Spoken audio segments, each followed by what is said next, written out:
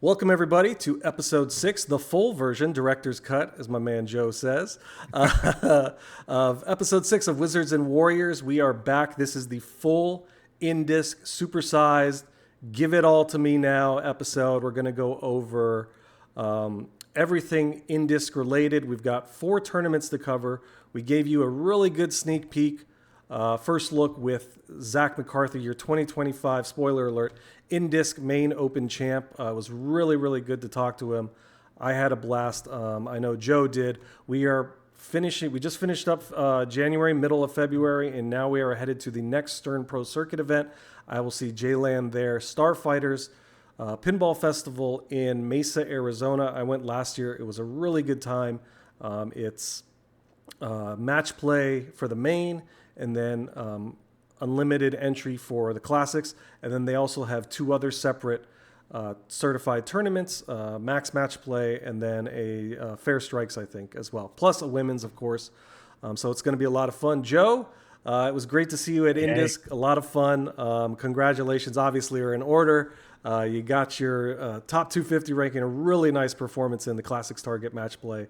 How do you feel? What's going on? And what are you thinking about?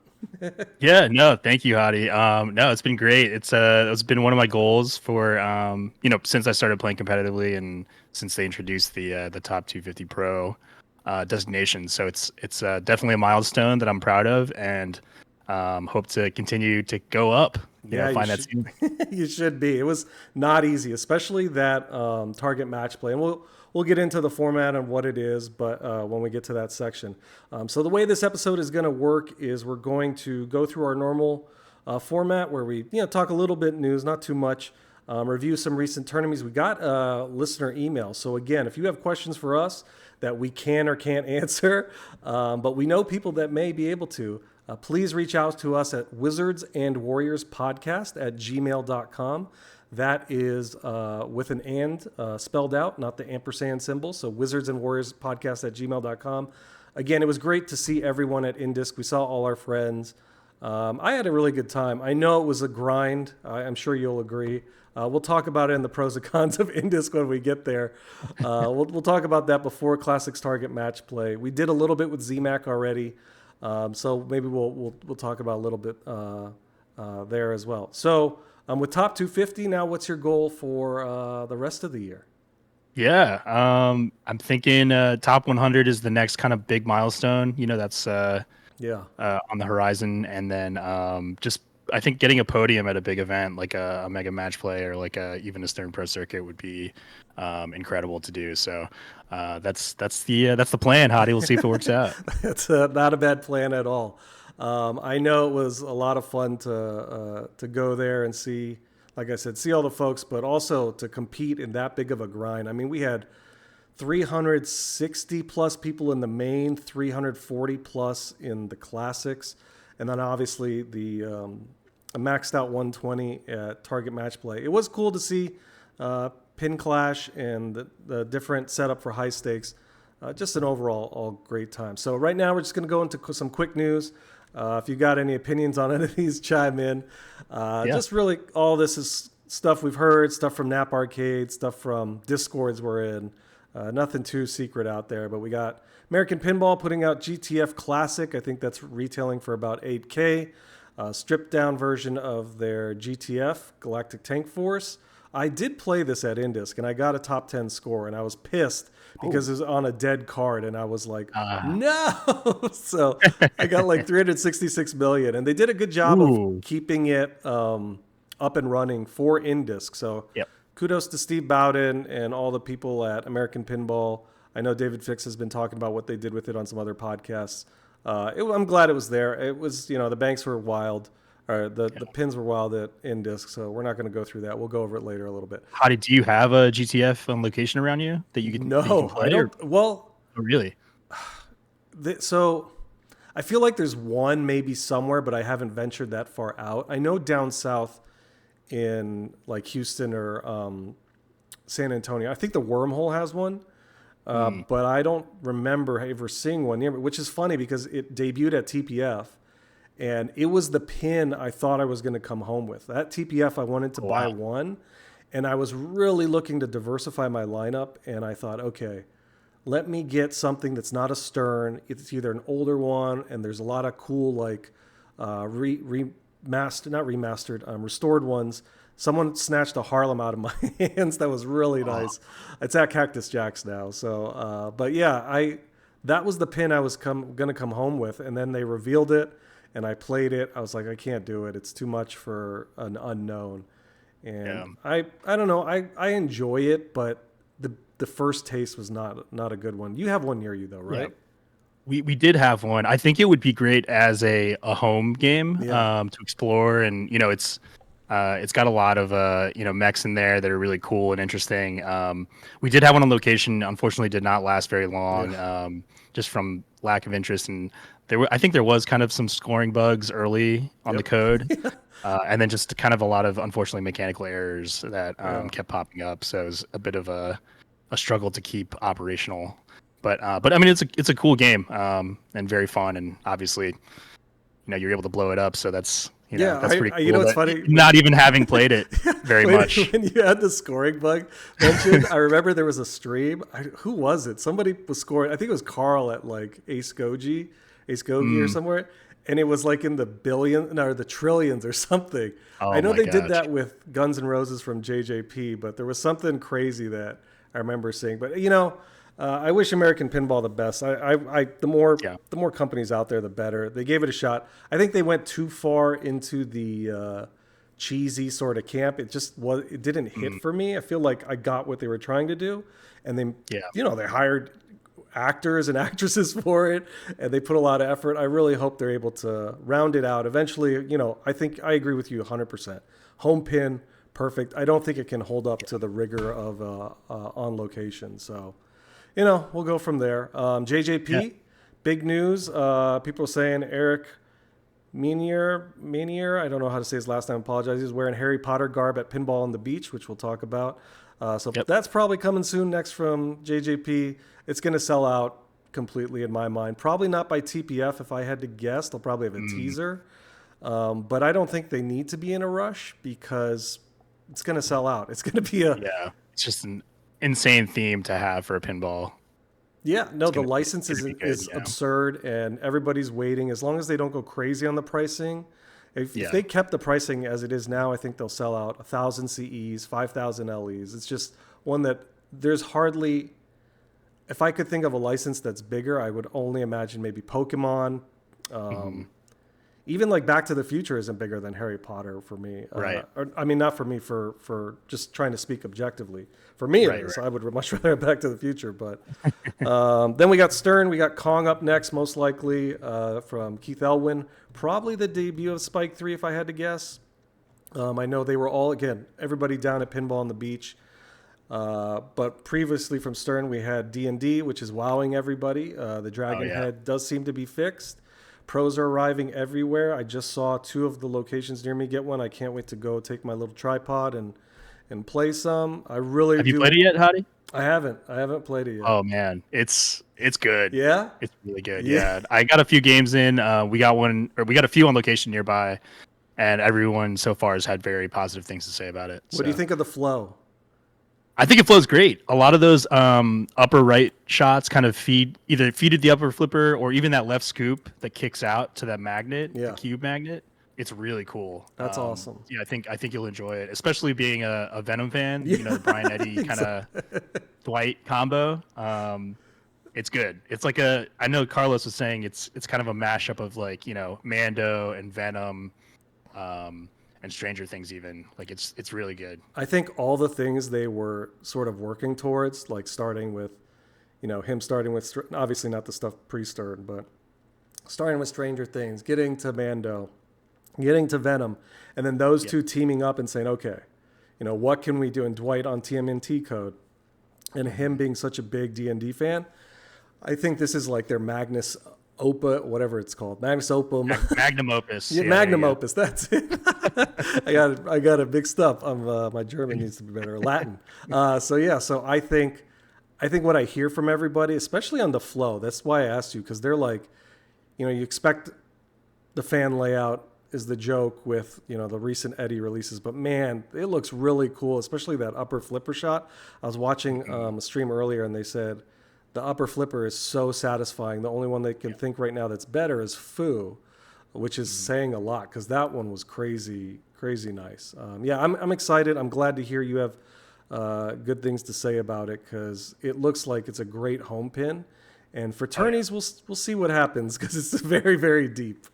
Yeah, they just released a code update, I think, today that seemed to kind of balance a lot of the scoring too. So they're already hard at work at getting that done.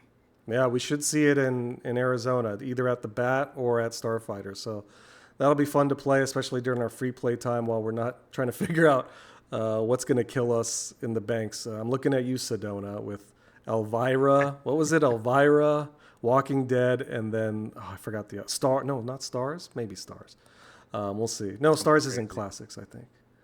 Anyways, next Cuphead by TPF. Probably not going to happen. It'll come out. I guarantee they have contracts that require them with the license holder to get this out. So, in lieu of being sued, I would imagine they get it out sometime this year. Hearing different thoughts. Some say it's their best pin. Some say it's not as great a shooter. I hope it's awesome. I love the art aesthetic on Cuphead. I bought it when it was on sale like last year, and I still have yet to play it. I do want to play that. Incredible game. Yeah, right? Yeah, it's really, really good. It's very difficult. But it's like one of those kind of bullet hell games. But really good. Was the DLC good? I actually didn't beat the first game, the original, but it was very hard. Okay. But it was awesome. It's, like you said, the art package is great to work off of. So yeah, it's such a unique idea, even though it harkens back to the old animation, but such a good choice for me personally. I think it's a great. If you're not going to get this giant license, I think that's a solid. I don't know how big it is with the demographic for pinball people, older males, but I think it's a great grab. Barrels of Fun, they posted today. You can check it out all of this on naparcade.com or any pinside threads that you sift through. Barrels of Fun probably going to tease its next title. They've got everybody down for the Twippies this weekend. If you did vote for us, I do appreciate it. It was under Friscopinball. I asked them to please just put Wizards and Warriors separate. But if you did vote for us, we thank you. We don't expect it. We're still getting used to this, getting the hang of it, and very nice of you. Thank you. So, but they did post a picture of a door with a special secret sign on it that said, hey, authorized people only. So the factory tour attendees at the Twippies will probably get to see a glimpse of what their next pin is. And I would guess that that's going to happen because TPF is in literally just 3 weeks. So good luck to Barrels of Fun on their next release. They did really well with Labyrinth. And moving on now, we are going to segue into our next section, which normally is tourney recaps, but we do have a question from a viewer. So again, if you would like to email us, wizardsandwarriorspodcast@gmail.com. If you want to highlight a local tourney, you want to highlight a player, you can come on, promote it. Or if you just have questions about IFPA, the IFPA rules, any tourneys that we've been to, or that you have questions on some sort of TD decision, maybe we can get it to the right folks. So the question is from Glenn W. He just played in a longer format than normal for Middle Tennessee. It's no quarter in Nashville. They hosted their 200% Winter X tournament. 13 rounds of match play followed by a finals that included 16 players and 4 games in each round. The top 2 advanced, so that made 25 total games played in about 11 hours. We will show the winners of that. What are our thoughts on these type of events? I will let you go first, and then I'll respond. Yeah, I'm a big fan of match play. I think it's great. I know there's different kind of pairings that you can do, like as far as like Swiss. I know for the upcoming Starfighters, I believe it's tiered Swiss, which kind of just pairs you with similarly ranked players towards the end of the tournament. So it's not quite like pure Swiss. But yeah, I think it's great. You get to play a wide variety of players. You're constantly playing. I know it can be very draining. I know it's a bit of a marathon. I know they mentioned 11 hours of play. It's a long time to be kind of on your feet and playing pinball. So it's a bit of a different format than like, card or unlimited herb where you can kind of play at your own pace. But in this specific type of format, you're always playing against other people, which I know some people prefer.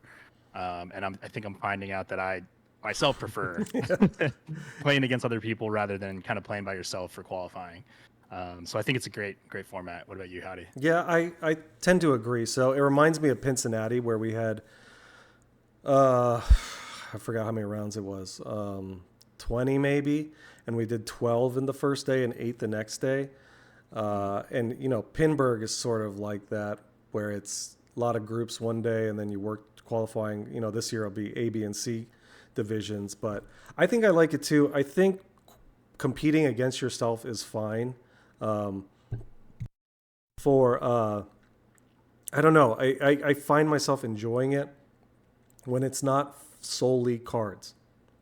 If it's mixed, like I said about the UK Open and INDISC, one of my favorite tournaments so far has been Papa, because I had the option to do card, but I also had unlimited entries for the classic, so I could kind of get a break.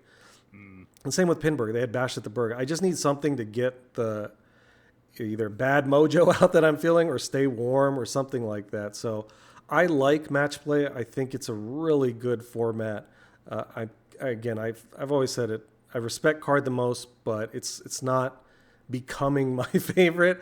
But if I do well in it, I know I've earned it. So I think that 11 hours for one day, and he does mention it's not a whole weekend of tournaments like a convention, but it does provide more whoppers than a weekly tournament if enough people attend. I could do it because I could, take a happy pill and last the whole day. But man, the mental grind of 11 hours is tough. And I think I agree with kind of your opinion on it. I'm gravitating more towards match play because there are times when you will learn from your opponents versus playing against yourself, and you don't always pick up some of the tips and tricks. With match play, I can see what somebody does and say, okay, when it's feeding down the right in lane, I can easily ski pass over without a bump move, or they're solely going for this because this mech or drop isn't activating as nicely. So I think I agree with you there.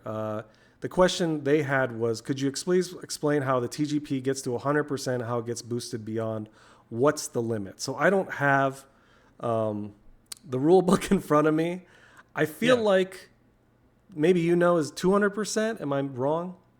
Yeah, I can chime in. Okay. I believe it does cap at 200% value. And I guess the easiest way to get the answer, I guess, would be to give a wrong answer, and then we would immediately get corrections in the comments.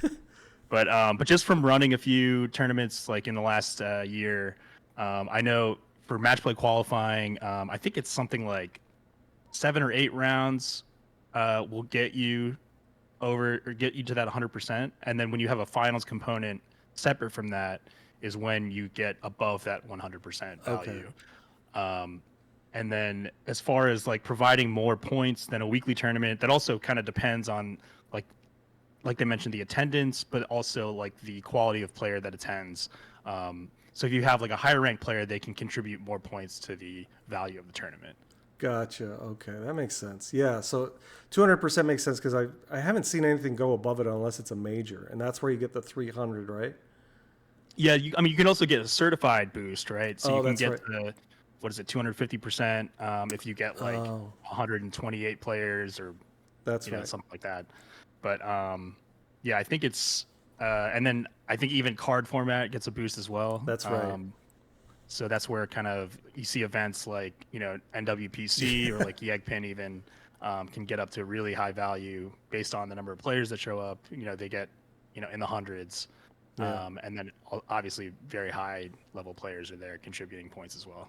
That makes perfect sense from everything I've seen in the last year. So, Glenn, I hope that helped answer your question. If not, please reach out to us. We hope to have, I talked with Josh at INDISC. We hope to have him on for an episode. Just kind of get a overview of the IFPA, how it was founded, some of the stuff that he's seen, some of the new formats that we're going to see, like at the Whopper Chopper with hybrid, and I think NWPAS is going to be hybrid too. But hope that helps. Thank you, Joe or J-Land. appreciate your answer there. Yeah. Right now, we're going to go over our recent tourneys. So let me just switch us over here. And so this is the section of the podcast where we go over kind of some of the tournaments that have happened since our last episode. Usually these are the bigger ones, but if you have one again that you want us to highlight, please reach out to us, Wizards and Warriors Podcast at gmail.com.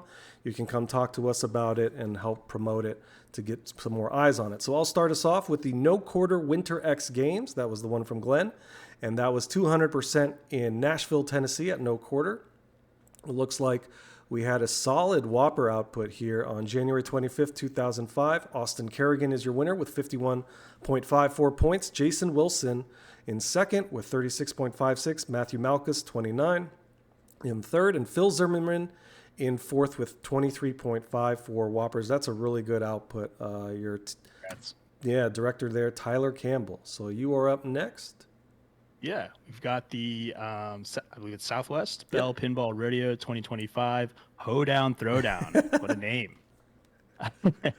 Love it. I believe this was over in your part of the woods, in San Antonio, Texas. Mm-hmm. We've got, for the podium here, we've got Valencia Kelly winning with 41.9 points, Stephanie Kutavas with 33.79, Meredith Dubose with 29.34, and then Holly Koskinen rounding out the top four with 25.9.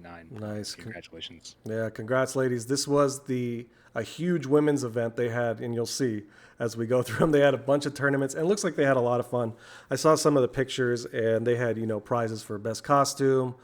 I don't know if there was one for most demure, but it was something similar like that. Some sort of funny, silly award. So congrats to all the competitors there. So after that, they had the Rodeo Roundup on February 2nd. Your winner was Alice Young with 122.21 Whoppers. Amazing win there. Stephanie Traub, second, 98.37. Congrats, Stephanie. Valencia Kelly in third with 85.29. And Sammy Bacon, 75.2 Women's Whoppers coming in fourth. Hey, congrats, Rebecca, too, for coming in fifth. Those are some good points. As you can see, all the rest of the winners right there on your screen. I want to remind everybody, if you're listening to this, this is in video and audio format. I strongly recommend you check out the Pinball Network video feed or Friscopinball on YouTube so you can watch and go along with us. I believe that was the main event for that weekend as well. So that's why those points were very high for that one. That makes sense. A lot of competitors. Yeah. 77 rated players. Nice job. And there's the TGP of 184% plus your booster. Nice. Cool. Up next, we've got the Southwest Belle Pinball Rodeo Do-Si-Do. So we've got Cindy Grote winning with 52 points. Sunshine Bond in second with 40.36. Sammy Bacon, name again, in third place with 34.11. And then Marissa Furman in fourth with 29.37 points. Awesome job. And then I think, this one is the last one. So we have the Magnificent Seven. Alice Young, another dub for you. Good job. 67.06 points. Deborah Tallman, second with 54.39. Ariel Dutton in third, 47.42. And Sunshine Bond with 42.01 in fourth. Some really good Whoppers. Congrats, Alice, for picking up 2 gold medals there and almost 200 Whoppers. Looks like came out to about 190. So for the women's rankings, really good tournament for every eligible participant to attend. I would strongly recommend checking it out if they do it again next year. I have a feeling they will. Looks like it was a huge success. And congratulations to Christina Cheeseman, the director, for putting on a great tournament. So what do we have after that? It was the inaugural. You can go on this one. Oh, yeah. Pinball at the Beach. Yeah. This is down in St. Petersburg, Florida, I believe. This one looked like a really fun event. I know a few of my local buddies attended and had good things to say about it. I understand the qualifying format is very similar to what they are going to be running at TPF this year. Exactly. So they had two different qualifying sessions, each with I believe it was 64 players, and then the top 16 players from each qualifying group. It was a match play format. Moved on to the finals which happened on the last day of the event. So here we've got Shannon Stafford taking first place with 86.44 points. David DeLuga in second with 70.99.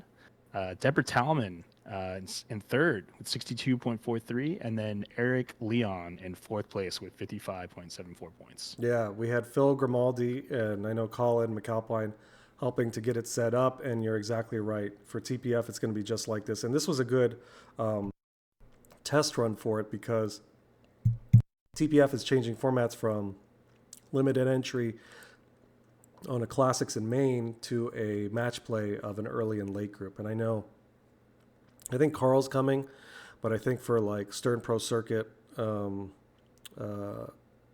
participants, I think he's like one of the few that is coming to this new TPF format, which is interesting because it'll be. I'm curious to see how it plays out.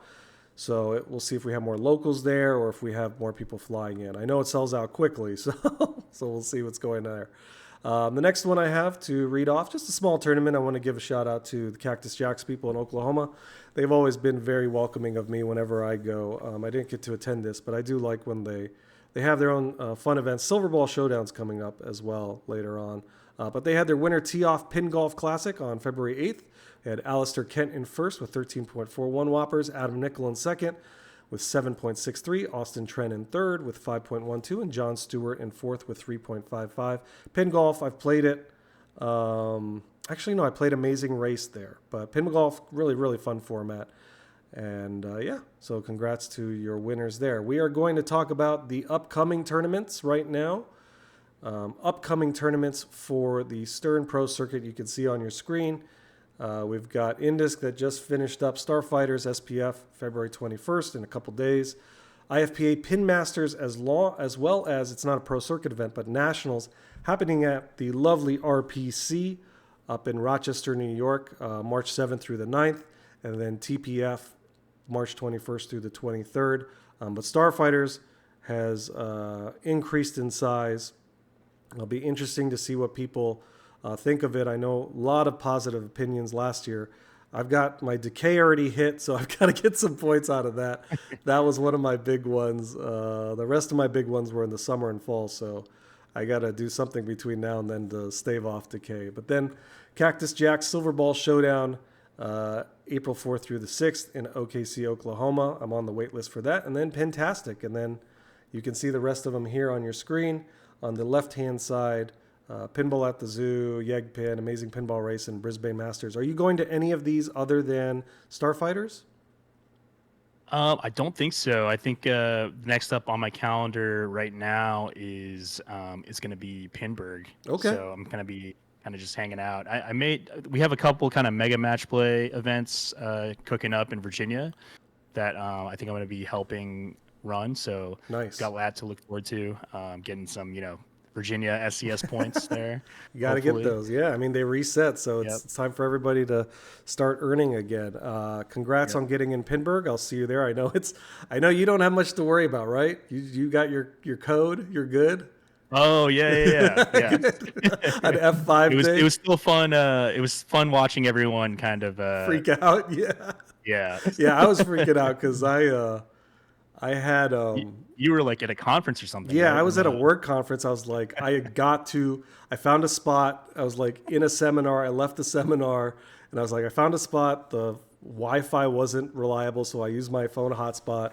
Holy cow, that one's for you, Los. Holy cow. That was a great event in its own right. Because as soon as I went back to the Discord, people were like, "It's sold out." I was like, "Oh my god, that is!" It doubled in size and it was still sold out. But it's the first part of qualifying. Yeah, it really is. I should get some whoppers like on the SATs. How you get 50 points for signing your name? You should get whoppers for that. But cool. I'll see you at those. I'm on the wait list for Yegpin. I convinced my wife that if I don't do UK, I should be able to do Yegpin. So if I can get off that, I might do that, and we'll go from there. But yeah, are you gonna do the Beast after Pinburg?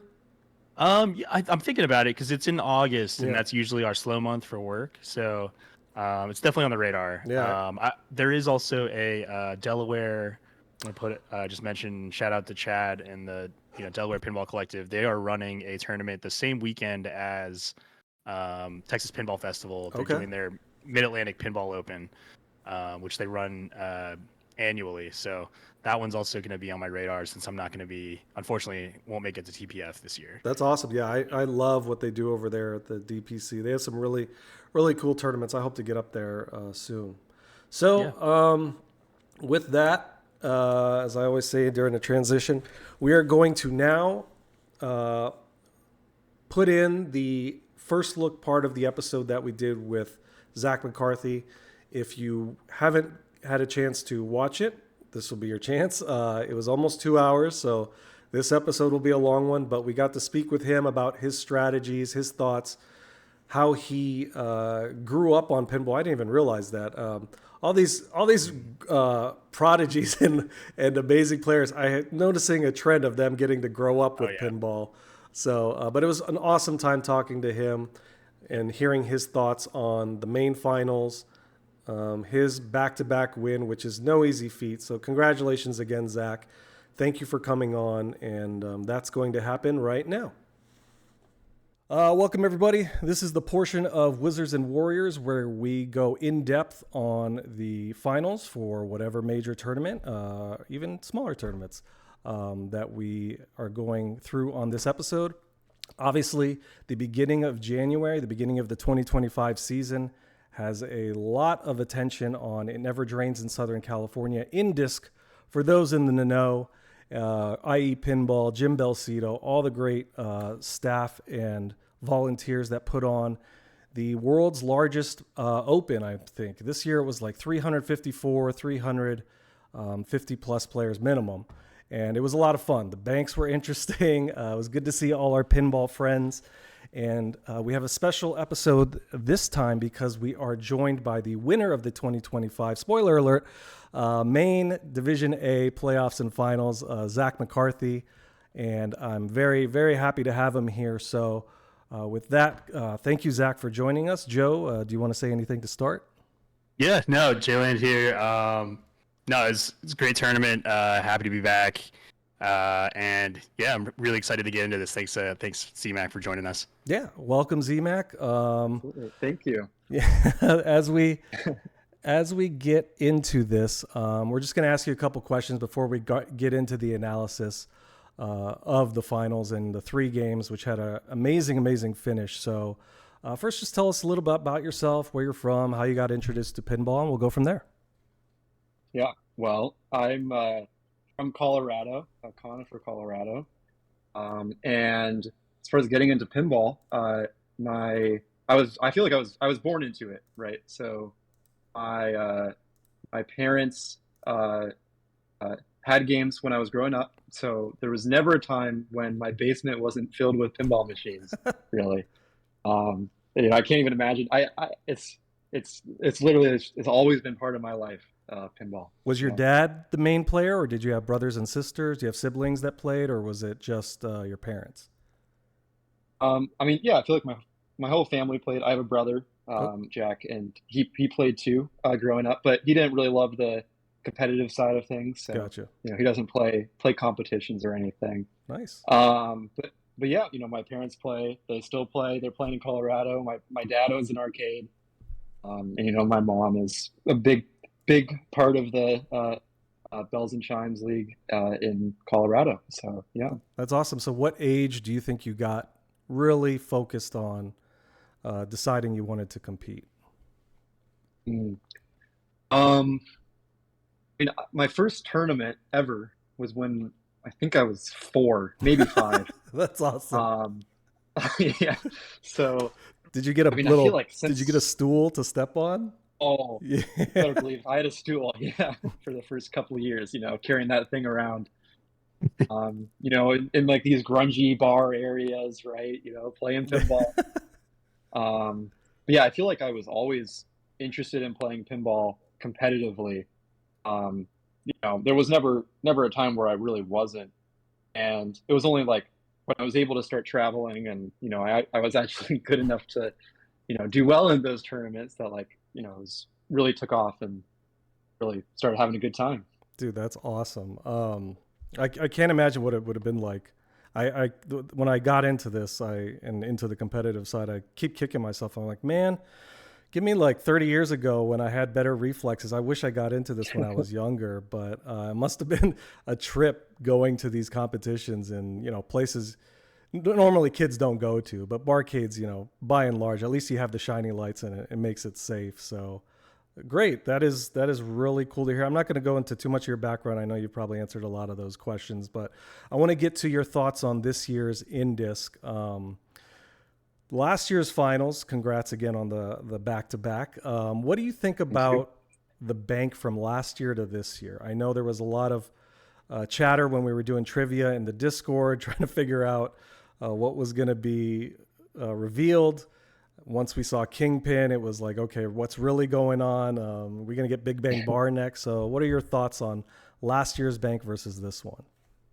Yeah. I mean, this year's bank was definitely a lot wackier than last year's, right? Like, there's no Kingpin last year. I feel like there was maybe 4 or 5 Valley Williams titles, and there was like 4 Sterns or whatever. And this year there was 2 Sterns and like 3 Valley Williams. It was definitely like Jim unleashed, right? All the Gottliebs, all the Segas, right? Everything he could want. But even with that, I feel like this year compared to last year, the games were overall like safer. Maybe the setups were maybe a little bit easier, and like it was easier to find consistent games compared to last year. Do you think I don't remember if you go ahead. I don't remember if you two were there or not last year. Yeah, go ahead. Yeah, no, last year was my first INDISC. So this year I was like, all right, I got it down. He's got 4 Sterns. I'm going to put one on my card. And then this year there were 2, and it was like a 80-minute wait for Jaws. And I was like, okay. I learned a lesson each year at INDISC. Last year was don't volunteer for like 8 hours and then do commentary because you won't have enough time. This year, don't pick a game when you're tired for your game 5 that you have no idea how to play and get a 0 on it and ruin the card. So that was my lesson this year. I did better than last year, but it would have been nice to get a couple more whoppers. But yeah, for sure, this year's bank. I was going to ask you if you felt the tilts were tighter this year or last year. I felt like they were kind of fair this year. I was watching the footage on Grand Lizard, and Johnny Mnemonic seemed a little tight, but I didn't think that the first 2 games you guys played were too obscene. With Rush, Jeff Teolis's joke was, "Oh no, the rocks are coming," but you guys were able to make some decent moves this year. So what are your thoughts? Yeah, I definitely agree. I feel like the first thing I noticed in my like initial games that I was playing was that the tilts were way looser than in previous years. I mean, kind of pretty much across the board. I remember Jaws was super loose. Elton was super loose. A bunch of them were super loose. There were some, like Johnny was a little bit on the tighter side. And I think Grand Lizard was slightly on the tighter side, but not bad. Definitely like super playable. And that's something I really like about Jim's setups normally, is that he will give you pretty loose tilts. His games are set up hard, but he still lets you show off your skill by moving the games, show off your nudging. So yeah, I mean, you need it, and that's a good transition to kind of the strategy that you take, because I was thinking about the Worlds, and I don't remember when I was watching it and like watching Zoller on Car Hop versus I think it was Arvid, just some of the moves they were making, and it didn't seem like they weren't being punished for making a move. You should be allowed one. I know everybody jokes about the Beast last year where you were flip tilting. It was a lot of fun. But I think that's the way to go. So I think one of the questions I have when watching these tournaments and sort of figuring out the mindset of people that are there and what they're doing, like, do you have a go-to strategy when you're trailing and you need to make a comeback? I think it obviously depends on the pin, what's available, but are you going the safer routes or the riskier routes? And the reason I bring that up is because your ball 3 on Grand Lizard, there was a moment where Kaylee mentions, hey, I think this is the route you should go on the center spinner because it's lit. and you're only down X amount of points versus trying to backhand the cave lock, which was not always guaranteed because of the fat rubber on the post. And so you're trying to manage that. Do you have sort of a mindset when you're going and you're pacing around the arena of what you're going to do? Do you like the safer routes, or do you like the riskier routes? I mean, I think there's a lot of like dynamics in play that decide like what your strategy is going to be. Where, I mean, for example, INDISC, the scoring in finals is 4-2-1-0, so it's much more rewarding for first place versus second or third compared to like Pinball style or whatever. So that's definitely like it rewards riskier play in that in order to normally advance around, you need to win one of the 3 games at least, and then do mediocre on the other 2. And then in finals, you really need to win 2 of the 3 games to win the tournament. So in that sense, I think you definitely are going for riskier strategies. Maybe you're taking more multi-balls rather than shooting center spinners to boost up the value or whatever. Yeah.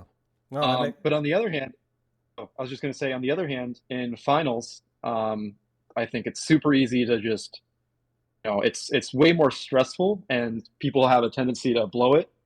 And you kind of just want to be able to put something on the board and just be like ahead going into ball 3. And so you're just point pressing initially, and maybe it doesn't give you an unbeatable score, but it gives you a challenging score to catch, and that added pressure can be a lot. Yeah, that phrase point pressing was something I learned this finals at INDISC, because Kaylee mentioned it, and I was like, yeah, he's trying to separate himself. I think it was on ball 2 of Grand Lizard, because who knows who's going to leave you a lock. And if you're going up the center spinner, you don't want to, again, leave anything for the next person on ball 3. So switching gears just a little, if pinball didn't exist, would you have another competitive hobby? Are you a tinkerer? Do you like video games? What's your other thing? Do you have, do you, as the kids say, do you touch grass and go outside? Yeah, if I didn't play pinball, I mean, obviously that's a lot of my time, right? Yeah. I feel like I don't do anything else super competitively, at least right now. Like in high school, obviously, I did robotics, stuff like that, and had a great time with that.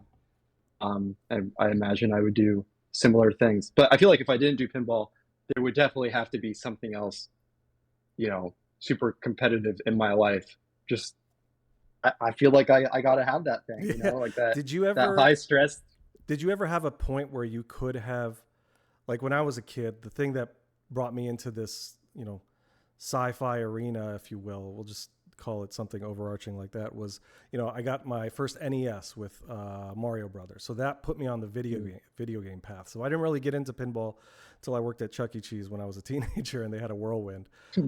But I've always been on the video game path, and, since 3 years ago, I've decided I found this hobby again. So have you ever had sort of that fork in the path where you could choose, or was it always just pinball? I mean, I feel like, I mean, I was born into it, and that's definitely played a large part of like, oh, this is the path I stayed on, so I'm going to keep staying on it. But, of course, I do enjoy it a lot, and I think pinball has shaped a lot of what I enjoy just because it's always been there. Yeah, it's a great hobby. But yeah, for sure. But yeah, I don't know if I grew up and instead of having pinballs, I had like a bowling alley in my basement or something, I imagine I would be bowling right now. Probably. Listen, you could just have one hobby for yourself. Leave the bowlers alone. Right. That's awesome. So the next question, I'm actually really interested in, because you've done it for so long and you've met so many people. And the thing I love about this hobby, and I was telling Josh Sharp at INDISC, because he asked me, what do you think about this? This is now your first year's done of serious competitive pinball. I said, honestly, this is my end game. Like, I love the competitive scene. At my age, it's nice to be able to still be able to improve and compete on a level. I'm not going down to the local Y and trying to be LeBron. So this is a really good hobby for me. What is the best piece of advice you've received from somebody about competitive pinball? and it's probably, I mean, growing up, right? Like, definitely, I think my pinball coach, Adam Lefkoff, of course, and of course my own family, right? But so, I mean, he gave me so much advice, as far as like, oh, here's how you do these basic flipper skills and things like that. But I feel like the most important thing that I got is, you know, focusing on your mental game. And that, pinball looks like it's mostly just flipper skills and, maybe some rules knowledge and all that. And it largely is, but there's also a huge component of your mental game. And I think that's really like the decider of your consistency. Probably the biggest decider is like if you're able to stay calm under pressure, right? And always be performing at your, near your best. So I think I'm sure Adam had that discussion with me when I was young, right? Like, not raging all the time and keeping a cool head, and the importance of that in performing. So that's probably what I would say is the most valuable piece. We got to part that to Sterling. I saw his Escape from Lost World rage tilt, and it was deserved. I get it, but it's funny because I remember being that age and like, we've all been young. Yeah, your hormones are going up. You're like, why didn't I used to get so mad not winning in Excite Bike. But I think the details about handling pressure and nerves, I think that's a good transition. I know Joe has a question about that he was going to ask you. Go ahead. Yeah, no, I think that's awesome. I mean, when you get to this, like the highest level, like you're at, there are those other factors that you kind of have to consider, like, the mental game where it's like, I feel like, especially for these finals that we're about to review, like any four of you, I think, have a chance to win, but, and the skills, needed to get there. But it's those other factors like the mental game that really kind of stand out and push you up there to succeed. So that's good to hear. Yeah, for sure. Yeah. What do you have any like goals or like a singular goal for yourself this year? Or I mean, I think like winning IFPA, I think would be the number one goal. We'll do that, right? Nice. I've never won IFPA. Obviously, I've never really come top four in it. So, if I could do well in Austria, that would be awesome. And then I guess also I'd love to close the gap in IFPA between me, Escher, and Jason. Get in there for 2026 and throw my name in the ring. So yeah. Nice. Do you have any kind of pregame rituals or like meals or anything, or like when did you start I know you pace a lot, during finals or during competition, like did you start doing that recently, or is that kind of a newer thing? Yeah. As far as like meals and stuff, I don't think I really have any like I don't have any like specific meal. It's not like I eat spaghetti every every tournament finals and that makes me win. I try not to eat much during finals. Kind of just like snacking throughout the day, like getting some constant energy, but I never feel full, right? I feel like that's kind of key. You don't want to feel full and tired and whatever, sluggish. And then, yeah, definitely the pacing. As far as like when I started doing it, I mean, I feel like I've almost always paced. Just like in my life, I've always paced. It's like whenever I need to like think about something or plan something, I'm pacing. Just helps me. Helps get the blood flowing. I guess I don't know. It helps me think. And then for pinball, I think I really started doing it after like Expo 2022. I remember I had like a really tough match against Dalton, and I started pacing like crazy then. And ever since then, I think I've really started pacing during tournaments. I think that was the start of it. Yep, Denim Lightning. Yeah, I feel like it's one of those things where it's like along the same lines of like, chewing gum or like just kind of doing something mundane to just help you focus on, whatever you're trying to Do you have an Apple Watch? Do you keep track? I do. Yeah. I was going to say, do you keep track of your steps? Yes. So after INDISC, if I remember correctly, on Sunday, I walked. I had 23,000 steps, I think, on Sunday. So that I'm was telling you, lots you of guys pacing. fall back on all that pacing. You've got the Olympic medals in your sight for the walking competition. Absolutely. Cool. So I know INDISC is a very it's on the card format of tournaments. Last year was also the first time I've attended INDISC. So and that was my first card format tournament.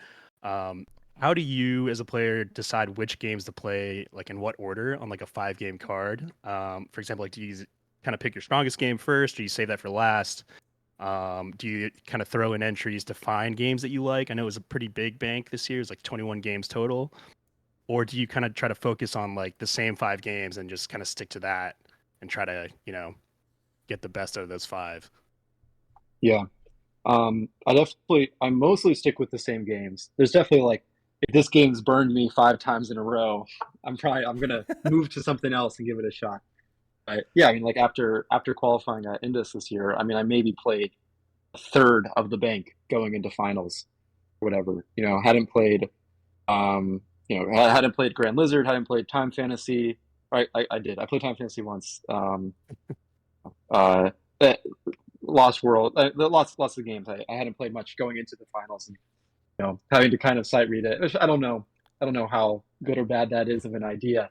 But yeah, so I'll normally stick with the same ones, and I think I learned when I started playing card formats, right, that you should always start with the most dangerous games first. That way, if they go bad, then you can, easily get back in line, void the card, right? You're not wasting all this time on your easy and long and safe and consistent games to then throw it away on the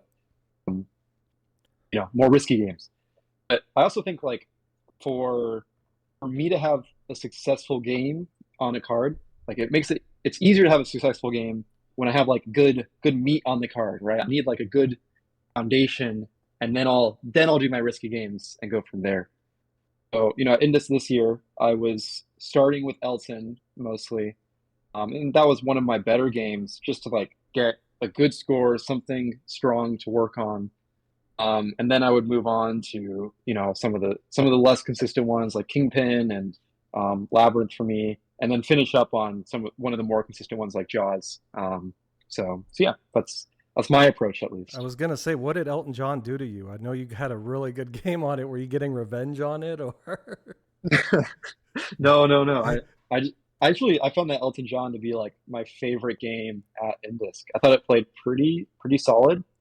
Did you hear any different opinions about that? Because I know some people were scared. I was watching people sort of approach it and say, no, it's not. It's playing too fast, or it's just the outlanes are hungry. But I was interested to see what your thoughts, or maybe you heard differently. I mean, it's a total accuracy test, Gotcha. right? You never really have to shoot anything dangerous. So if you're able to make your shots, like it's super good game. I remember I watched Jason play it. He didn't really know the game very well. In his first game, he got, like a top 5 for the weekend or whatever, just because he's accurate. He's accurate, and that game rewards accuracy.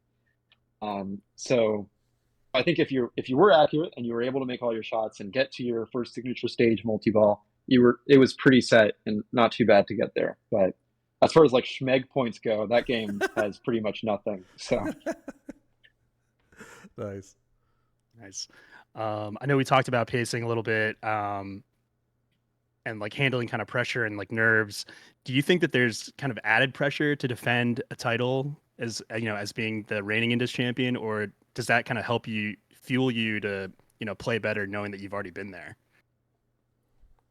I definitely think I don't know if there's added pressure to like win again, and that like when I made Final Four, if I didn't win, I was at least satisfied with my position in that I got to top 4. That's I feel like it's kind of a goal, is to always do at least reach top 4 in a tournament. But as far as the earlier rounds, for sure, right? Like it would have sucked going out in quarters or round 2, just like not reaching what I think I should reach in that. And I feel like it almost makes those earlier rounds harder with like the added pressure of, man, I just really don't want to go out in quarters or whatever. But yeah, I mean, in later rounds, I think it definitely is helpful. It can fuel you, give you some good momentum, help you get through some potentially tough moments. So going back to your goals for this year, what is the difference between you and the top three right now? Less events or less major wins? Because I know you're like 200, 300 behind one and two, right? Or is it decay that's hit you, or are you? I haven't checked. I didn't look at the complete 20 games. Mm. I think efficiency is a little bit worse than Escher and Jason's Okay. by about 10% or something. And so that I think hurts a lot. And so just have to play more, I guess, and boost that efficiency up. Yeah. And then, yeah, I mean, doing better in majors, I guess. Well, I mean, hey, all three of us are doing well in majors, so yeah, I feel like it's pretty tough. It's it like after is. INDISC for Maine, it's like the difference between me and Jason was 30 whoppers that then gets multiplied by your efficiency. Like Yeah. it's like when you all do well, there's really no movement. So it's Yeah. tough for sure. It's hard because you imagine back to back INDISC champ, you're going to jump, but you're also in this upper echelon where no one else, it's very rare air. You're kind of sitting up there, and then if you're always finishing close to each other, it's hard to make that move. So Yeah. obviously, congratulations on your big win. What was the prize for winning INDISC 2025? So yeah, the prize was $500 and a new unboxed Stern Pro. And your choice is? Um, so I was able to send Zach Sharp at Stern my top three choices of games, and he sent me back a D&D Pro. So Oh, very thankful for that. nice. Um, Nice. yeah, so get that in a couple, or my parents will get that in a couple of weeks. Sending it back to Colorado. Yeah. So yeah, So it'll be how many awesome. pins do you guys own now back in Colorado? Yeah, my parents own 40-ish. Oh, I think it's a big arcade, right? dude, Lots of games. that's awesome. Yeah, well, congrats again. Yeah, I know you were gonna say you picked Venom Pro for all three, but that's okay. I know, I don't I take know. any offense. I don't take any offense to that. I was gonna ask what's the most intense moment of the 2025 INDISC finals for you. I think I know what it is, so we're gonna skip that question. Okay. So again, congratulations for me and Joe. Really, really great performance. At this time right now, we're going to go to our tournament footage analysis. We'll go over the three games, Rush, Grand Lizard, and Johnny Mnemonic with Zach, about some of the strategies, some of the just review of what happened. So Zach, if you want to follow along on the outline, you can. And let me go ahead and put this here. It's going to be loud for a second. Let me turn off the audio. There we go. All right. So again, INDISC 2025 brought to you by IE Pinball. Thank you, IE Pinball, for all the coverage. Your finals commentators for the first two games were Jeff Teolis, Kaylee George, and Stephen Bowden. Really great to hear them on the mic. And this, in case you just need a quick recap of the format, INDISC is card format. There's a main classics target match play, which is the Thursday tournament, a high stakes, which was non-Whopper. They had a pin clash this year on 2 Jaws machines, which was a great addition. I thought that was a lot of fun and a really great break from the traditional sort of grinding on the cards. There was also a women's tournament. Congrats to the winners there. I believe Kaylee Campbell won the women's there. And so what we're going to do now is go over each game. This is the part where a lot of you have come up to me and said, hey, this is great. I skipped this part. So if you are going to skip this part, that's okay. Maybe you'll listen because ZMAC's here. So the first game, Rush, a Borg design. This was not in the main bank. This was in the women's bank. Correct, gentlemen? Yes. That's correct. Yeah. So why was this chosen for the main bank? Because Escher hadn't picked it in the prior rounds? Yeah, so that Yeah, was the I mean, only modern available for him to pick. So I think he was forced to kind of pick this in the last round, right? Sorry to cut you off, Zach. Oh yeah, that's correct. So, yeah, he had to play it in the finals because you have to pick the modern that you bring in, or the game that you bring in at some point in the tournament. He hadn't picked Rush yet, and so he was forced to pick it. And was for that that a final direct round. result of the fact that there were only, I'm trying to figure out what the moderns were available in the main bank. It was Jaws, Guardians, and what else was considered a modern? Labyrinth? Yeah, so Labyrinth, Elton John. Godzilla, Elton John. Oh, the Sega Godzilla was considered a modern. That's right. Interesting.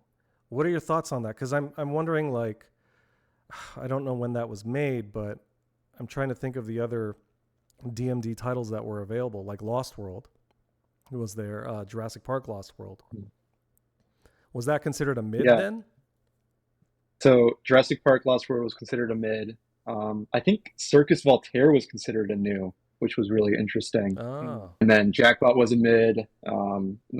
Everything older than Jackpot was a mid as well, or up until like about Grand Lizard or Cyclone. All right, so Rush is the first game to come up on the finals format. Your player order was Escher, ZMac, Zoller, and Vigo. Ball 1. I am not a Rush expert. The first time I played it, I asked Ray Day in the Discord, the TPN Discord, hey, how do I play this? He was like, just shoot things that are flashing. I was like, everything's flashing. So I don't know what I'm doing here.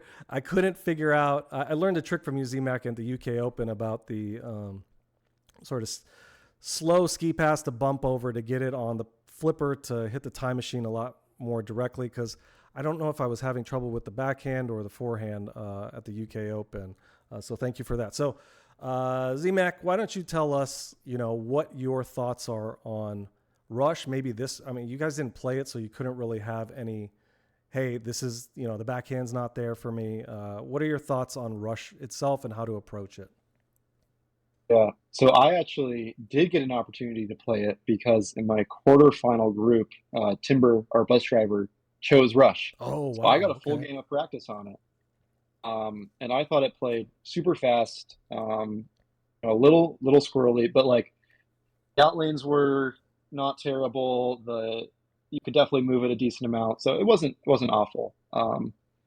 But my plan going in was to focus more on the Far Cry multi-ball. Getting your locks there, stack it with a multi-ball, and get 100 million plus through there, just to like get some initial value on the table. Is that the most valuable multi-ball? Like, if you had a bare naked multi-ball, is that the one you're going for? Yeah, Far Cry is definitely the most valuable of the, or Headlong Flight is probably technically the most valuable, but it's very, very deep into the game. So you're mostly focusing on Far Cry if you want good value. I think with how this particular Rush copy was set up, the Far Cry locks are set to medium, but also it took 8 time machine shots instead of the kind of normal 3 to start that first time machine multi-ball. So yeah, I noticed a lot of players were going for that Far Cry locks instead. Yeah, so this was definitely. Yeah, go ahead. Yeah, definitely they messed around with the settings on this one. And I learned the previous game that medium Far Cry locks. So it does 2 things, and I only didn't know it did the second thing. But the first thing it does is when you complete the light lock targets, I guess the light lock targets, it allows the right ramp to light the lock on, and it times out after about 15 seconds. So that's the first thing. You have to hit the right ramp within 15 seconds, or else you're back to the target phase. But the second thing is that normally with Far Cry, you have to lock the first ball in the upper scoop and then lock the second ball in either scoop. But on this one, that was not the case. You had to lock both in the upper scoop. Oh, wow. It was definitely a little bit more challenging of, having to hit an extra one of those side shots. Did you find your upper flipper shots more consistent or just tough to dial in? Tough to dial in. I guess both of my games on it were not very good. So how did you do? I feel like almost the entire game. I was gonna say, how'd you do in the quarterfinals with it? So I got second on it, but I got 20 million. So it was not a good second either. It was, thank God I got second. I don't know how this happened, sort of thing. I like Bowden's quote from Joe that he put in the notes. It says, "I like Rush when I pretend to play X-Men." So that's pretty funny. Same layout. Yeah, that's pretty funny. I noticed the shooting the left orbit. Sometimes on Rush, you can just hold that upper flipper up and then it'll just go into the scoop. But it looked like a lot of the times it would just hit right above it. So it wasn't really even a free like left orbit shot, you know, like you'd have to still kind of shoot that deliberately. I think that's a super tough thing with these with rushes that are so fast is that those orbits it never goes in on almost any of the ones that are at larger tournaments just because it's waxed, it's clean, it's playing faster than it was designed to really. Mm-hmm. On if you had choice, would this be a game you would have picked as a modern, or would you if you I mean, I guess maybe Elton John would have been there instead. I'm trying to think of the moderns again. Is this not your first choice? I guess I should ask that. I think going into this tournament, right, not playing this Rush beforehand, absolutely. Like Rush is probably my favorite modern. LCD Stern. I think it's a super good pick for me. But with this Rush, it was so squirrely, and not having much practice on it, that I definitely think Elton would have been more fortuitous, I guess. Gotcha. Yeah, there's a ton of good code on this. I know Rodeo and company have worked really hard to make this special. If you've ever watched Dalton Pinball, he's put up some amazing streams on it. Some of the stuff got affected by his own play on it. This is one I just don't have. I will say I don't have a lot of experience on, but it is fun to watch, and it was fun to watch this final. So, we have the footage playing now. If you are listening to the podcast, just know there's a video format as well, and I would strongly suggest watching that so you can kind of see what we're looking at as well. So ball one comes up. What do you think of the tilt on this rush? I know each of you were able to make a decent move and get to the two rocks, two dangers, but it felt like they were earned, like we were talking about earlier.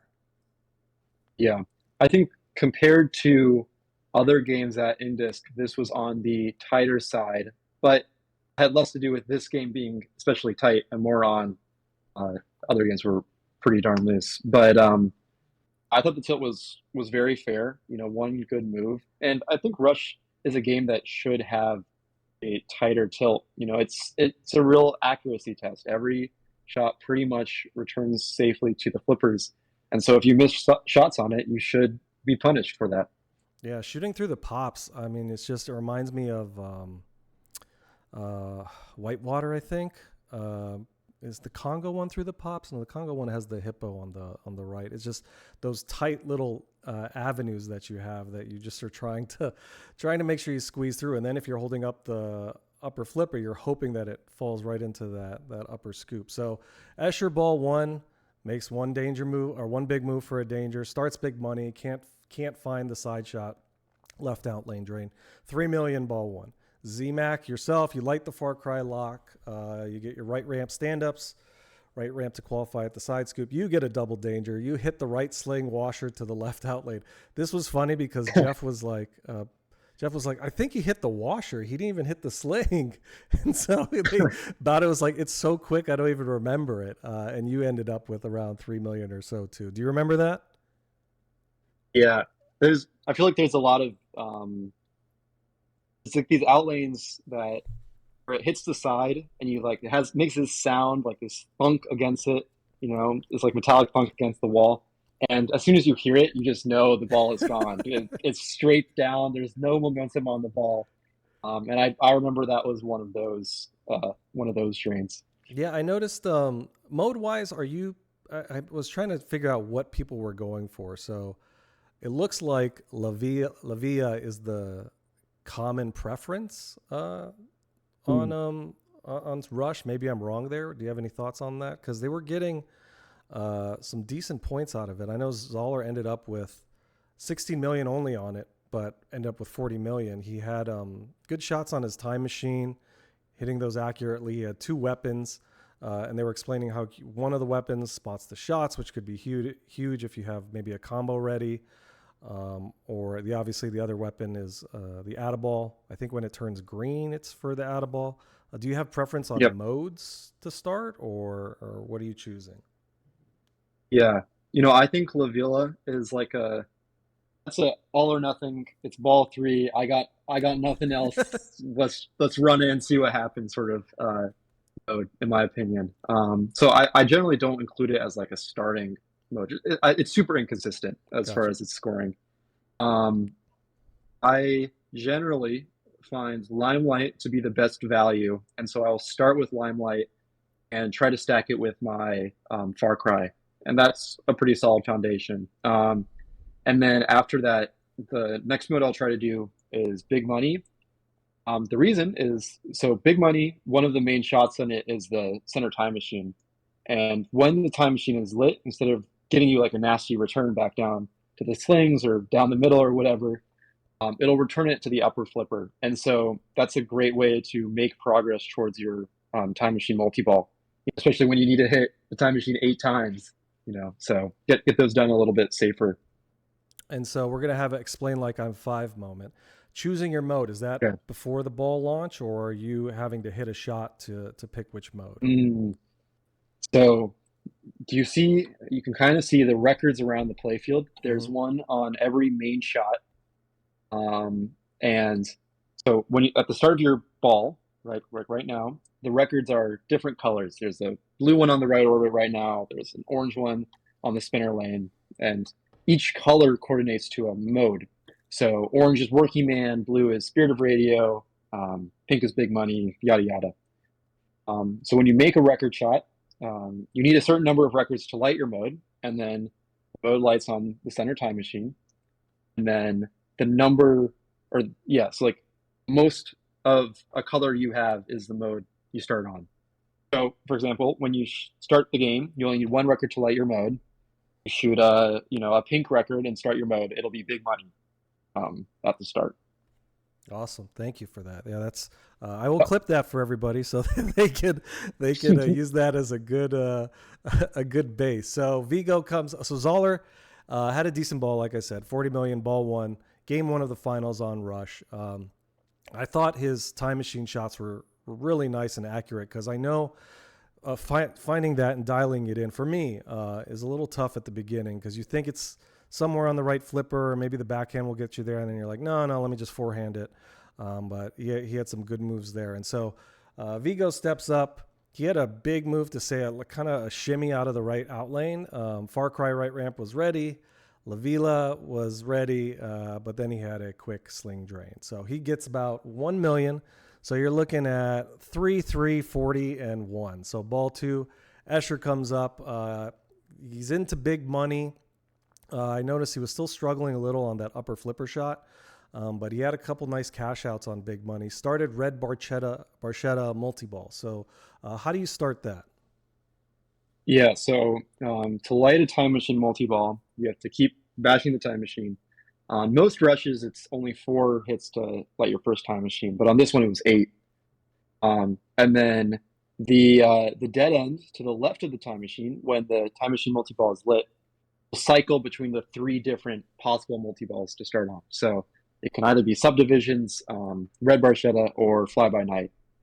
Red Barchetta is normally the default multi-ball. So like if you don't shoot the dead end at all, you'll get red Barchetta, but it's also by far the least valuable one.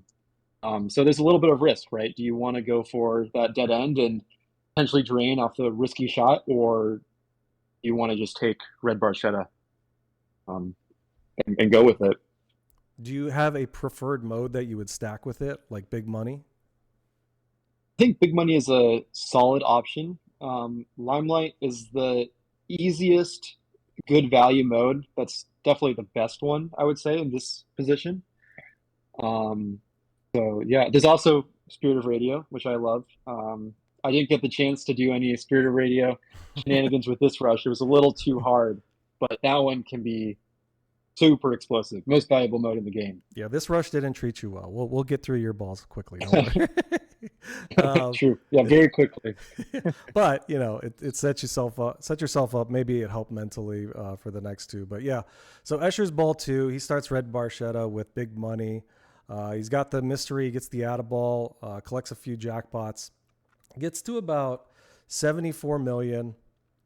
And he made, there's a good note here. Makes a grimace face after double draining out of multi-ball because he had La Vila ready with the record boost. And I guess the combo is right ramp, right orbit. Is that correct? Yes, right ramp, right orbit. It's a two-way combo. So, yep. Gotcha. So he ends up with about 76 million on his ball two. You come up for your ball two, and let me just go back a little. The ball was stuck in Slingtown. Bowden made a great comment. He's like, well, thanks for the ball save while I was waiting between the slings. It just ran out. You got your Far Cry lock 1 done. Unfortunately, you got a reject from the right straight down the middle. It was just quick. It was a very quick drain. And everybody on the commentary noticed it's just, sometimes it's just too quick for you even to react, no matter how good or your reflexes are. So you're at about 5 million. Zoller comes up. He makes another big move for 2 dangers, starts big money with Red Barchetta, uses his add-a-ball, collects a super jackpot for 14 million. Now, again, the scores are 76-5 right now, so 14 million is huge. And you just said you got second with 20 million, so those are valuable points. He has a really good ball, and obviously he's a really, really, really good player. How long have you been playing with Jason? I think I met Jason at the Pin Masters when it was in Colorado in 2020, kind of the last tournament before COVID. I wasn't going to Papa when I was a kid, so I didn't get to meet him there. But yeah, I played with Jason in a pin golf qualifying group, and yeah, it was he was an amazing player then. He's an amazing player now, obviously. Do you have distinct skills that you've picked up from him by any chance? Is there any technique you've learned from him? I don't know if there's anything specific. I think Jason is the most accurate of us kids, really. Yeah. And I think he's super good at keeping things under control. Like I feel like there's kind of like a traditional pinball player, who's very accurate and plays the game right and just and keeps things, under control and in good form. And I think Jason is like, in that sense, like the most optimal player there ever has been in those senses. So I definitely I admire that in him. And when you're playing against him, you got to do. It's going to be a marathon on almost every game. I remember playing against him at Pinburg I was just going to say. The game lasted for 4 hours. I was going to say, I remember the AIQ where you. Everywhere the AIQ. Yeah, and it was just like everybody has their strat for it, but he had another. And I know I was sitting next to Escher and you, and Escher was like, "Hey, this is what we were doing, but now it's getting publicized because Jason's doing it." It was the long game strat of reality. I forgot the next one, Soul Gem, and then drain out of reality or let Thanos collect something so you can play reality again. Oh, I think it was time, the one that spots a shot. So, that was a lot of fun because you definitely have to put on your best when you're playing Jason. Absolutely. He's a great competitor. There's a reason he's number 1 in the world. Yeah. I remember my first interaction with Jason was playing against him up in Delaware at the Lavish Pinball Collective, and we were playing like an older kind of EM. I think it was like Blackjack or something, and it was maybe a game that he hadn't had a lot of practice on. It was like maybe they just brought it in recently, and I'd kind of taken the lead like maybe on balls 1 and 2, but I talked to him after the game. He obviously won the game on his last ball, but he said he had to change his strategy multiple times because just from like kind of seeing other people play in the game, and like he really just adjusted so quickly on the fly, and like he's just it's something that's like the extra edge that you have as like one of those higher level players. It's just you adapt to what the game's giving you, and also like just being so quick on your feet, just to adjust to the game and what it's giving you. Yeah, I think Escher's also really good at that. They're both super good at that at adapting. Those sort of skills definitely are shown at a tournament like INDISC, where you're playing Kingpin where nobody has played a Kingpin before in their life, or you're playing Galactic Tank Force, and a lot of people haven't really gone deep into Galactic Tank Force or Bone Busters or Deadly Weapon, any of the Gottliebs, the hundreds of Gottliebs that Jim somehow finds. It's a big skill to be able to quickly pick up what's going on in the game, how that game plays, what pattern do I need to get into to succeed in this game, and yeah, they're super successful at that. Yeah, so it was ball two's coming up, and you've got Zoller running through what he can on Red Barchetta and Big Money. Gets 29 million out of his multi-ball, ends up with 135 million, which is clearly a solid score. I would be interested to see. I should have gone back and looked at the entries when the women's bank were putting them through, and also through the playoffs. So Vigo steps up, starts Lavia, gets some huge shots in Lavia, really good combos, gets a fun little left out lane drain, but he's sitting pretty with 75 million. So he's right there with Escher, who's around 76. Ball three comes up, and we've got, first game, ball three. Got to figure out what's left for you on the board. Escher starts Lavia, and Kaylee mentions that he had a really nice live catch to complete one of these combos. He almost hit, I think he hit 3 in a row or got close to it for Lavia, but he ends at about 125 million to put him at the time in second place. So unfortunately for you, as we come to your ball. That did not happen. Yeah. Yep. You get the infamous Borg. You had a quick Borg out to the right drain. I could move it forward. I think it happened so quickly, but what were you thinking going into ball three? Did you if you remember, like what was your plan going into it? Yeah. I mean, my plan was I was going to take my upper loop shot because it was lit for big money and try to stack that into my multi-ball and get some value there. So it was going for a Far Cry and big money just to start it out. And then I would probably work towards my time machine after that to try to catch Jason. But this would hopefully get me above the Vigo Escher area, but not happen. Yeah, you got the left bounce to the right Borg in lane, and then I really thought the trajectory of that ball was coming back to the left. So when it did a little backspin, maybe it had backspin on it, and went out the right, I was like, that's wild. Like that feels like that's what happens to most people. So it gives some, not that it's good for you, but it gives some sense of relief to other players. Like, okay, it's not just me that it happens to, even no matter how much you're bumping it. On Borg designs, are you actively nudging more? Do you know if you find yourself doing that, or is that just, you're just normally doing what you do? I feel like when you get Borged, it's not really like I should have nudged harder or anything. It's kind of is what it is. I mean, there's the best save for it is probably the wicked shimmy, out of that outlane when it happens. But it's so quick, it's tough to react to it. Yeah, I totally hear you. So you end up with 11 million. You're taking a 0 for the first round, which doesn't put you out of it, but obviously you're always trying to at least get a point in this scoring format, 4-2-1-0. Zoller steps up. He has some crazy side-to-side action to start. I thought he was done for. Starts Tom Sawyer, hits his 1-2-3 into Far Cry multi-ball. Excuse me. He's rolling.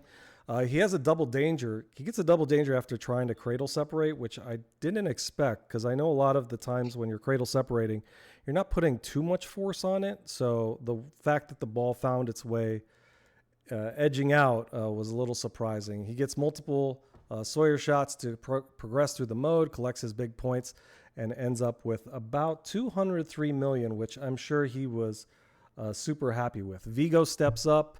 Are you watching, or are you still kind of walking around at that time? Or what are you thinking after you're done with ball three and you're like, okay, game one's done. What are we doing here? Yeah. I mean, I'm always pacing, so I guess I'm somewhere in the background. And, if you've never been to INDISC, but there's all these games and there's like huge projector. And so, when I'm pacing in the background, I can still see what's going on a little bit, check in, see who's still playing and whatnot. But yeah, I mean, I think for winning a Papa style final, you really need to take the 4 points on 2 games, right? There's ways you can win without that, right? If it splits evenly, or maybe the 8-8 happens, but really 75, 85% of the time, the person who wins is the person who won 2 of the 3 games. So taking fourth sucks, obviously, on the first game, but it's not, I don't think it's terrible. It's that worse of a position compared to third or second, really. It's basically, okay, I have 3 games, I need to win 2 of them. I lost one of them. I better win those other 2, or just do or die moment, right? Yeah. Because when it came to game 3, obviously you controlled your own future, and it sucks when it's like that sometimes. But it's also, I don't know. For me personally, it gives you a sense of accountability. Like, look, I've got to do this. No one else is going to do this for me. I've got to push through and figure out what I need to do to win. So I don't know if it makes the win sweeter for you. For me, it would. That's kind of my thinking on it. Yeah, for sure. Yeah. So I think the 0-4-4 is no, the 0-4-4 is always a good feeling to have. Do you prefer the 4-2-1-0 or the 3-2-1-0? Oh, 4-2-1-0. Yeah. Any day of the week. I think it's far, far, far superior. I mean, I'm a little biased. I think I'm a more explosive player, and so the extra reward for taking first is beneficial for me. But yeah, I think it's just way more fun and interesting format overall. I feel like I had a bit of a ZMac moment yesterday at we just had like a small local tournament, but it was, the same 4-2-1-0 scoring, and I was driving the bus for the group, and picked the first game. I had to go first, and then lost. Like, I put up a horrible score in the first game, and I knew it was going to come in last. But I feel like that kind of lull in time where you're just waiting for the game to end, knowing that you took a 0, is it can sometimes feel like an eternity, where it's just like, I just want to move on to the next game, and I mean, like you said, with the 4-2-1-0, it's like you just have to win 2 games, right? So you just have to move on to the next game, and with a plan to, obviously win out and then, win the tournament. So, yep, absolutely. Joe, do you play in between balls or games? Like, if you're waiting? I mean, if the opportunity is there, I like to stay warm. I don't particularly find solace in pacing myself. So, yeah, I mean, like, if there are other games available to play, I'll just kind of, flip around just to get, my hands busy and, wait for the next game to start. ZMac, have you ever, I mean, I don't know if pacing, how long you've been pacing. We'll just call it that for now. Not to put a negative connotation on it, because I do it too. But have you ever found yourself keeping yourself warm, playing, free play pins, practice pins, or do you just like to kind of wait until you get your hands back on the flippers of the game you're actually competing on? Yeah, I mean, I think for smaller local things, like, I like playing pinball, so if there's a pinball available, I'll play it around or whatever. But for INDISC, I normally don't do that, just because I think there's definitely some changes in how flipper feel and game feel have between games, and that can affect how you play on certain things. So I prefer to stay more locked in for larger tournaments. But I feel like pacing is what keeps me warm, right? It's like it's keeping my heart rate going. I feel like I'm still in it. I'm not getting cold just sitting on the sideline. Yeah, no, you're definitely pumping adrenaline through your body, and it's great mentally because I don't know. Sometimes it clears my mind. I remember at Papa 21, I was walking around for the Classics playoffs, and I was just like, this is great. I can walk around, and by the time I get a lap in, maybe it's my turn. And if that's great, that means the other players didn't do anything. And if I need a couple laps, I got some work to do. So game 1's done. Your winner is Jason Zoller with 203 million. Vigo in Escher, in second with 125 million. Vigo in third with 118. Vigo, I thought, was going to take second. He had a failed tip pass at the end, but he tilted out. I don't know if he would have had enough bonus. I think it was around 118, and he was close to Escher because he was in. He had Red Barchetta. He had the Atta Ball. He got the mystery add a ball. He was working up because ball 2 he had 75, and he ended up with an extra 43 there. I was surprised he tilted because I thought he might have had enough to catch Escher, but unfortunately it was not enough. He got the 3. So 4-2-1-0, Zoller, Escher, Vigo, and ZMac. We go on to game 2. So before we start game 2, ZMac, do you have any final thoughts on Rush, and Joe as well? I don't think I got anything. Great game, but that one plays super fast. So yeah. Yeah, on to the next. All right. So one of the great things we had in our last episode for Cincinnati was the Minotaurials. So I want to make sure we shout out Pinball 101 on YouTube. I'll put the link in the video description. We are going to watch a 2-minute video on our next game on how to play it. It is Grand Lizard.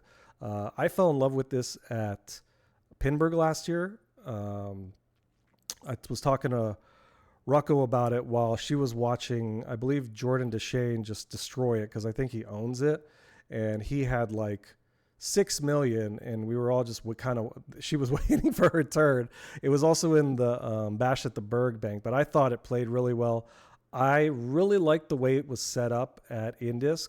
I kind of wish I had taken the strategy of making this my risk game and putting it as my first game on the card. But you live, you learn. So let's watch this video real quick, and we'll go from there.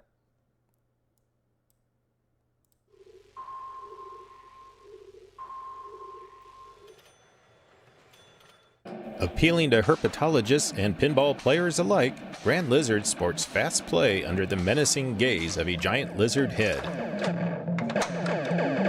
The basic strategy is to capture 1 ball, then start 2-ball multi-ball by hitting the top right release target. Playfield scoring doubles during 2-ball multi-ball. The ball lock is easier to hit from the left flipper. A post pass helps here.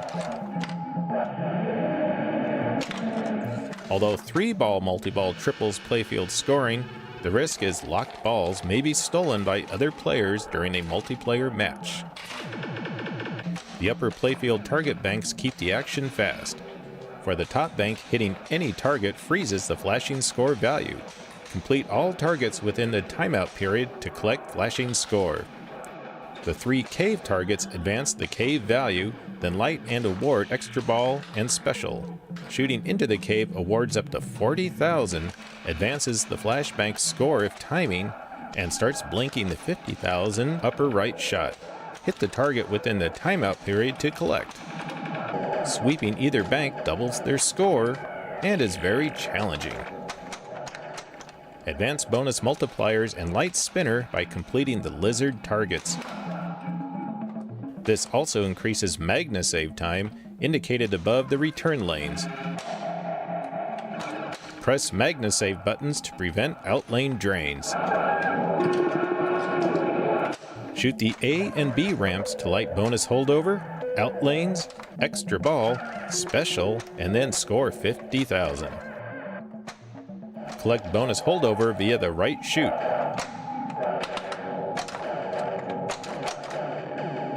Hit the right target to collect extra ball and specials. Rolling through an in lane flashes the mystery lamp. Shoot the ramp to collect the displayed mystery score.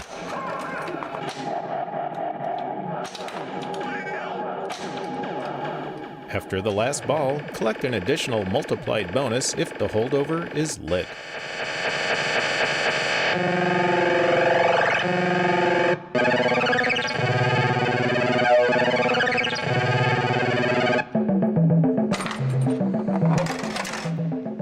All right. So I love the sounds on that game. Sorry, you had to indulge me there. Oh, they're great, for sure. Yeah. But so this version, I was surprised they mentioned that the Magna saves were on. I don't know if I've ever seen them turned off for a competition.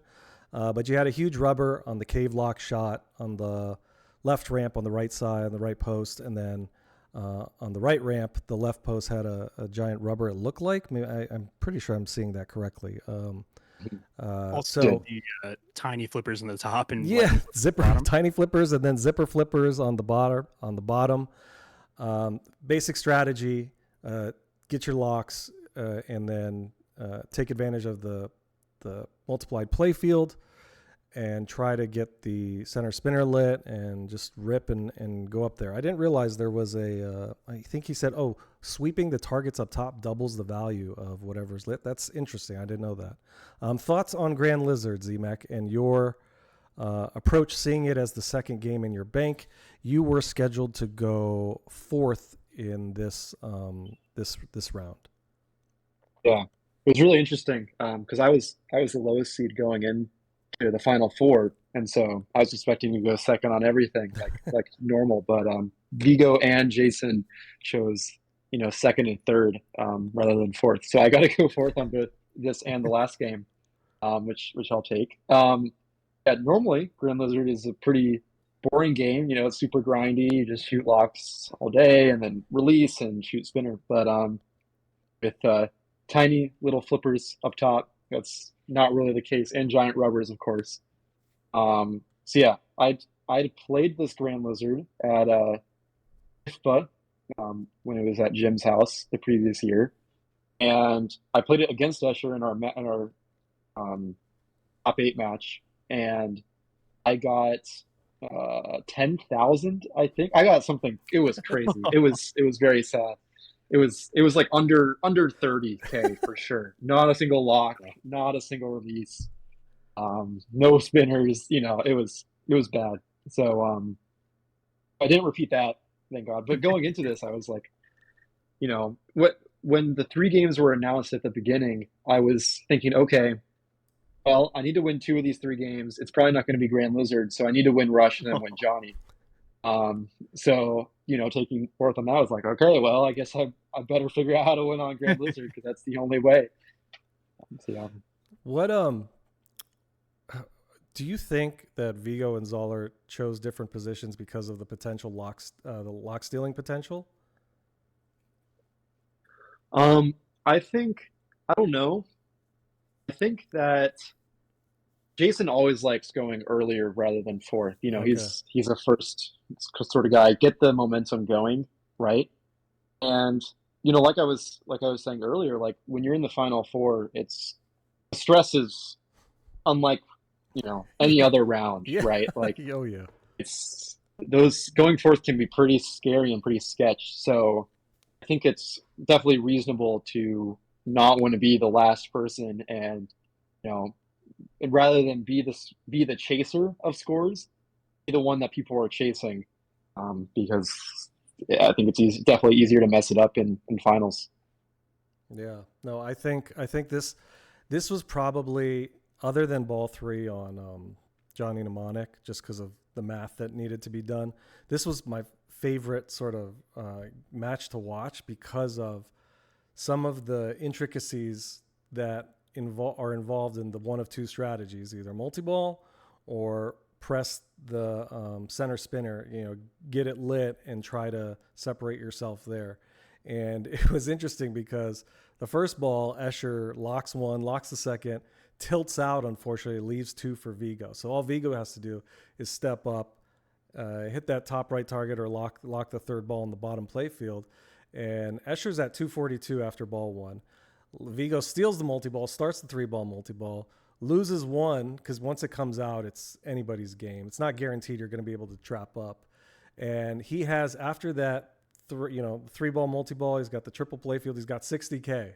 So it's kind of like, well, I got the gift, but I didn't get to use it. Yeah. So he rips the center spinner twice. He's got his 2x bonus. He still ends up with 200K. He's less than Escher after getting the gift of the 3-ball multi-ball. So even if you're given it, it's not a guarantee that you're going to be able to take advantage. So Zoller has no lock set up for him, gets 1 lock. And this was kind of my experience on Grand Lizard. He had like 4 or 5 shots on backhanding it off the left to get to the cave lock, and he couldn't get it. So he drains out. He's got 232K. Did you find the backhand unreliable? I know you had a couple really good on the fly shots to lock. You got 1 free lock from Zoller on your first ball. The smooth second lock shot, we're watching it right now, off the plunge. You got in trouble. This was fun this game was also fun to watch because watching you guys juggle it and get it back under control or safety was just awesome. It was not easy. So I saw you guys fighting and sweating it out there. But your thoughts on the backhand and your ball one? Yeah. I thought the backhand wasn't terrible. I was able to find it at least a couple of times, which was nice. I never left a lock, so that was good. But yeah, I found the release super tough. I don't think I made it a single ball. So it was, normally on Grand Lizard, you want to lock only one ball and then, keep releasing and always be in a 2-ball. But with the release in those tiny flippers, I felt like it was a better option just to go for 3 backhands. Yeah, we're watching the footage of you right now getting to your 3-ball. I know you got some 3x upper playfield shots off. The bonus hole and the spinner were lit. You got a huge spinner shot. The way you drained on this one, even after this, was a little unfortunate because they drain at the same time. Obviously, simul drain is not what you want, but sometimes it's getting hectic, and your face right there says it all. You're like, oh, come on. But do you ever on this copy, did you ever think about going left ramp or right ramp, or just leaving it alone? Yeah, I'm a spinner main. That's Gotcha. what I know, and that's what I do. So that's what I go for. Yeah, ramps. If I hit any ramps, they were not on purpose. I would say that was flailing, get the ball out of there sort of shots. Gotcha. Yeah, you had 625 after ball one. You're sitting. It's not a comfortable lead, but it's nice enough to where the other players are going to have to do something, whether it's, hit the lizard targets, get their, spinner ready, maybe go into the multi-ball. Because as we can see, it can end on this copy with just a 10, 20,000 result for your ball, or you can get everything under control and go up center all the time. So Escher, ball 2. Locks one, starts his 2-ball multi-ball from the upper playfield shot. Center spinner was lit, but he got caught on this one. I was a little surprised because I think it sort of froze him for a second. He had a ball going out the left, but then the other one decided to go straight down the middle for right here. He had the MagnaSave ready, and I think he realized that if he held the MagnaSave, maybe he could have saved the one on the left, because the other one sort of did a small hop straight down the middle. But a good ball, 481, just kind of doubles what he had, ball 1. Vigo, no free locks. Not this time. You don't get anything there. He got his 1-ball lock, starts his 2-ball multi-ball. He backhanded the left target nicely with both balls cradled, which I realized was a really smart strategy because when you look at the play field, if you've got your ARD ready and you've got 2 on the left, you have a chance. Kind of reminds me of 2 balls cradled on the right on Guardians to get to the scoop. You can just backhand it there. So he got his L target nicely, used the MagnaSave on the right, had some huge spinner shots. So when the spinner's lit, what is that telling the player on the center spinner? That says that the spinner's worth 2,000 a spin. Okay. So it's worth going for. Yeah. And so if it's solid, it's worth 1,000 then? I think solid is just part of like the light show animation. Okay. So like when it stops spinning. Yeah. Gotcha. Okay, cool. So Vigo locked another ball at the end of this one on his ball 2. He left one for Jason. So Jason had 1 ready, starts his 2-ball multi-ball, gets a beautiful center spinner shot right here, I believe. Yeah, so you could see I think they were calculating it was like 30 to 40K per rip, which is going to come into play on your ball 2. So he relocked another ball after his 2-ball multi-ball is done. He went for the center spinner that time, but it rejected to the right out lane, and he is now sitting at 481K. So your ball 2 is coming up. You are slightly below the lead on Vigo. He's at 677. You're at about 625. So you get your 2 locks. Do you remember your second ball? This was a really, a really good ball for you. Did you have any thoughts about it? Anything you want to mention on it? If you don't remember, that's okay. I think I went spinner near the end of it rather than locking more balls, and that was, like we were talking about earlier, right? I feel like in finals, it's always just like you want to be the one in control rather than the one chasing, because chasing can be pretty sketch in finals. So it was just getting a solid foundation rather than trying to put up 4 million on this game of Grand Lizard. Yeah, and I'm gonna let the commentary here because this is where you post pass. Oh, he's point pressing now. Right. Yeah, for 2,000 and spin. He stopped at 100. Go complete the targets up top. Come on. Get close. With the little flippers, that would be impressive. Close. Oh, he almost did. Like, yeah, like four little nudges to keep it in the upper playfield. Yeah, those tiny flippers were insane. He just ripped the spinner into the cave shot. I guess with Grand Lizard, there's normally there's those full 3-inch flippers that gives you when they put the tiny flippers, that gives you about an inch and a half of just rubber to play around with around there. Yeah, so they were talking about it right here. They were like, he's point pressing because he doesn't want to. You don't want to leave locks for Escher because you have your first game result that you're okay. I gotta separate myself so I can at least get as many points as possible, move myself up, maybe take first. But it was a great note from the commentary, and that's why I'm glad you're here, because it looked like, okay, I'm at 1 million. I just need to separate myself. I don't need to go for the locks. My spinner's lit. Let's just keep going up there. And you said it. You're a spinner main. You had a great ball. You put pressure on your opponents to get the locks themselves and hopefully catch up. And it looked like you were getting value up from the drops up top as well. I know that's not like you just stay up there as long as you can, basically. Yeah, I mean, the drops can be good value on a normal Grand Lizard, but it's pretty tough to complete them with those tiny flippers. I mean, you can't really directly hit, this, like the ones on the right side, you can't really hit with that upper right flipper. And same thing with the one on the left with those farther left targets. So it's a lot harder to complete it in the time you have to. Makes sense. Yeah. So great ball. You're at 1.2 million. What are your thoughts after ball 2? When you're walking around, are you thinking, okay, hold? Yeah. Hopefully I don't have to play ball 3. Like that's the dream. I don't want to mess it up right at the end. So yeah. That's very, very astute. So Escher, ball 3, right Magna safe to keep himself alive right there. Gets locks one ball, backhands the lizard targets. But unfortunately, during his 2-ball multi-ball, he had a right out lane drain to end the multi-ball, and then he gets a left sling to right out lane, and I think he was trying to restart that. There it is.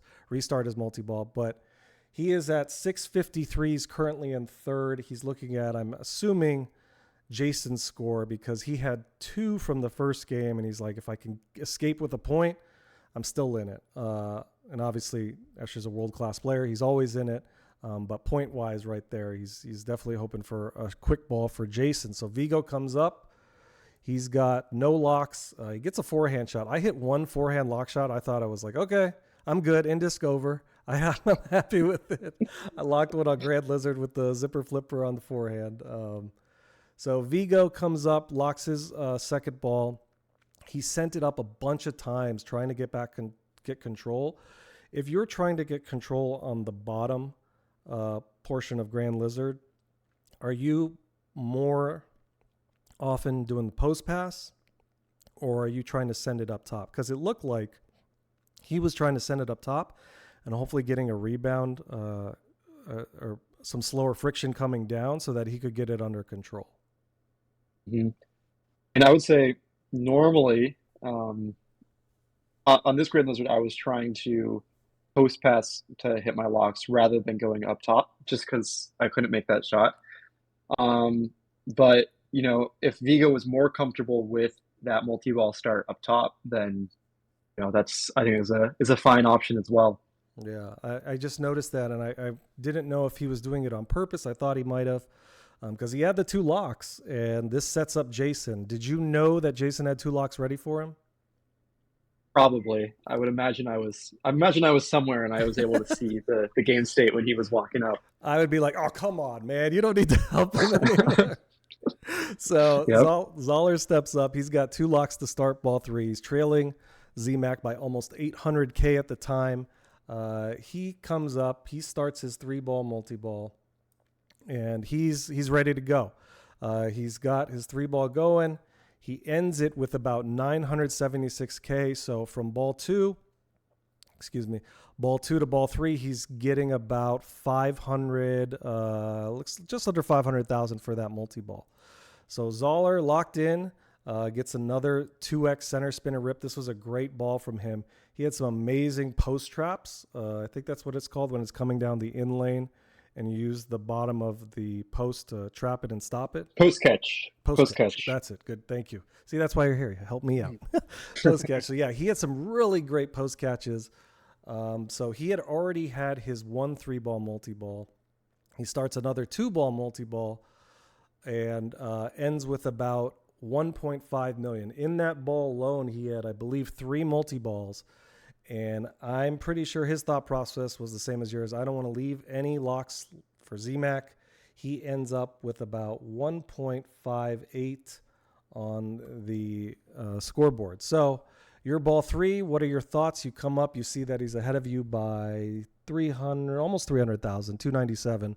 What were you thinking there? Yeah, I mean, obviously, was hoping not to play my last ball, and here I am, playing my last ball.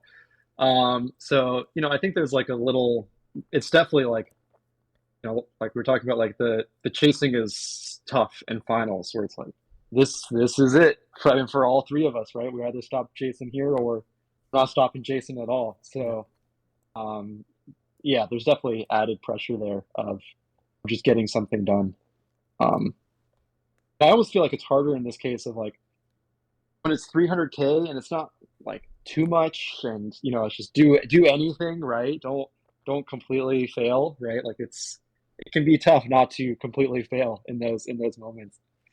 No, yeah, it's not easy. So this was probably the ball I was most interested to hear, other than ball 3 on Johnny Mnemonic, what your thoughts were, because you're coming up to it and you're down, a little over 300,000 and you don't have any locks ready for you. So I'm going to let the commentary play because this is a really, really good sequence where you're post passing so you can get that center spinner. Just got to rip it like twice. Oh, he was so late. He's going to burn it. There it is.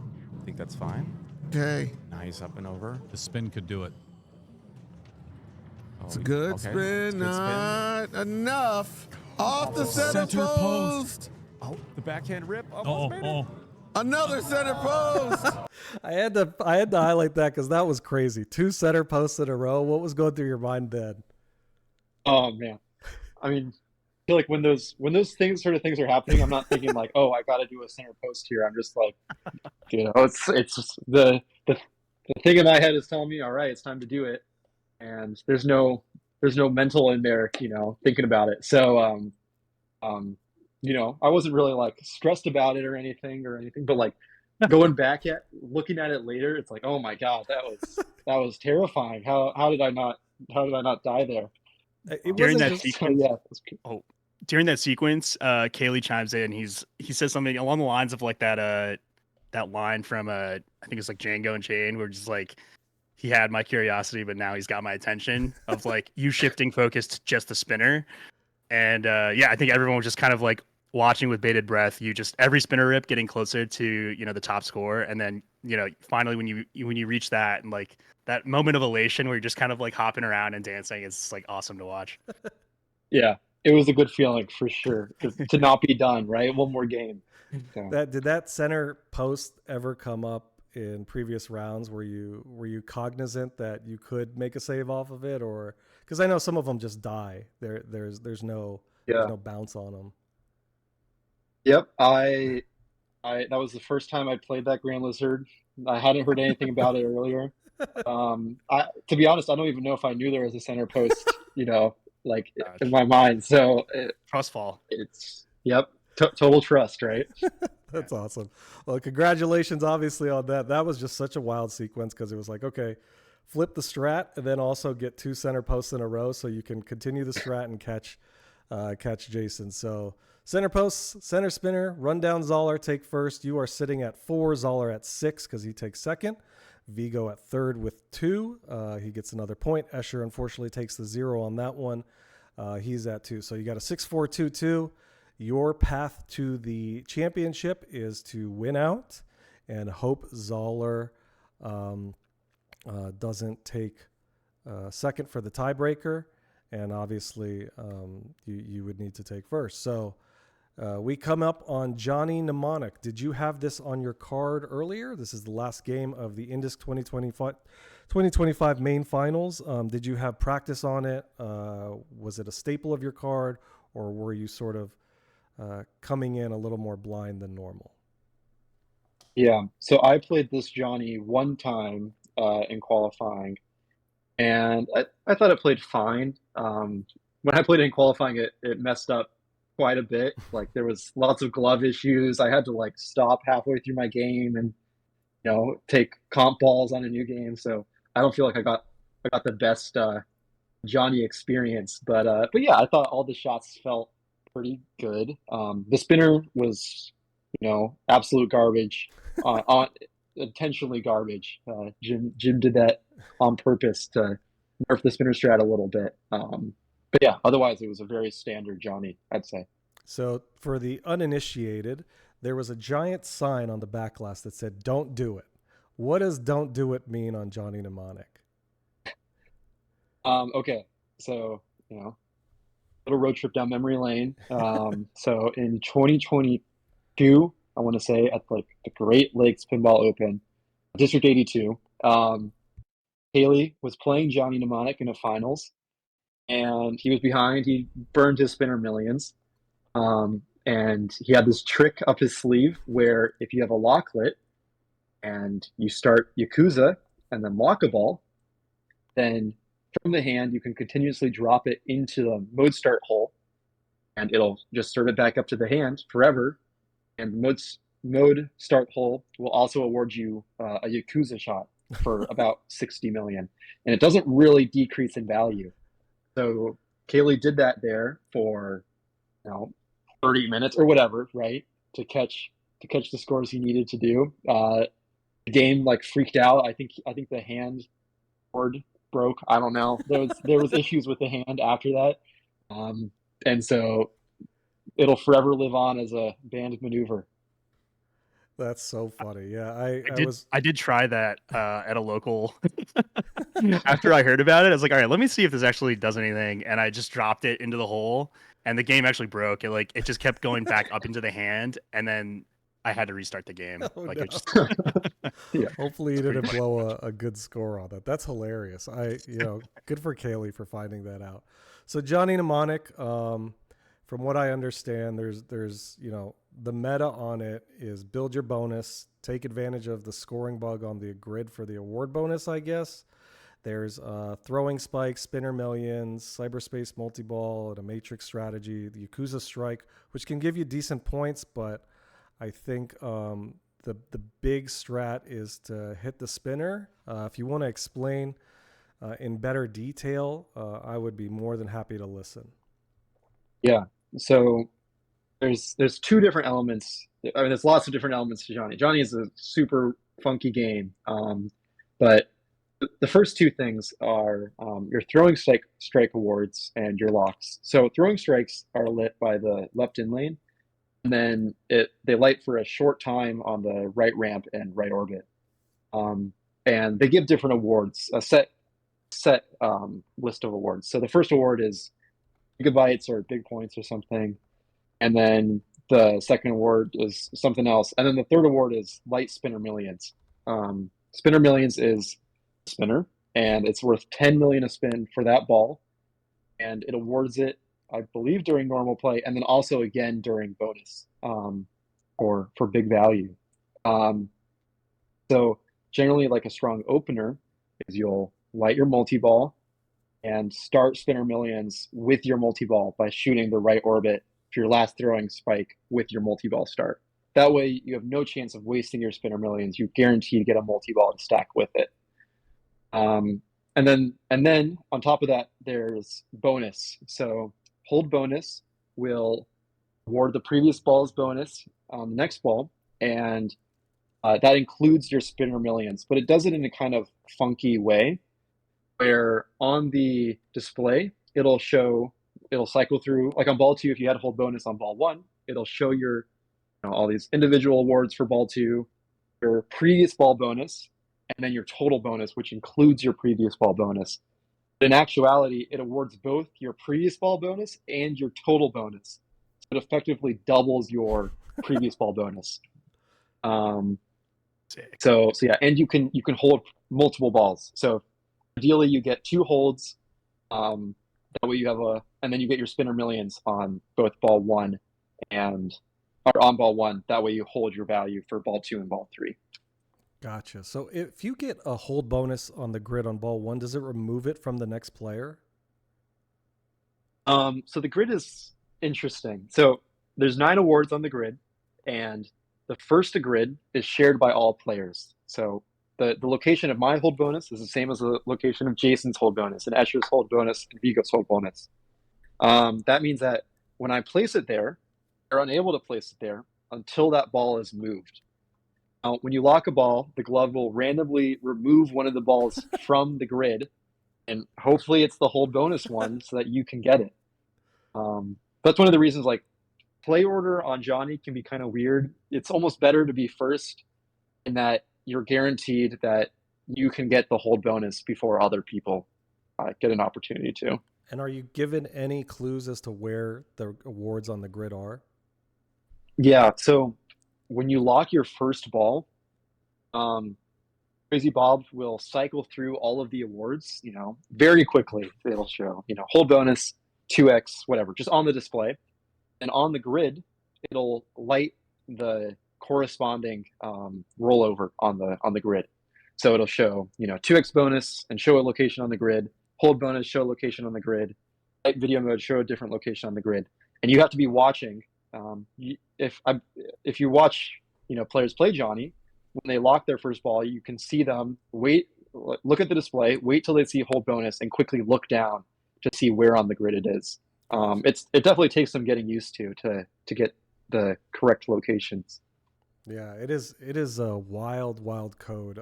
Just trying to understand. I'm glad Kaylee was on commentary, and for Game 3 they had Jim Belcito on as well. Jeff Teolis stepped out, but it was really good to have him because he knows it really, really well. And I think this is a interesting tournament game in the bank, and just for the finals, because there's so much you can combine as far as starting off and setting yourself up for success later on. Whereas, on like a Grand Lizard, you could be a fresh start every time. But on this one, your ball 1 was absolutely amazing. So, Escher gets, they were talking about him getting a lock on ball 1. He could lock out an award for everyone else. He got the hold bonus, quick right out lane drain. He ended up with 82. Vigo, unfortunately, Johnny Mnemonic did not treat him well on this round.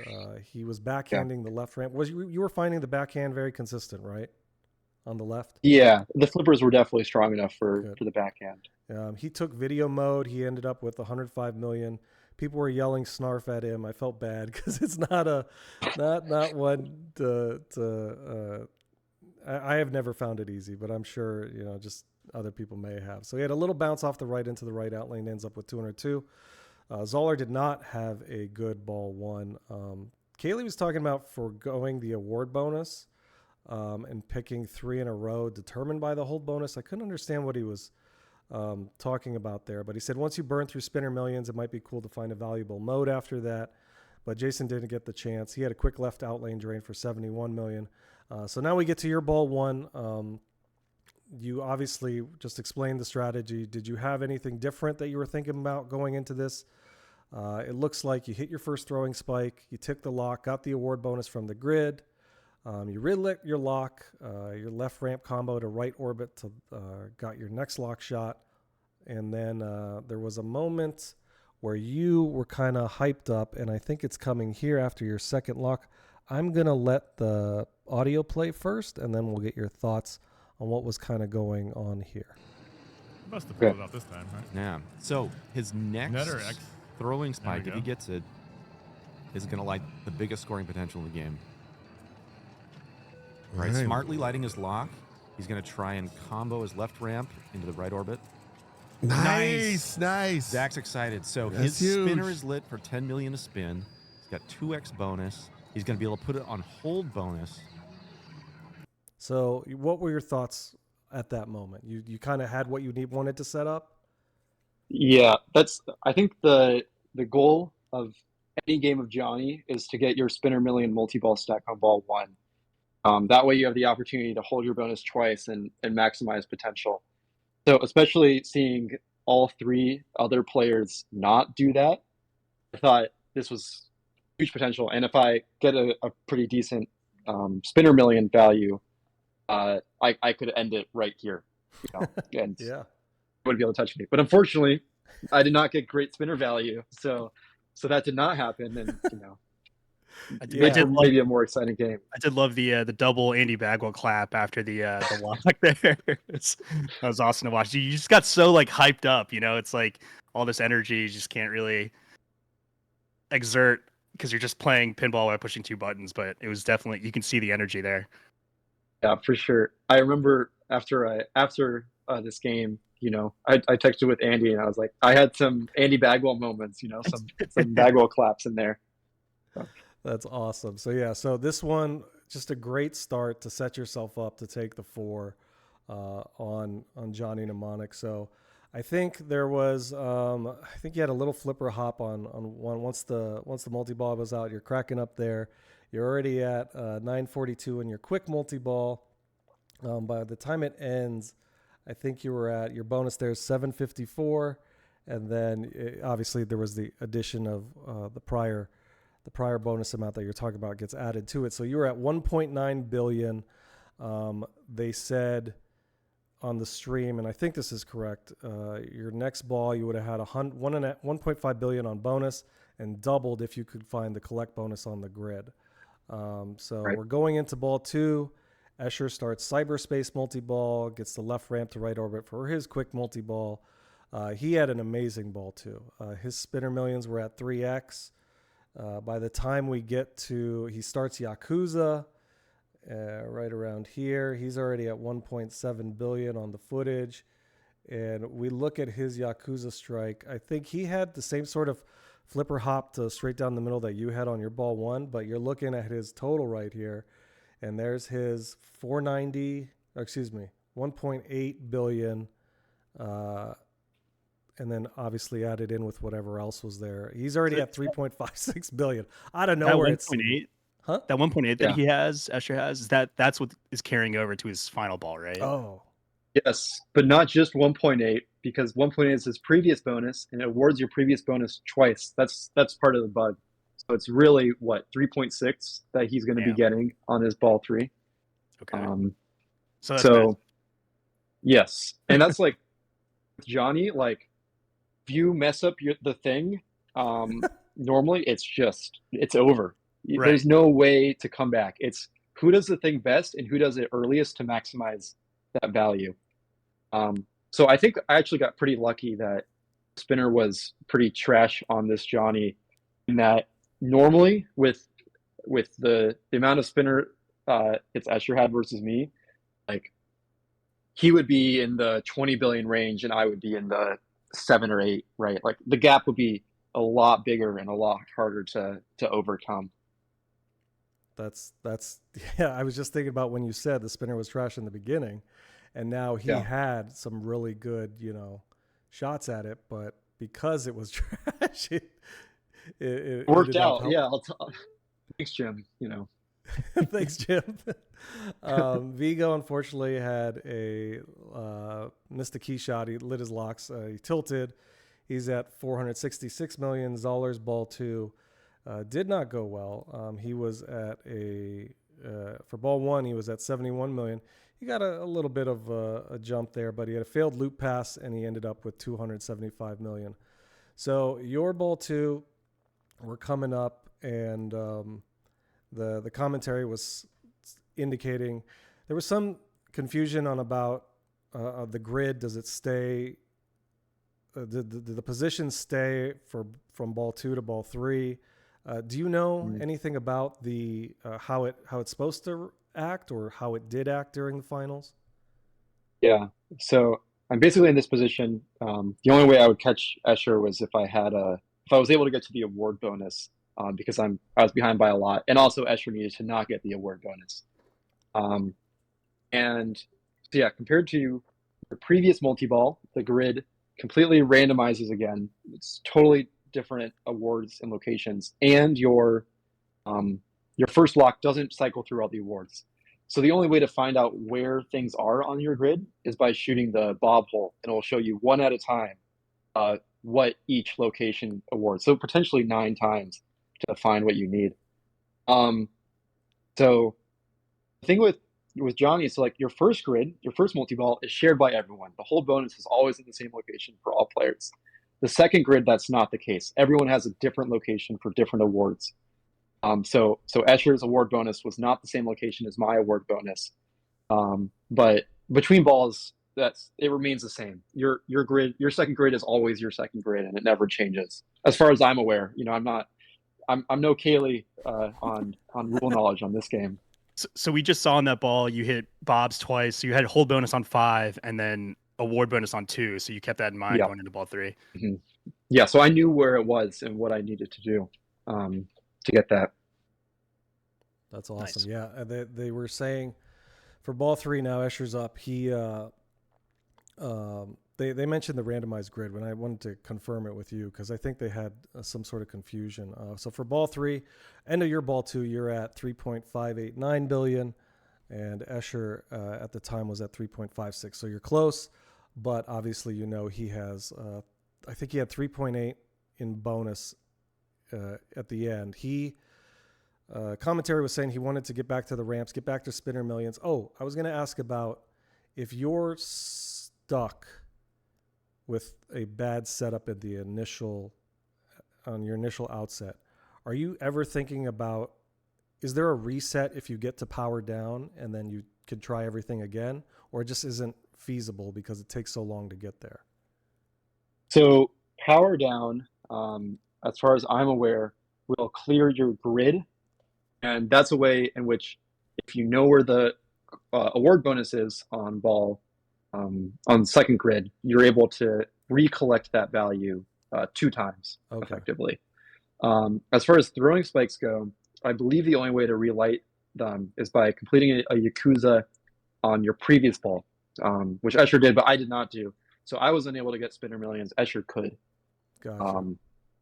So yeah. No, Escher on his ball, if I remember correctly, locked a ball in position 2 where my award bonus was.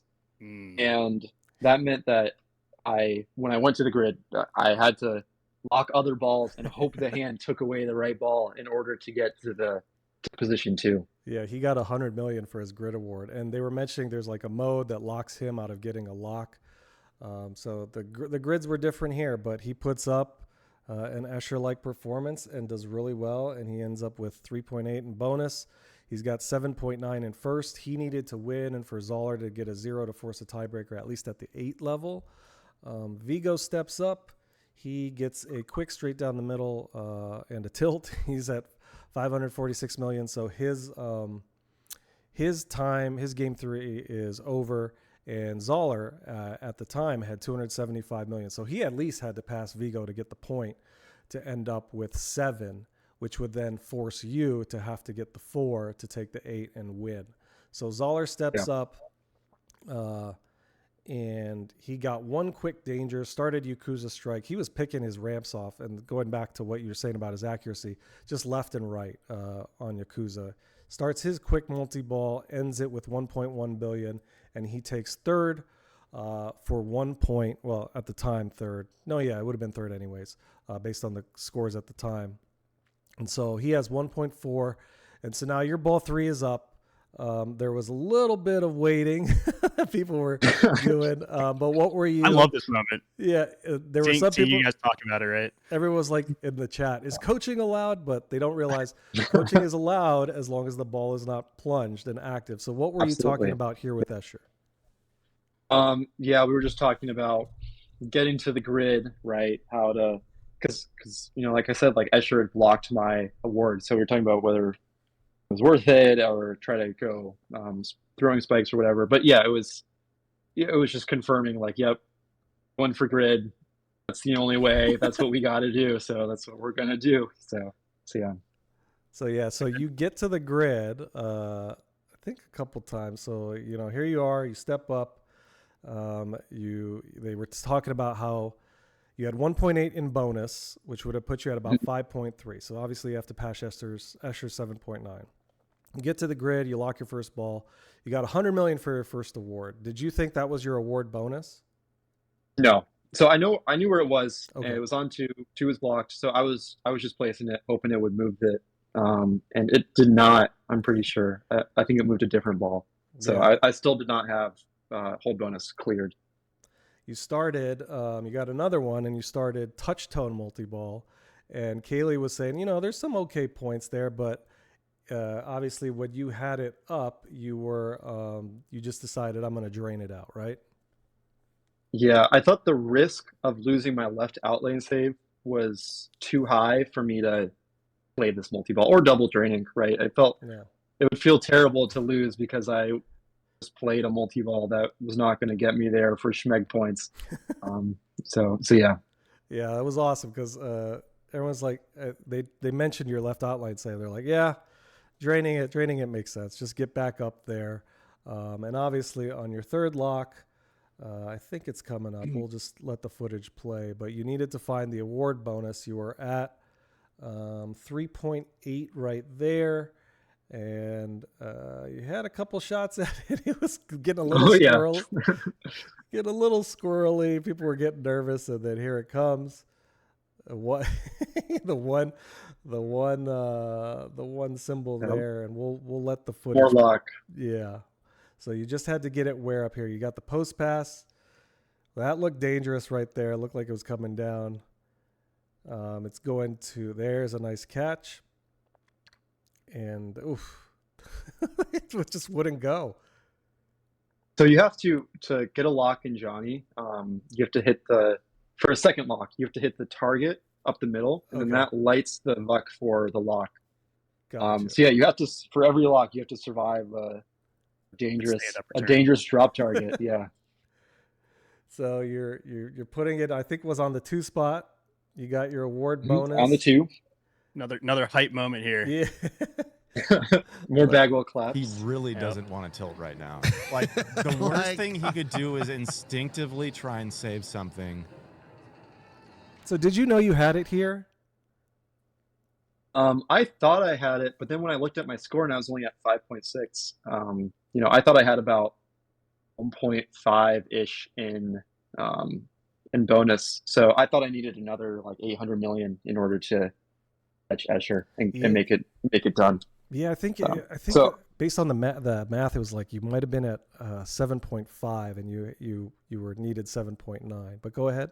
Yeah. Oh, so yeah, I definitely remember telling myself, all right, we're not done here. We gotta work through this multi-ball. Yeah, it was great because you got a couple jackpots, and then you started Yakuzing out after, and then a really, really great moment near the end once you got to about 6.2. You were at 6.6 by the end of Yakuza. I think it's coming here. Let me see if they. What is held light is off? Is it going to say previous bonus on it anymore? All sorts of things. Well, I'm going to get to that moment, but there was the moment where a plastic something fell out. What happened there? That was insane. Oh yeah, I remember. I like hit on the left side and the screw was out, and then I started Yakuza, so I couldn't trap up. That was my value. I didn't know if I needed it or not, so I just kept on going. Yeah. You have to, right? It's like there's too much on the line. You're not going to trap up and have them open the game. Like you just have to play it out. So we're going to watch this moment here, and we'll get your reaction after that on what you were thinking. We'll let the audio play, and then I'll cue you up. Hadi! What is it? What is it? What is it? There's the previous bonus. He's going to get both of them. Z-Mac wins! Only the most dramatic finishes for INDISC, dude. Bonus countdowns. Always. Ball 3, player 4. So just your thoughts on your ball 3 and the jubilation you felt. Obviously, back-to-back. Amazing feat. So congratulations, and let's get your thoughts on it. I mean, it was best feeling in the world, right? It was awesome. I think it was definitely like a really exciting way to win. The previous year I had to play. I was picking the games, so I was playing like first on all of them, and so I feel like I didn't really get the like hype, ball three comeback sort of experience. So that was really cool to have, and of course, it's awesome getting the love from my Colorado buddies Escher and Adam and everything. So yeah. Nice, man. Again, congratulations. I'm sure it feels nice if you're up 8, you get 2 4s and you're like, all right, I got it. I don't have to worry. But coming back on a ball 3, especially on Johnny Mnemonic, where there's so much at play, just has to feel great. And it's really fun watching you. And I appreciate you coming on with us.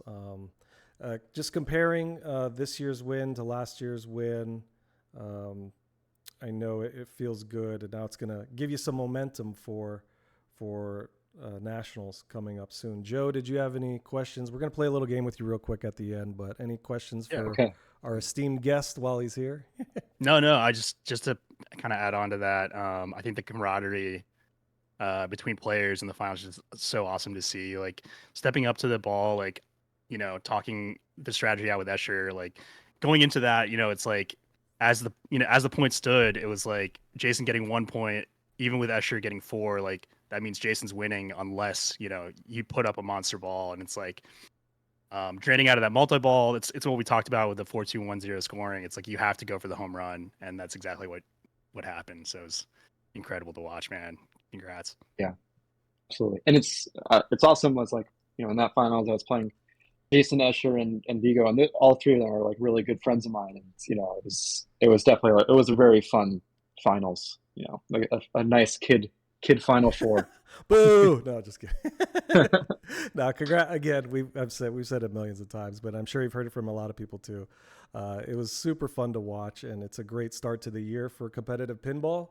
Again, this is Wizards and Warriors, episode 6, with our guest Zach McCarthy, aka ZMac, your 2025 INDISC main open winner, back-to-back champ.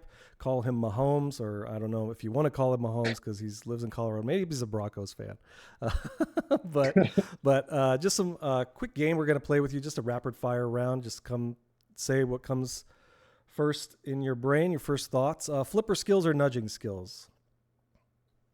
Flipper skills, accuracy and drop catches is what wins. EMs, DMD, or LCD?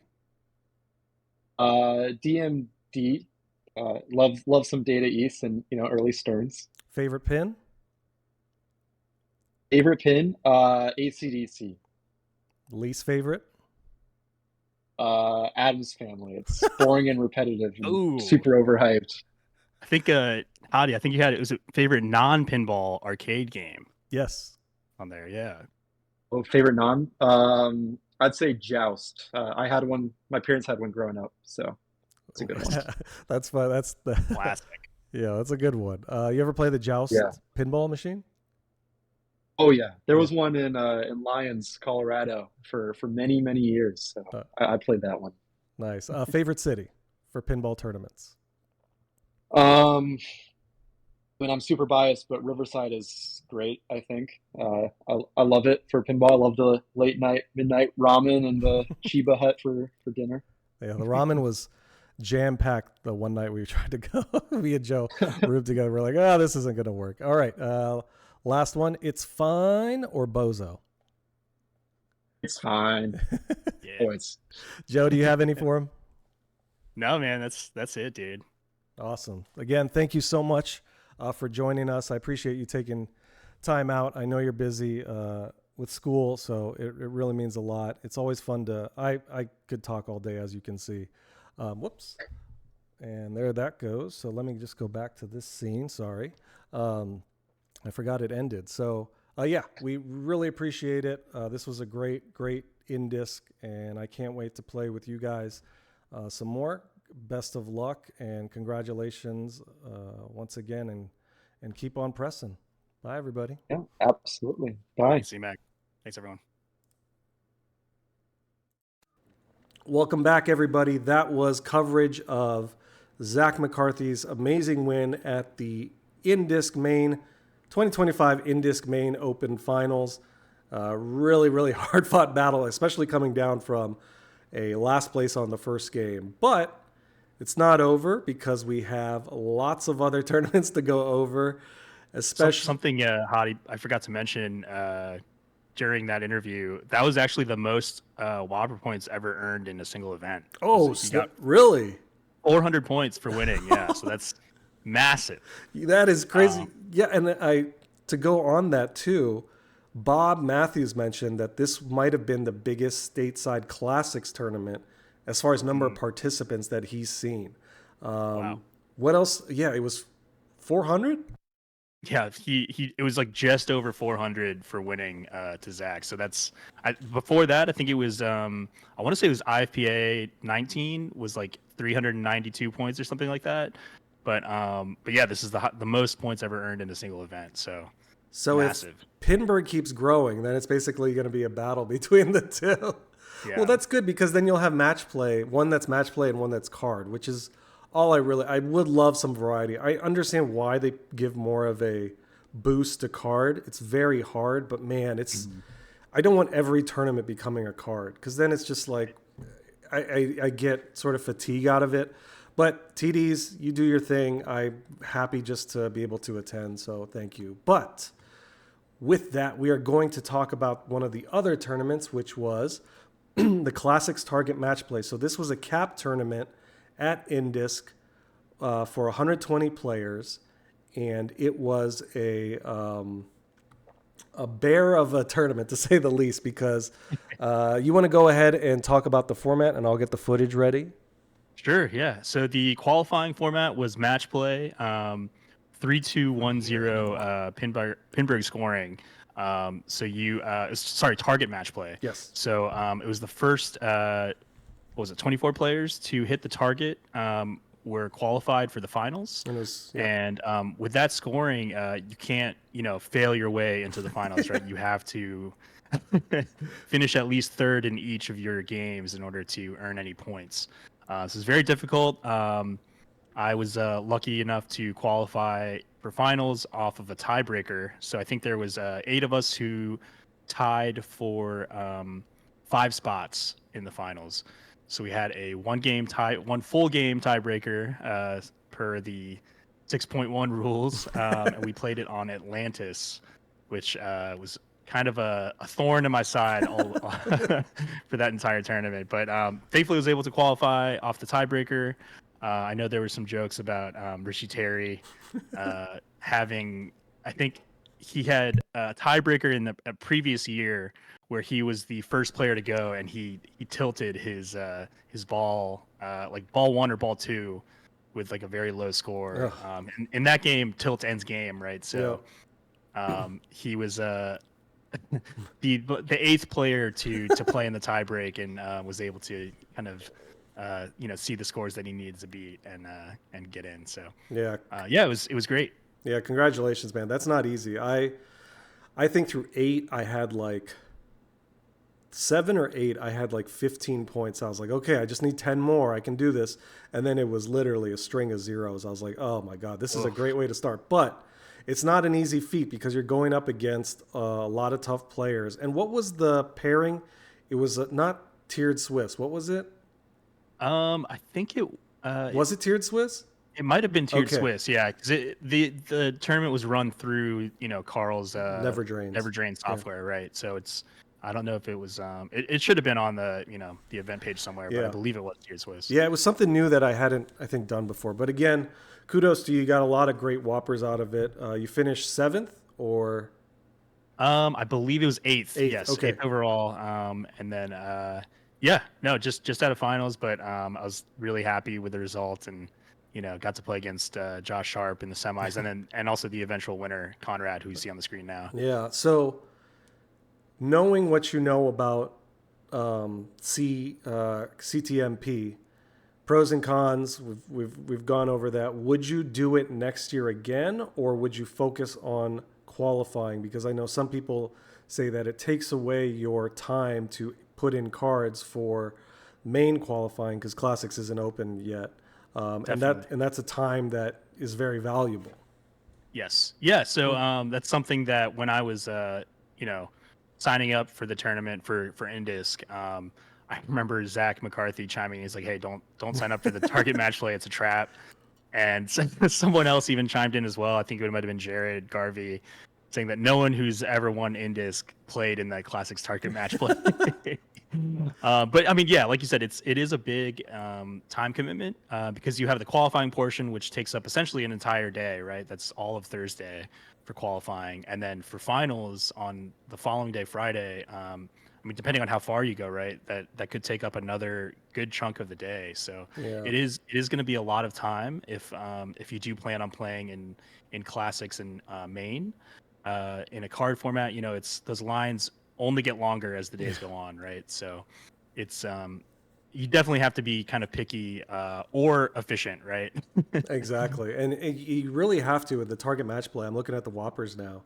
16th got 40 points basically. So you really do need to get into the playoffs to get something that will, you know, not the top 10, but something that may show up on your card. So getting 8th got you 67 points, which is awesome. But if you're not into the finals, you're kind of like, okay, how many? I think I got like 7 or so. I'm like, well, you know, I could have spent that time putting in a card that with the main open, you're getting, you can be top 150 and get much more than the top 10 got here, or, you know, relatively speaking. I'm not going to say that's exact, but so that's the trade-off. I think I'd do it again next year. I'm going to adjust the way I approach the card format for INDISC, or just how I do my entries. So I think I would do it again just to give it a shot, but I do completely agree with everybody that said it takes away your time, and unless you're getting in the finals, plus then if you get far in the finals, you got to get far enough to where the Whoppers matter, and your Whoppers per dollar aren't too inefficient. So as we go on to our review of the Classics Target Match Play, we had Conrad Rustad, Ron Hallett, Josh Sharp, and Richie Terry. Ron Hallett Jr. for those of Slam Tilt Podcast. Josh Sharp, IFPA president.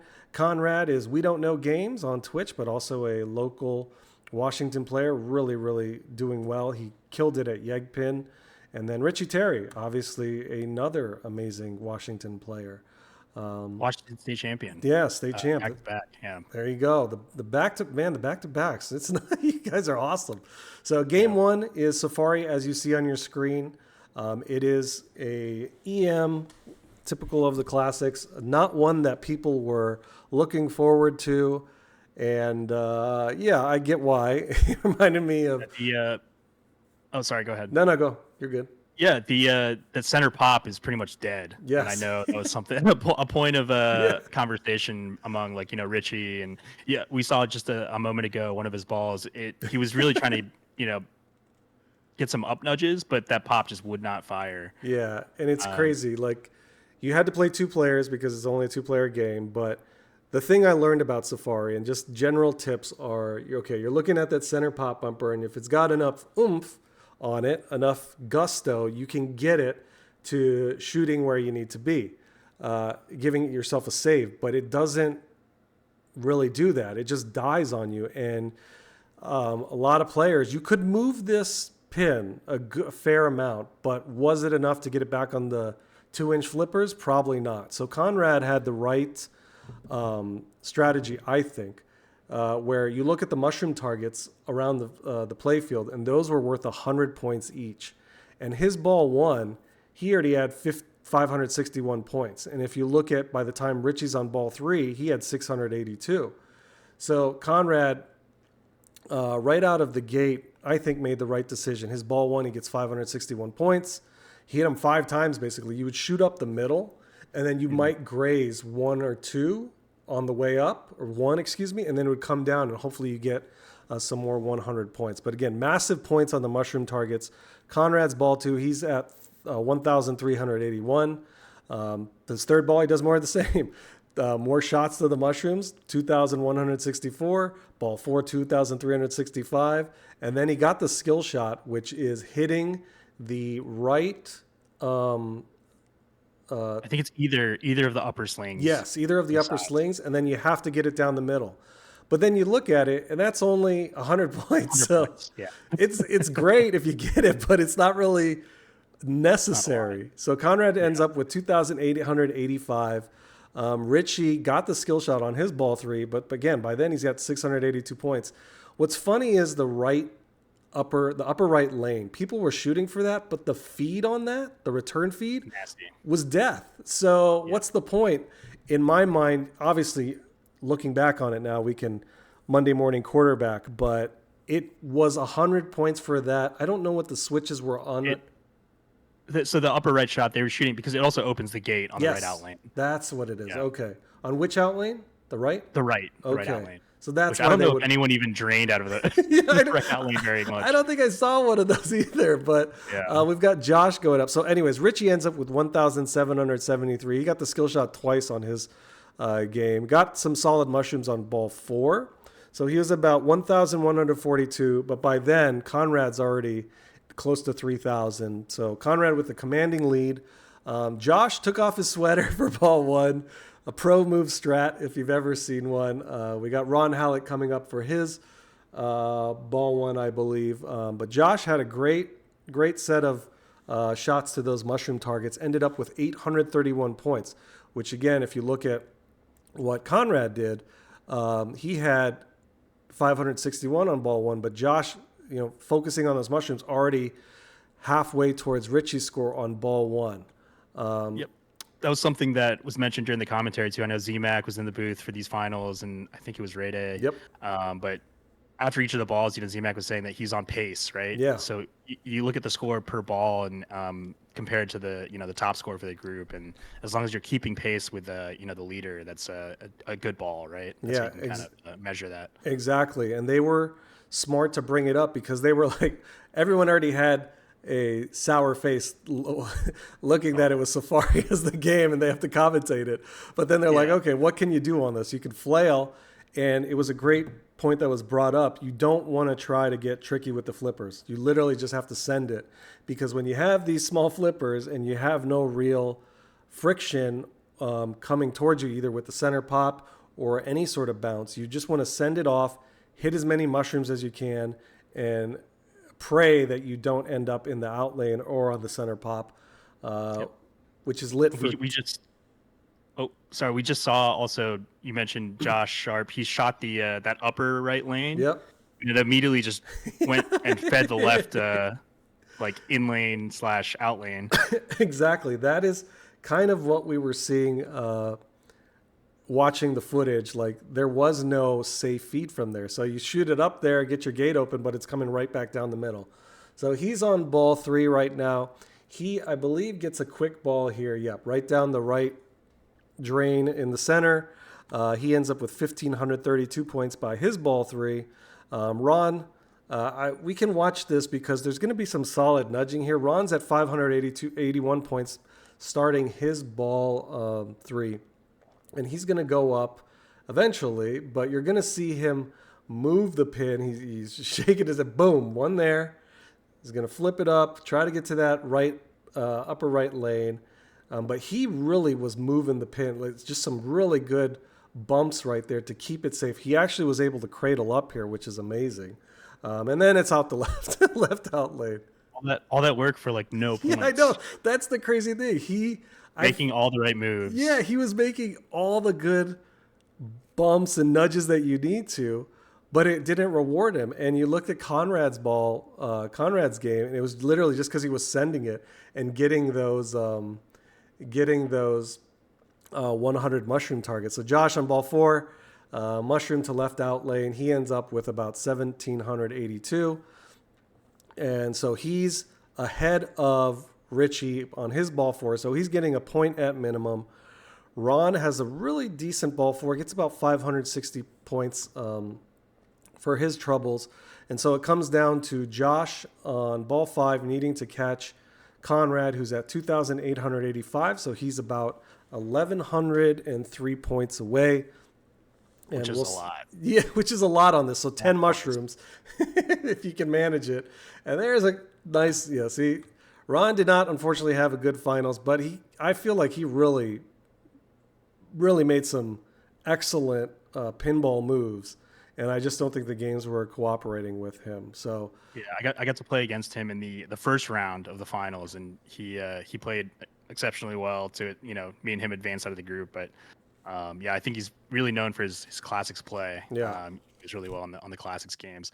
Something else to note. I know when I was rewatching this video, there were people in the chat, and also I think even the commentators were kind of like questioning the game choice. yeah. And so, like, Conrad, as the number 1 seed, he was driving the bus for the group.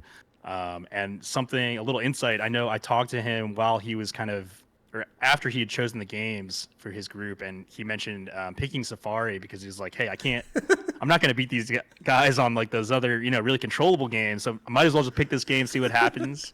I know a few people in chat were like, yo, why did he pick this? Like, this is such a wild card pick, you know, for a game to play in finals, but it looks like it paid off. Yeah, it's just funny to see the chat during the selection and reveal of Safari, because you got a lot of people watching because it's one of the most viewed pinball events on Twitch.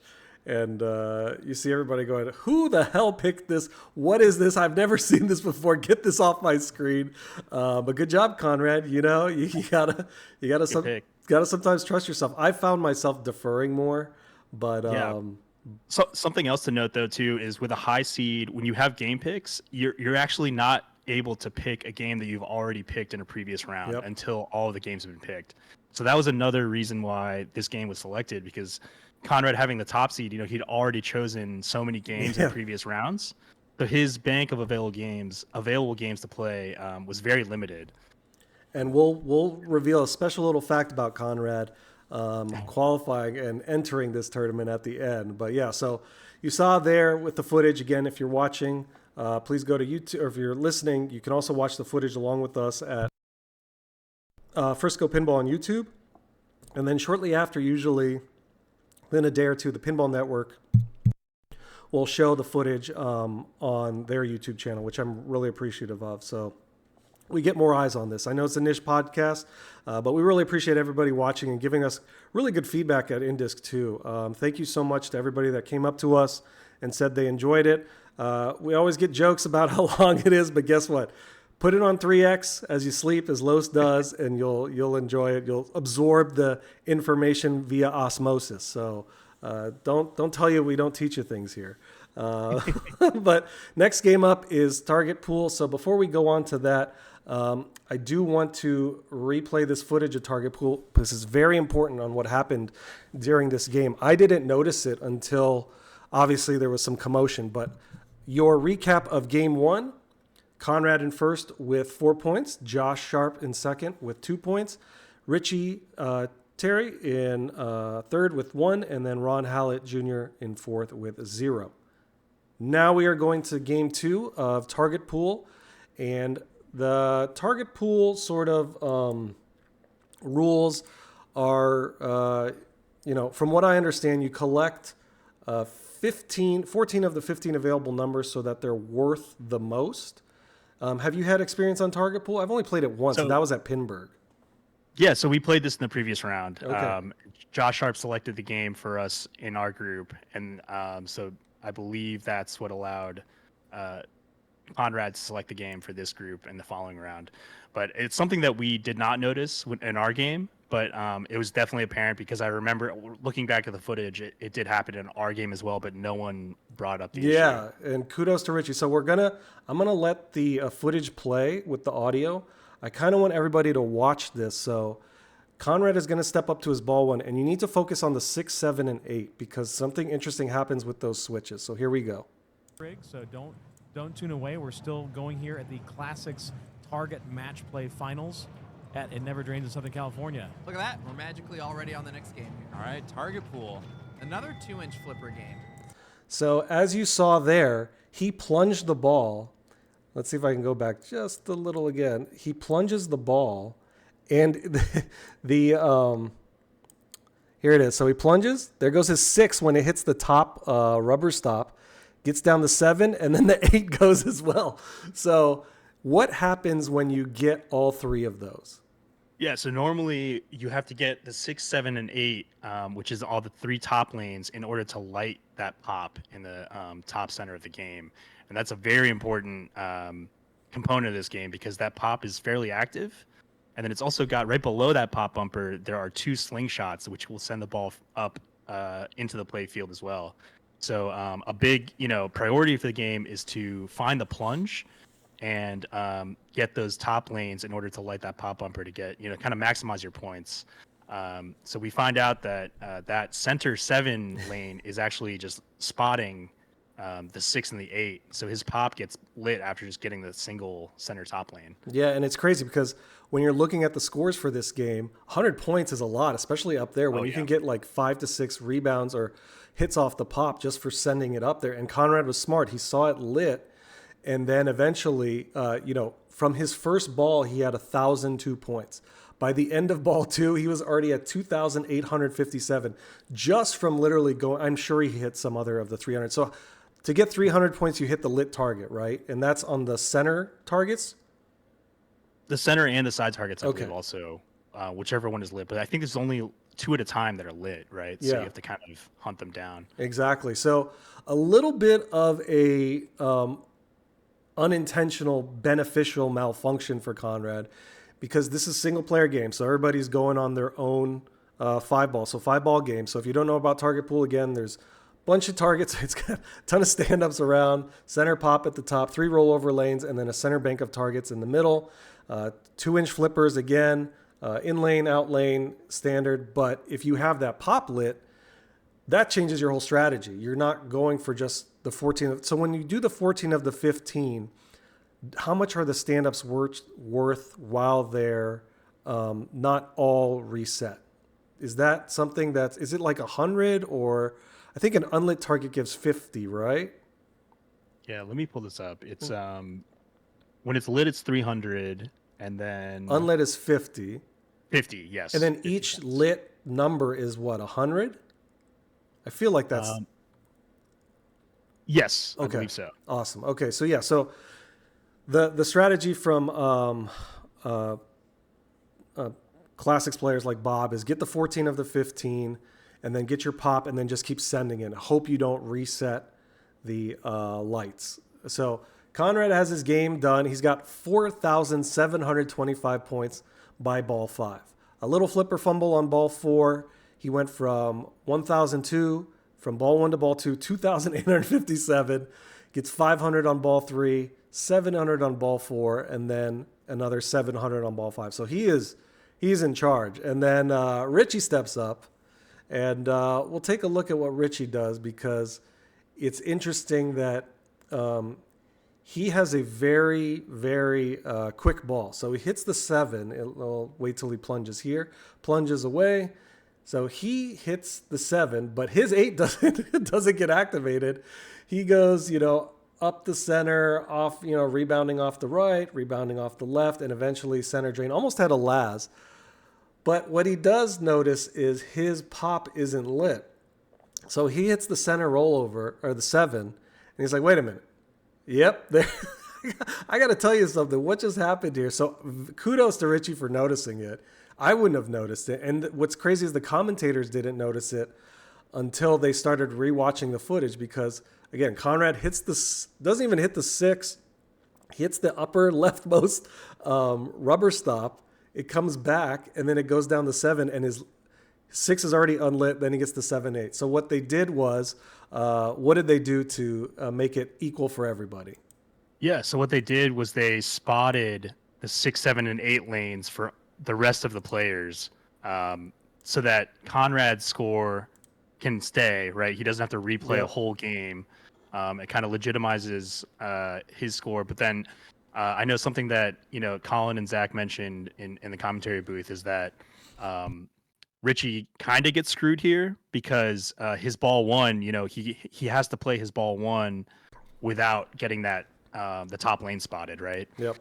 And another very insightful comment from Colin is that with every ruling in pinball, at least one player will benefit and at least one player will get screwed, right? I'm so glad you pointed that out.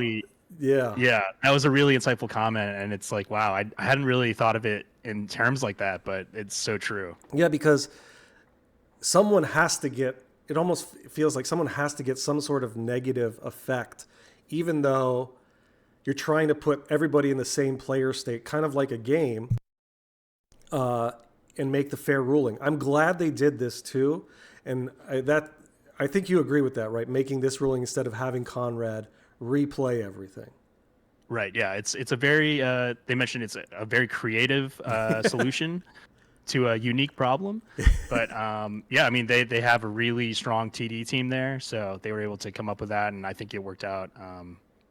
For everyone. Yeah. Again, really, really good job to everybody at INDISC for all their hard work. I know we've mentioned everybody's name before, but there was also some names that I wanted to make sure we gave kudos to. I know Carl mentioned it on a stream, but there's Dave Hill, Dave Zuckerman, Dina Fran, Jonathan Kate, Kat, Kyle, Mayumi, Michael Polero, staff, media, Gene, Emoto, and Jeff Teolis, stream assistants, Andrew Gorin, Brian Dye, Derek Correa, Jordan Berger, Kelly Monkla, Neil McRae, Raymond Ashby, and Rebecca.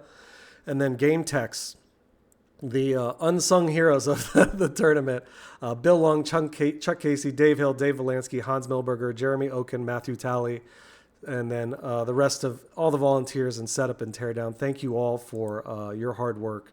I know Carl made mention to specifically point out his text that really kept everything going.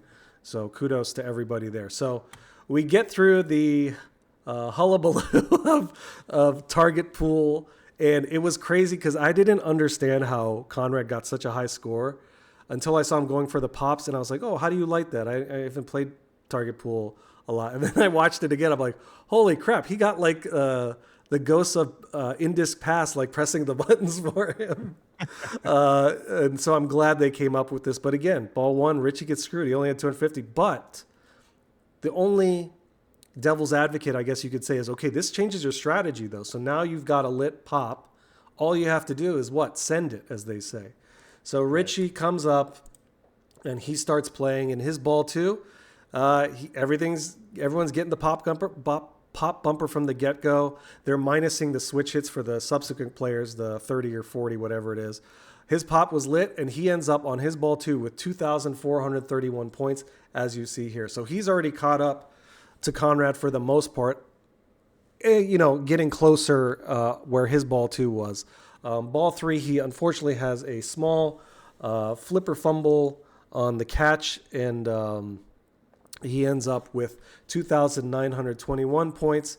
But then his ball four, absolutely monster ball four. He gets to 4,443 points. He went for the center bank at the end, but unfortunately that just goes straight down the middle. It's such a tough shot to kind of gauge because you've got your 300-point lit target there, but I honestly think if I was in this situation, not that I was, and these guys are playing better than me, but I think I would have kept sending it even with the temptation of the center 300 target. What do you think? Yeah, I mean, it is. I know this is a game that has the shorter mini flippers, but surprisingly, they were pretty controllable. Like you could drop catch on this game. A lot of times, if it's feeding an in lane, you can ski pass over. So I mean, it's pretty situational, but like you said, it's kind of a send it up top all day kind of game. Something else worth noting. So I did look at the rule sheet, and getting all 15 numbers, it changes the value of your in lanes and out lanes from 100 points to special, which in tournament mode, special is nothing. Useless. So yeah, so you basically want to keep those like you said, the 14 out of the 15 numbers lit, so that you get points from draining from an out lane. Nice. Yeah, and so there's no bonus. So Richie, ball five, gets the beneficial, or because he noted the beneficial malfunction for Conrad, understands the strategy, and his ball five, he takes over first with the extra pop hits. He gets 4,987. So then we go up to Josh. Josh is saying hi to his son there, as he does now. He FaceTimes his kid and gives him a little bit of good luck. I love that. I love that strat. Get the good aura from our kids. It's Josh has some fast play on ball one.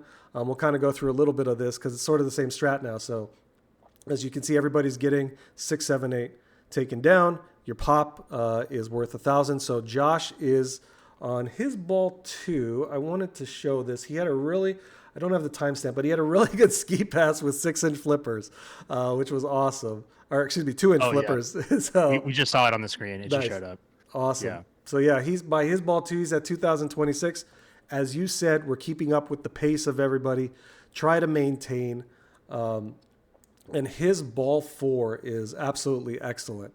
He gets a ton of pop love, gets some 300 hits, and by the time he's done with ball 4, he's at 4,769. So he's right there. He's already passed Conrad and Richie, guaranteed 2 points.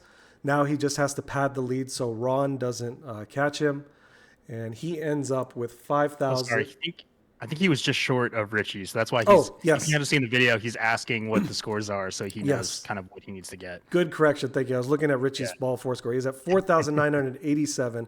So he needed 218 points, and which he immediately got from the pop. Right. Just on the train. Exactly. Off that plunge. Exactly.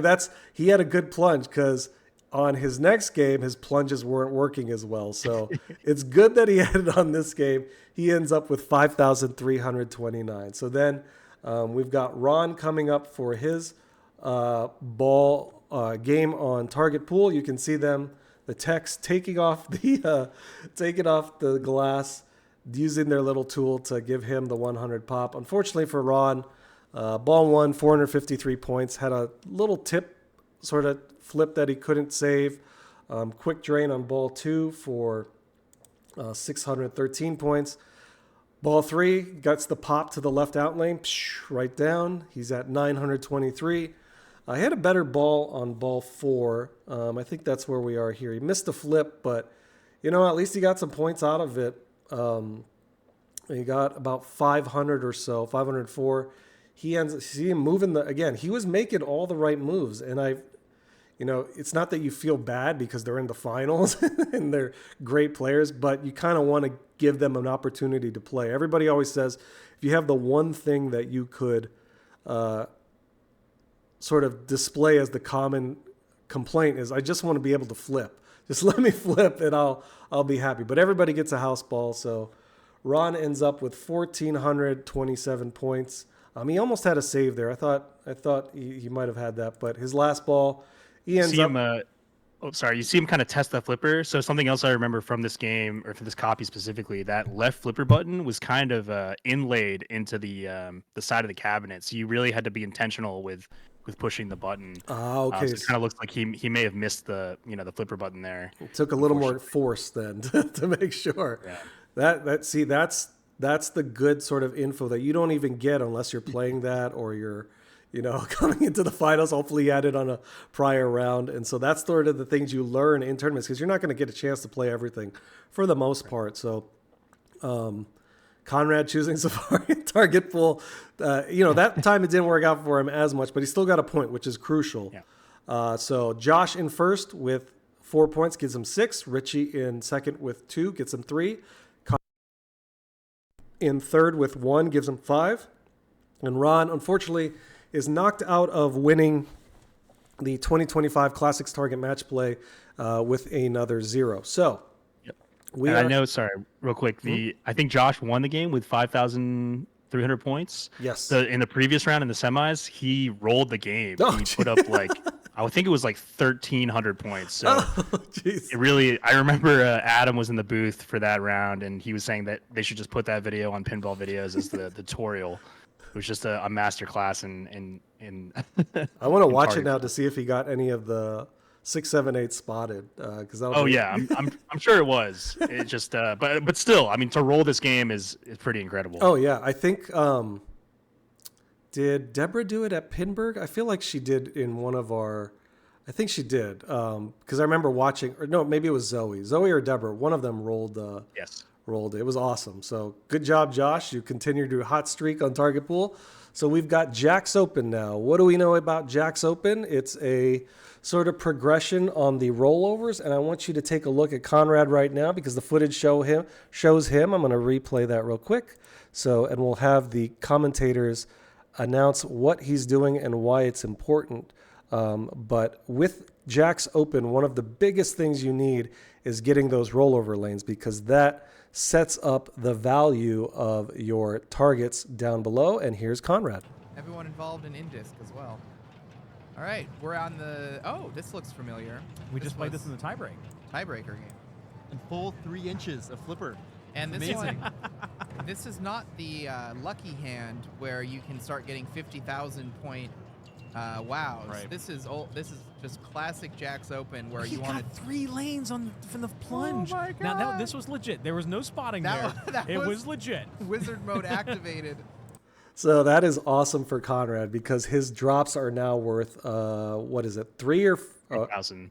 3,000. It might be 4,000. Yeah, you're right. So it's amazing, because you try to spend as little of the balls as you can getting up there and progressing, and you don't want to hit that 4th one like he almost did there. And the announcers are like, oh, Conrad, don't hit that last one, because then it resets your value. But the other part of Jacks Open is what? The cards on the bottom? And yes. So, sorry. No, you're good. You're good. Yeah. So you basically want to do the opposite of what it's telling you to do. So with the queens, you're shooting. If you shoot the 3 queens, it will reset the bank. But you want to keep shooting. You want to do the opposite, because you want to shoot as many targets as you can for that, the value that you have from the top lanes. In this case, it's 4,000 per drop. And then also in traditional EM fashion, if you shoot 2 targets at once, it's only going to give you credit for one of those targets. Exactly. It's like volley. The EM reels just don't keep up as quickly as like a digital display would. Get with the times, EMs. No, I'm just kidding. You're right. But yeah, no, that is exactly the strategy that they were mentioning. You really just want to drop as many targets as you can down there. And this one is very particular, because you've got that little exit out of the in lanes on the left and right. So you don't want to shake it too much, because what happens? Tilt ends game on this. And we are unfortunately going to see that from one of our contestants. But Conrad here, just literally picking things off. And this was 5 ball. So he cleared 3 of the 4 rollovers on ball 1. And, it does take luck to get that. I don't think there was a ton of movement up there, but you take what you get. Picked off a ton of drops. He ends up with 33,890 by ball 1. He almost hit that last rollover on ball 2 to reset the drops, but luckily he didn't. He's at 41,140 points. And ball 3, really good nudge to save from the left out lane nook. Ends up with 60,000 after ball 3. 20,000 points on ball 4 for 79,970. And then he almost cleared his 3rd set of cards on ball 5. He's sitting at 95,090 points, which is a really good score. I know you had to sort of roll it to be in contention during qualifying, but it wasn't during the match play session. But like Raymond said, it's not lucky hand where you have the 50,000 wows, which can go crazy for you. So Richie, an unfortunate controlled catch, sends it up the left out lane, which is something that the announcers mentioned. You have to be careful with your catches on this, because if you catch it incorrectly, it'll roll up right to that little nook on each in lane and then send you into your next ball. So Richie with 7,220 points after ball 1. 2nd rollover clears, but he missed the catch on ball 2, so he's at 12,550. Now he's on ball 3. This screamer comes down the left out lane right there. Boom. It's over. Like, there's nothing you can really do with that. Yep. He's already over halfway through his game. He's at close to 20,000 points. Much better ball on ball 4. As you can see, he goes, clears a lot of his drops. He's got 2 down, so those are worth 3,000 each. And he's just... So, what are you trying not to clear? You're not trying not to clear the jacks then, right? Or are you? For this bank, since he has the jacks lit, once he clears the jacks, it will reset the drops. Okay. So if you can hit all the other targets before you can clearing, continue to shoot them until they clear, and then it resets. Gotcha. So go for everything but what it's telling you to do. Exactly. Okay. So Richie has 43,760 by the time he is on his ball 5. So he's got a ways to go. He needs 52,000, 51,000 to catch Conrad. More than double his score. Yeah, basically, exactly. And he's got his third rollover up there, so he's got a chance to pick everything off. Were extra balls? There weren't, and he tilts. So he caught the right out lane and just tilts it out. So yep, might as well. Yeah, he's at 57,370. So Josh is going to step up. So we're going to get Josh Sharp on the game right now. Here he is with his ball, won some really, really nice saves. He had one rollover, and he managed to turn that into almost 17,000 points, which if you're taking score at home, that's about 7 or 8 drops minus whatever else you're hitting. But his ball 2 is really where he comes into play as far as catching up on and pacing Conrad. So by ball 2, Josh still only has one rollover, and they were mentioning it, in the announce booth. You got to plunge correctly there to at least get your second one, so everything can be worth 3,000. And if you look, he has such a great ball, but he was working with the 2,000 special 2,000 value there, so he's working, and he ends up with 56,840 points by ball 2. So he is on pace. 3 balls. Less than 30,000, 29 to go. But ball 3, house ball. Doesn't want to move it too much. It gives the little George Costanza pose right there. And plunges the same further leftmost rollover lane. And he gets a house ball there, sort of. They said he might have been able to hit it. I don't think he could have. I think it was too far left. But he missed the skill shot again. And this is what we were talking about earlier on. The skill shot is so important on this game to at least clear, if anything, 2 of the 4 rollovers by ball 4. So house ball, a bad angle from the right sling on ball 4. It went straight down the middle. He ends up with 58,000 by ball 4. So again, ball 2, 57,000. Ball 4, 58,000. So he really got screwed, or didn't get the shots that he wanted. Finally gets his second rollover on ball 5 and nailed some drops, only to get to, not only, but gets to 71,530 points. So now, what happens here? Josh is in second, which means he will have a minimum, if the things play out, of 8 points. So what does he need to happen? He needs Ron to win so that he and Conrad go to a tiebreaker. So let's take a look at Ron's ball, because he, on his ball 1, we'll kind of go to ball 2 here, or middle of ball 1. So he got one rollover shot.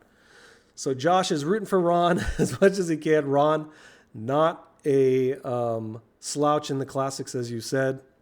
Really good player, knows the rule sets, has been playing for a while. Picks off a ton of drops with his one rollover lane cleared up top. So he's looking at 2,000 each, and he's at 13,210 points. We're going to watch this ball now in its entirety. Skills and application of them on this particular game is very, very good. Oh, he keeps hitting that. Nice. Uh-oh. Where's it going? It's Got fine. it out of there. It's fine. That's not fine. Ooh. Oh, no! No! Ron takes it good, though. He smiles. He said, sometimes it's just not your day. And Conrad smiling from ear to ear off camera somewhere, because that tilt ends game gave him the championship. Congrats to Conrad. Rustad? I don't know how to pronounce that correctly. Rustad, yeah. Congrats, Conrad. Congratulations, Conrad. Unfortunately, Ron tilted on ball 2. He's trying to save it out of that right nook, and I think it's the smart move to make at that point. But with that, because of those results, Conrad takes first. He ends up with 9 points. Josh Sharp in second with 8. Richie Terry in third with 4th. And Ron, unfortunately, gets a last on that with 0. But congratulations to all the Classics Target Match Play players. Your prize pool for that competition was $2,300 for Conrad, $1,670 for Josh, Richie Terry walks away with $1,150, $730 for Ron, and the rest of the competitors, you got $420, 5th through 8th, $210 for 9th through 16th, 17th through 24th. Get your money back, $155. So, what do we know about Conrad? Well, how did he get into the tournament? He was the first person off the wait list and the only person off the wait list. So from the wait list to the podium, name on the banner. They can never take that away from you unless you're Josh Sharp and they give it to somebody else. But congratulations to Conrad on your well-deserved victory off the wait list into the champion circle. Really great competition. I enjoyed Classics Target Match Play. I'll probably do it again, and I'm glad they have it. What are your thoughts? Yeah, no, it was great. Like you said, he's off the wait list. I believe in his interview afterwards with Jeff Teolis, he shouts out Rebecca Salam because she was the one who dropped on the day of the tournament and it was able to let him in. So, yeah, he gave her a little shout out there. And yeah, great, kudos to him, man, for qualifying first overall and winning the whole thing. That's no easy feat, especially at INDISC. None at all. And so I will let you take the honors since you play so well and with recapping the Whoppers for Classics Target Match Play for It Never Drains in Southern California, January 24th, 2025. Yeah, so we've got Conrad Rustad in first place with 130.38 points. Congrats, Conrad. Josh Sharp, the defending champion. I guess he just fell a little bit short, but still great job. He got second place with 111.35 points. We've got Richie Terry in third with 100.52 points, and then Ron Hallett Jr. in fourth with 91.91 points. And don't forget yourself there at eighth, 67.48. Really great Whoppers. Josh Illis, Bob Caldwell, Peter Anderson, Jermaine in ninth. Just look at Steve Bout. It was not an easy tournament. It was not like all the good players were just focused on qualifying in the main. It was a lot of heavy hitters. So kudos to you. Kudos to everybody for going through the grind and coming out very, very successful. I had a lot of fun, and I hope everyone else did too. Now, we are going to move to, and then here's the finals.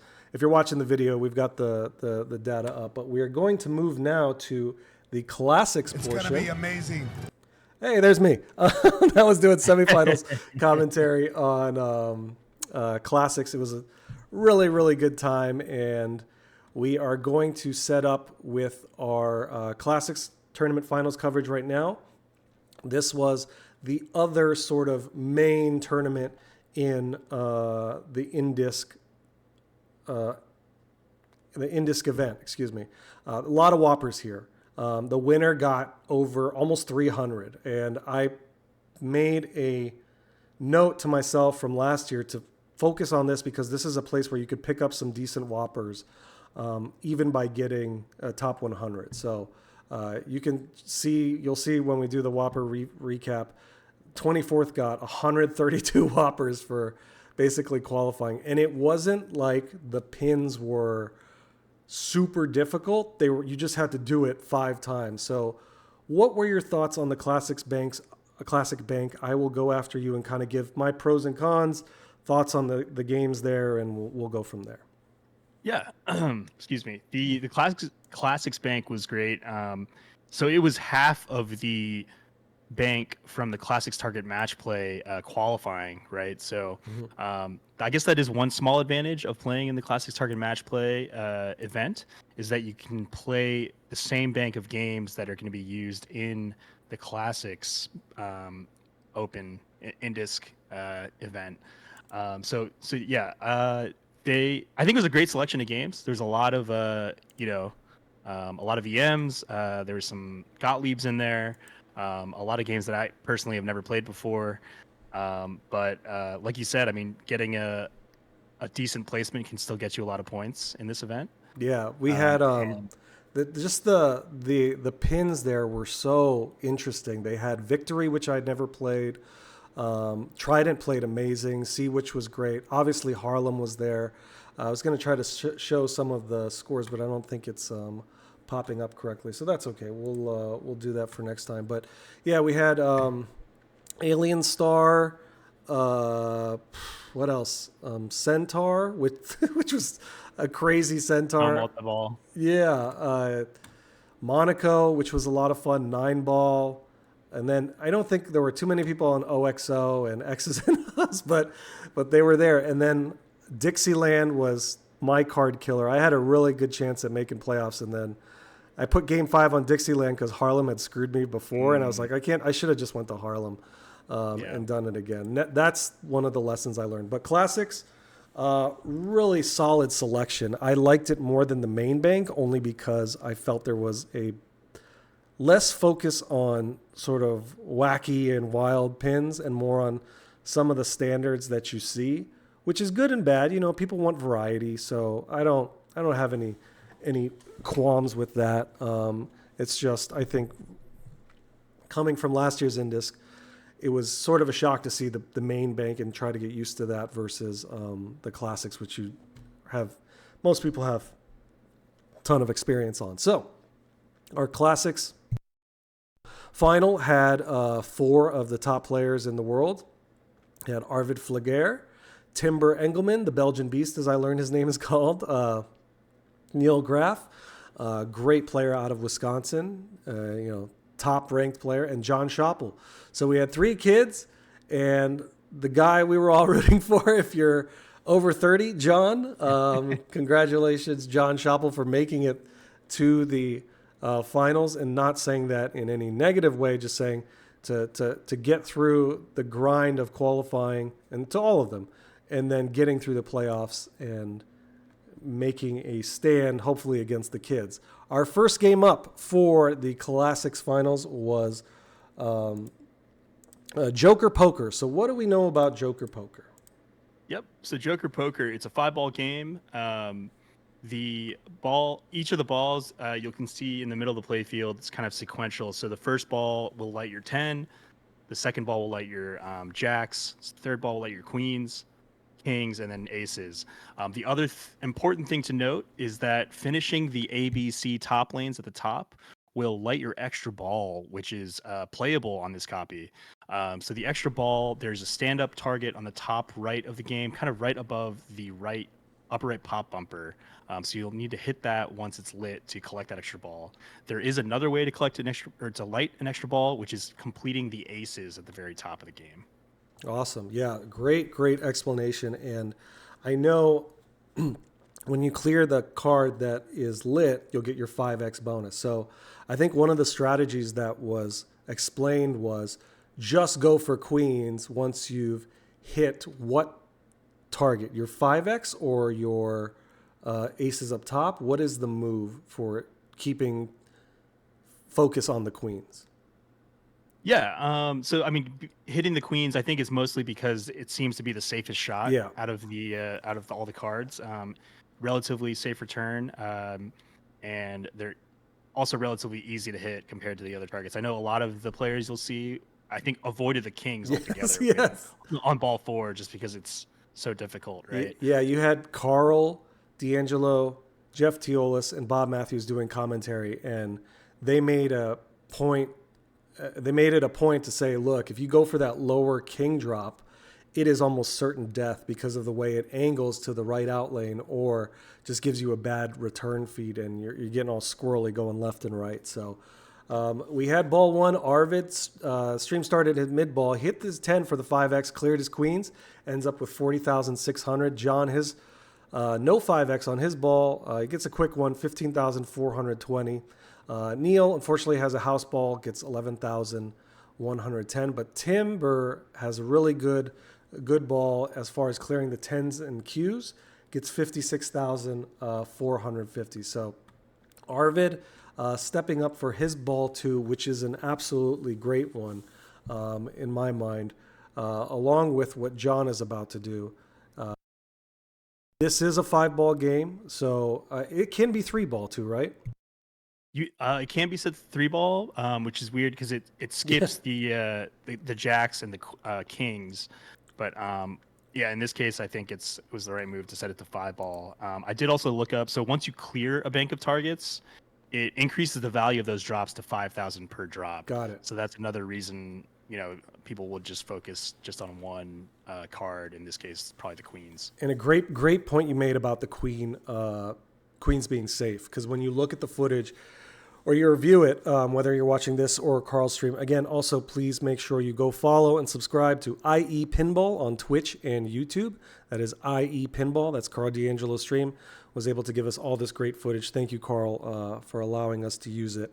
But when you look at it, and there's Arvid with a ski pass or Schatz to, or excuse me, a Schatz to, not ski pass, Schatz to the left in lane. When you look at the hits to the queens, and they're circling it right now, it's just a much safer return, even if it's going all over the place. So he had his, that was his extra ball, but he cleared his 10s, jacks, and queens, got his 5X bonus twice. And so he had 157,000 by the end of his second ball. And if you look at it compared to the other scores, really great pacing there, just based on sort of also qualifying. So the top score in qualifying for Joker Poker was 488,000. So Arvid, I'm looking for his name here to see if he did play this. I don't see it. I don't see him in the top 10 or whatnot. So he was on a really good pace, because to get top 50, all you needed was 228,000, which is phenomenal. So 157 by ball 2, you're looking good. So John Schoppel steps up, cleared his queens for the 5X, cleared the 10. He had an amazing ball. In bonus alone, he had 75,000. So by the time this ball is over, he's still going right here, as you can see. And he's got, he's still going. And there it is. So he's at 154, and then his bonus will count up. He had the extra ball lit. Unfortunately, couldn't grab it, which is a bummer. I think I remember him saying afterwards that someone had talked to him after the game and was like, hey, man, like, I think he didn't realize it was lit. So that's why he wasn't shooting for it. And the commentator's like, I don't know if he knows that the the target's lit. So that's why. Which is crazy, because this match between him and Arvid was so close. So it's like that one thing, whether the drop value could have got him there or the extra ball. But it's funny that then this is why I kind of love doing this, and thank you for doing it with me, because it's teaching me about these pins, so that when I go in, I'm like, oh, hey, okay, I remember, don't do this, do this. So we've got Neil stepping up. But again, John ends up with 224,460 points. So he's already almost 70K above Arvid by ball 2. Neil steps up, clears his jacks and queens, just doesn't get a lot of flipper time, but still gets to 76,000. So he's within striking distance. Timber, for his ball 2, clears the jacks, but gets a left out lane drain. And so then we are off to ball 3 for Arvid. Solid ball, gets his 5X on the queens. Ball 3 again, which is great because it focuses on the queens, so you're shooting for those and hopefully getting a safe return. He gets around 204,660 for his troubles. He does clear it, gets the 5X. John unfortunately has a small flipper catch and fumble here. Gets no shots. Remember, he had 224 going in, so he's already only at 233. So now it's a lot closer. Those house balls become important. Neil, some more unfortunate angles and geometry from the pin on him. He has a quick ball, ends up with 85,780. Timber gets too low, gets a sling bounce that's too low, no rebound. No 5X, but he does get to 110,000. So he gets about 22,000 for his ball 3. So ball 4, we step up. Arvid plunges, and he basically gets a house ball. He gets a couple flips, but we'll call it an honorary house ball there. So let me make sure. Okay, it's still playing right there.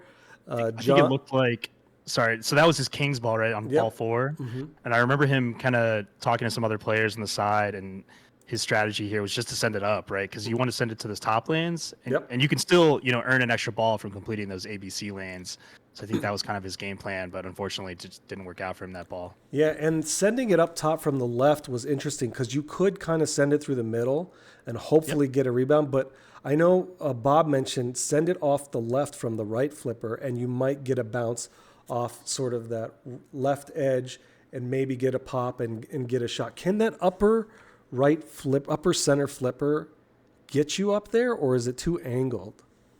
I don't think so. I don't know if I saw anyone. I'm sure it's possible, but it seemed to be pretty not safe, but kind of a reliable shot if you're accurate, right? Just to send it straight up from the left flipper all the way to the top, because the way that the top of the playfield's angled, it would probably just hit the rail, and then hopefully you kind of just sneak into one of those top ABC lanes. I think that was the move, and I think that's what we see everybody sort of do. So Neil gets the C off the plunge here for his ball 4. John had a great dig. Let me get to his ball 4 actually. Almost cleared his Ks.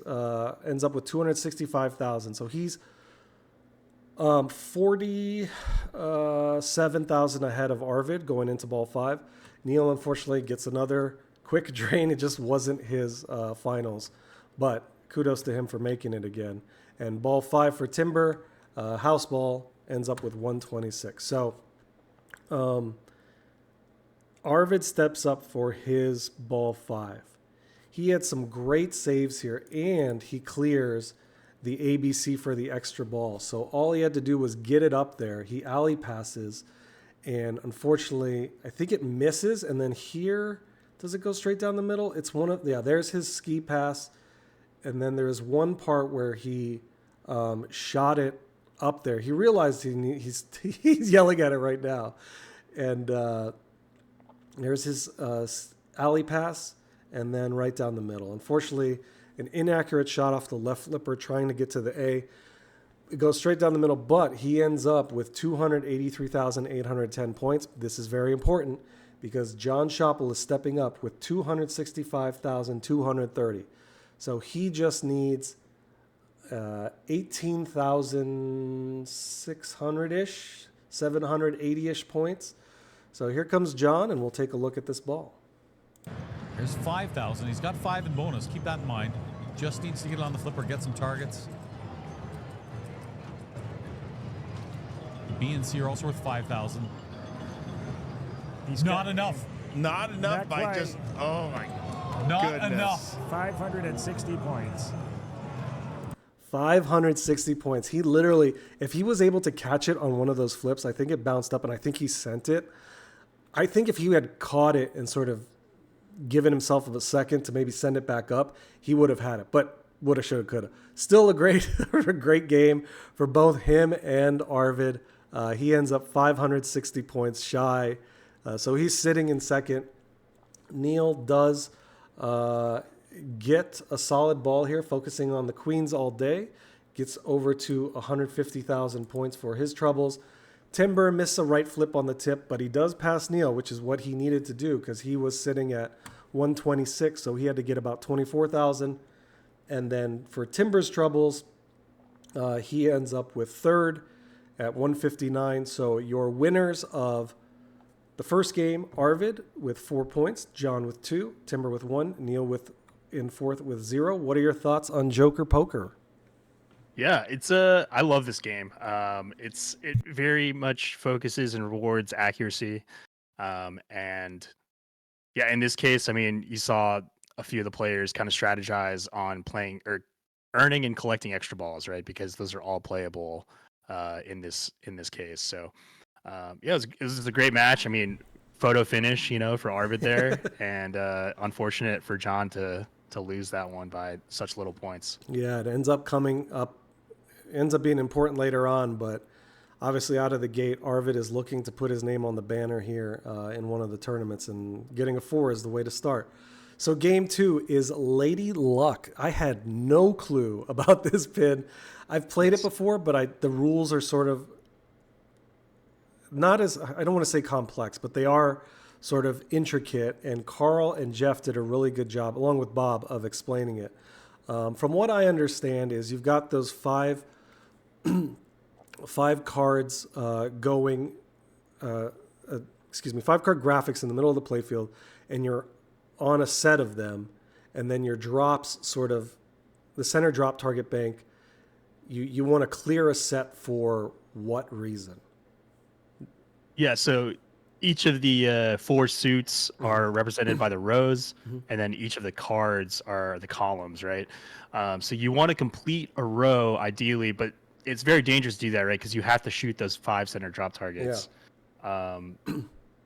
See, completing the row, I think it lights the side targets. Yeah. And then for 10x playfield. Yeah, and I think they were talking about the 2 strategies. The strategies are for your stars and the 10x, or do you go for the spinner and hit the captive ball to increase your spinner value? So I think what was really good to see here on Lady Luck was Timber's strategy. So he ended up starting first on this, and I think that was his choice. I'm pretty sure. So he ends up going first. He has a really good ball. So he I think was really focusing on that left orbit all day, which I think it increases the value of the spinner. Or no, sorry, the left orbit of the left captive ball. Left captive ball.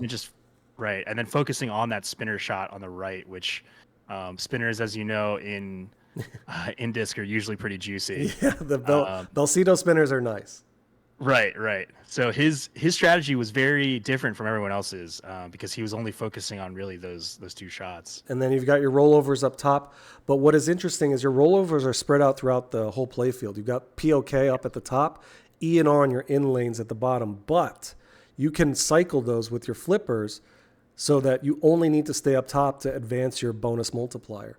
And so he was advancing. I think when he hits the spinner, it does advance it as well.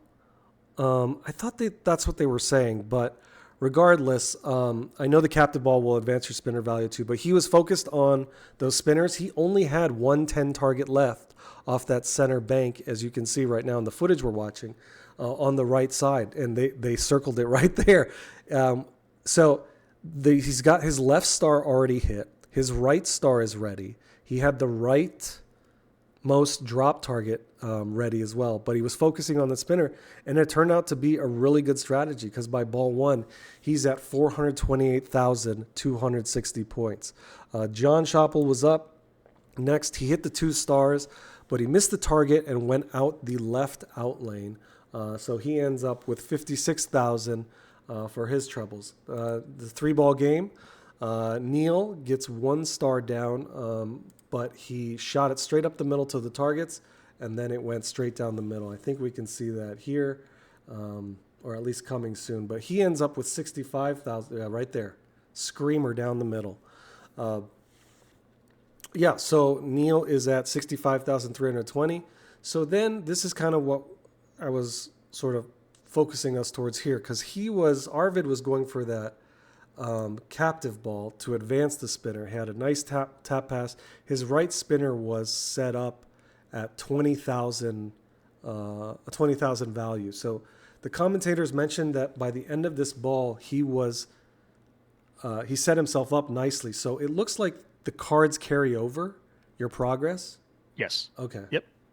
So you're looking at on the footage right now, he had it on his clubs, and he hit, I believe, most of see, he was backhanding, and Carl mentioned that you could backhand that captive ball, which was interesting that maybe Timber didn't know, because if he's going for spinner all day, maybe that's the strat. Then just backhand it, hopefully you get a nice feed, and then keep feeding it after a couple times, which reminds me of Arvid's strategy in the UK Open when we were playing Centaur together in the quarters. He was going for, because multi-ball was disabled, that left loop and then hitting the captive ball once the value was established. Great ball for Arvid, which is crazy that he only ends up with 184,000, but it's based on what Timber did versus Arvid's strategy. So they were both, that looks like, going for the spinner, but Arvid did have the four suits down. He only needed 1 more. And same with Timber here. You can see right now he's on the hearts, and you don't want them to change. And that you change them by hitting the 2s, I believe. The top. Go ahead.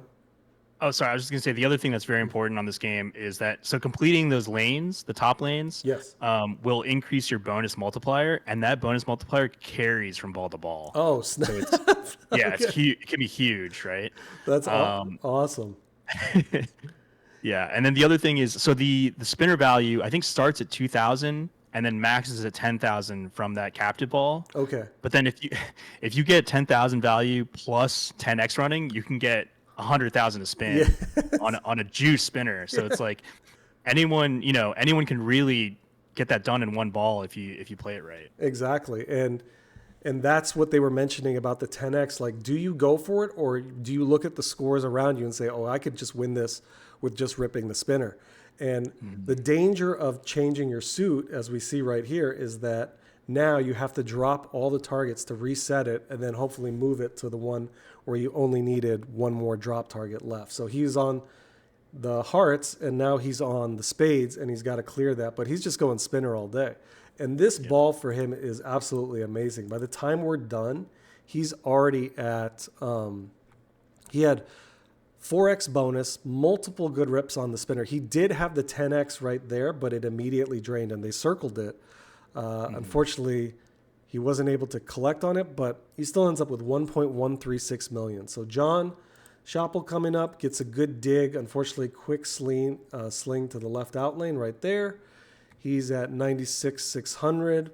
Neil on his ball 2 finished his row of targets, but look at this backspin. That is some crazy, nasty work. And they were really nasty. Yeah, and they were talking during the commentary about Bob and somebody else being able to recognize. The reflection. Yeah, Roger Sharp was talking with Bob about seeing where you can see the backspin. I'm like, that's wild. So they were like, "Is this on new balls, Bob?" He's like, "No, there's got to be some markings on it." But that's such a crazy skill to recognize. So Neil then on his ball 2 finished the row of targets backspin and ends up with 79,540. We get to Arvid, for his ball 2. He has a quick drain, left drop in the middle to drain. And so he ends up with 235,670. So everybody looking up at Timber, looking at the strat. And here we go. Continues his spinner strat on ball 3. Just the move to make, it looks like, because that's all you really need to do. And he ends the game with 1.4 million. John ends up getting 2 warnings on this. It's the first I heard of the dangers. I don't remember hearing anybody sort of activate one, but they were, as far as tilt sensitivity, very fair, I think. What are your thoughts about the tilts for the classics or even the mains at INDISC? Yeah, I thought they were pretty fair. I don't think anything had like a really hairpin tilt, and I think that's pretty much expected. I know ZMac in our interview kind of mentioned the tilts for him seemed very lenient compared to previous years. So I don't know if I can really speak to that since I've only gone once before this, but I trust his insight as a multi-winner as a champ. Yeah. Right. So I think they were very fair as well. So what's funny is so John ends up with 349,720 points for his trebles. But there was something interesting on Neil's ball, and hopefully I can get it. So he tilts, but the gate opens. So just interesting to see the logic play out on these older pins. Yeah. Because it's just sort of things and it happens on newer ones too. It's sort of what comes first if the game's able to catch up. But Neil gets 178,000 points, so he is now unfortunately getting another 0, so he's out of the running for first. Arvid only needs, he was at 235,000. John was at 349, so he had a chance to get the 2 points, unless he caught Timber with a great 10x maybe. Get the 2 points, so he would be at 6. But unfortunately, he gets a quick right out lane drain on the house ball right there. 276,000. John takes second, and as you were saying, the multiplier carries over. So it was a possibility. With that, Timber takes first, ends up with 5 total points through 2. John with 4 in second. Arvid gets 1, so he has 5. Neil has 0. So we do have 5-5-4-0. There is a chance Neil could play for third. And there is a lot of traffic for the fight for first. Thoughts on Lady Luck? Yeah, it's an interesting game. I don't think I played it once the entire weekend, even when it was on free play. I just it wasn't really on my radar. But it was fun to watch them play it and see the different strategies that they use. And next time I have the opportunity to play it, I'll definitely give Timber's strategy a shot with that spinner captive ball combo. I think so too. I think maybe I'm going to try the backhand from the left and then see if I can find the spinner. I feel like it was in the high stakes last year, and I just got wrecked by it. I'm trying to think if it was another Gottlieb. Perhaps it was Lady Luck. There's another one with cards, but I think it was Lady Luck. So Chuck Wirt, Eric, kudos to your Gottlieb love. I do like the fact that there's a couple strategies you can play there on Lady Luck. So congrats to Timber. Now we go to game 3, a fan favorite, one of mine, I'm sure one of yours, and almost everybody. It's Harlem Globetrotters.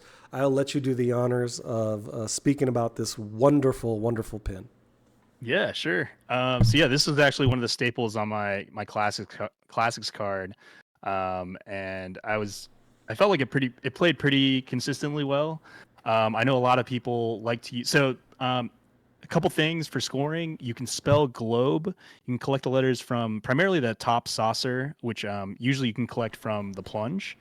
And then otherwise there's a spinner on the left that you can kind of send it up to hopefully get it back into that saucer. I typically, and I feel like a lot of people prioritize the inline drops on the right side of the playfield because that increases your bonus multiplier from 2x to 5x. Right below that bank of inline drops, there is a stand-up target that will open your gate on the right. So it's kind of a right out lane ball save. The multiplier, the inline drops also increase your spinner value from 100 up to 2,000 points per spin. And then they also spot a letter in globe for those inline drops. Yeah. So yeah, I think you're going to see a lot of people prioritizing those inline drops and then just kind of sending it up to the spinner to keep getting more points. Yeah, and you can see it right here. Just masterful tap passes. If you're on the right flipper, I feel like it's only right to send it up if you're close to spelling globe or if you've got a juice spinner value ready. Otherwise, you really need to, on ball 1, lock in as big a bonus as you can. So here, the super bonus didn't hold over, but you can still get some great value. At least that's what they said on. I think I don't know if they changed it. Yeah, but it did hold over the super bonus. Yeah, so you can kind of see on the back glass, there's a piece of paper that says super bonus does not hold over, and the word not is crossed out with a pen. I thought that because John has such a great ball 1, and I saw his 40K carry over. I'm like, are they sure it didn't carry over? So another feature of this older solid state is that if you get enough of a bonus value, it'll carry over ball to ball. And so John, so Timber's first ball, grabbed the letter off the plunge, had 3 beautiful tap passes to get the inline drops, ripped the spinner, spelled globe, and then unfortunately went straight down the middle. But for his ball 1, he ended up with 134,000. So this game itself was in qualifying on a lot of people's cards. The top score was 1.43 million. A score of 144,000 was already halfway up the leaderboard. And that was his ball 1. So he can just absolutely move and make, I think my top score, it looks like was 613. So you can really get some good value just playing this the right way. Now here's John. We can just watch this for a little bit because he has a absolutely amazing ball, championship winning ball. He's already at 116 right now as we see the footage. I'm going to move it just a little bit more because he's still going. He's at 275. I'll let the announcers do their thing. Especially the Belcito spinner, right, Bob? Yep. Oh, yeah. It basically depends on how it's approaching the left flippers. If it's ideally, if the speed and angle is such that it's a good dead bounce, you let it dead bounce. That was a phenomenal ball. You're going to like that 500 he's going over. Yep. John, yeah. Look at that. Great way to put pressure on your players, on your Yeah, Carl said it right. I mean, he got a letter off the plunge, 3 quick drops on the fly, which is not easy. Because you don't want to hit the first drop from the upper left flipper because it feeds it straight down the middle. You want to hit it off the bottommost left flipper and get a safer return. So he hits the 5X, gets the globe, grabs his collect bonus, rips the nice spinner on 2K a spin, drops reset, hits the left spinner again, spells globe again, rinse and repeat. Hits the second drop from the second set, ends up with 540,850 points. That is a third of the way to the top score in qualifying. Plus, he has his bonus carryover. I don't think you could have set yourself up any better. Yeah, amazing ball.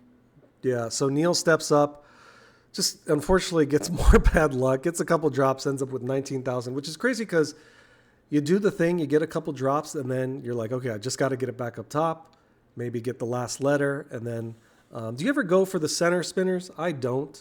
No. Yeah. Yeah. Okay. No. Just because it's got those rubber posts on both sides. Yeah. So if you miss that shot, it's just super dangerous. I feel like anytime I hit those center spinners, it's just by accident. Yeah. Right. And sometimes that'll carry you up to the next level of the super bonus. I'm like, all right, I'll take it, whatever.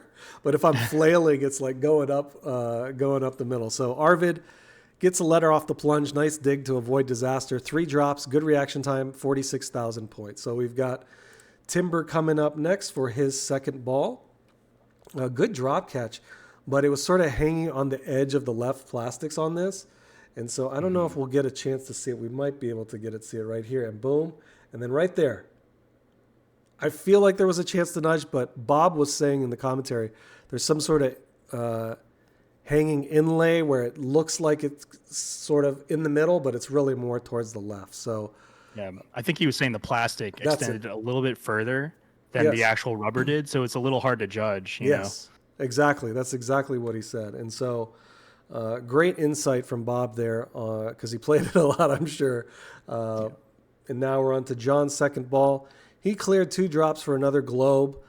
Straight down the middle. Could have probably saved it, but honestly, not tilting preserves that bonus, so why not?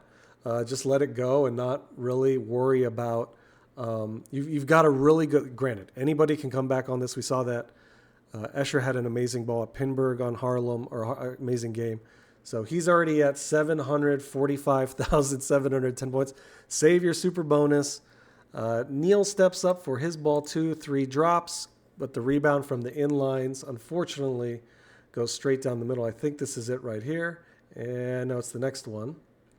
But that's the danger of sending it up there and there it is right there. So it's supposed to be given, if it's sort of to the left, it's got a better angle than hitting the little post on the right side and bouncing over and slowing the velocity. So Arvid steps up, spells globe, gets 2 drops, but the flipper fumble off the tip. He is at 109,000. So he's actually in last right now. Neil in third. Timber, this is kind of what most people see at least once on Harlem Globetrotters. He gets the saucer right there, and then what does he get? Houseballed. So he ends up with 171,000. He cannot win, I believe. John, with the minimum of, if it played out, would have had first. But Timber, the best he could have done was second, would have put him in 7. And so John had 4. Oh, so no, wait, maybe he could have won. Forget my math. I think both Arvid and Timber had to beat John. To beat John, right? Okay, that's what it was. So he could not have won outright. And here is John's last ball 3, sitting at 745,000 points. And what does he get for his troubles? He gets what Timber got, house ball. He ends up with 794,110. Congratulations, John, on an amazing game of Harlem. We have Neil here. We're going to step up. And he's going to plunge. He's at 110 by the end of ball 2. He gets his ball right here to come down, and then he goes for the tap pass, and unfortunately it dies on him. But he's still at 117, and then Arvid steps up, and he has a failed catch, unfortunately, as sometimes those classics do. They hit some sort of insert or something, and they roll a little.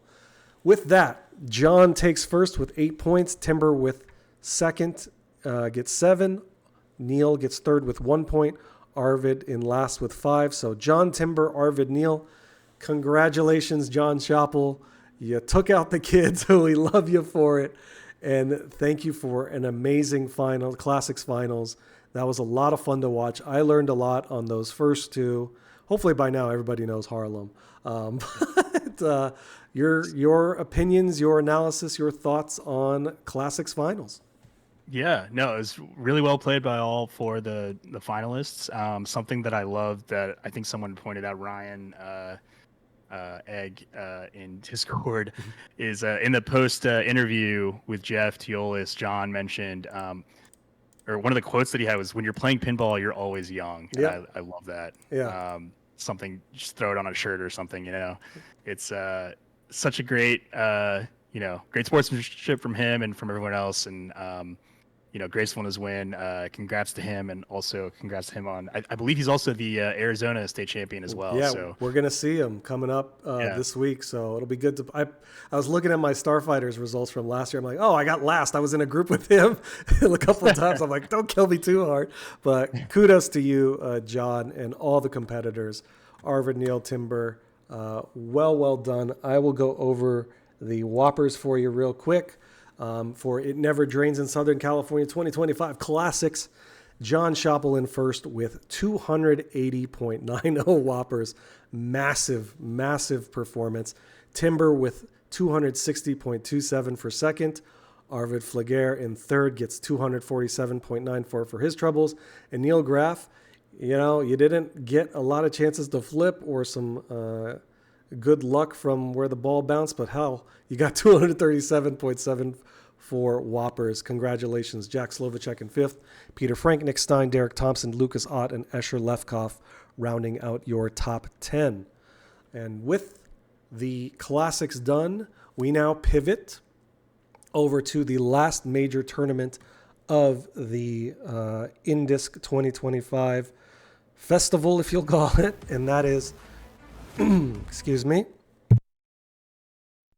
the women's portion. So very cool bank. Super jealous that the women got all these amazing pins.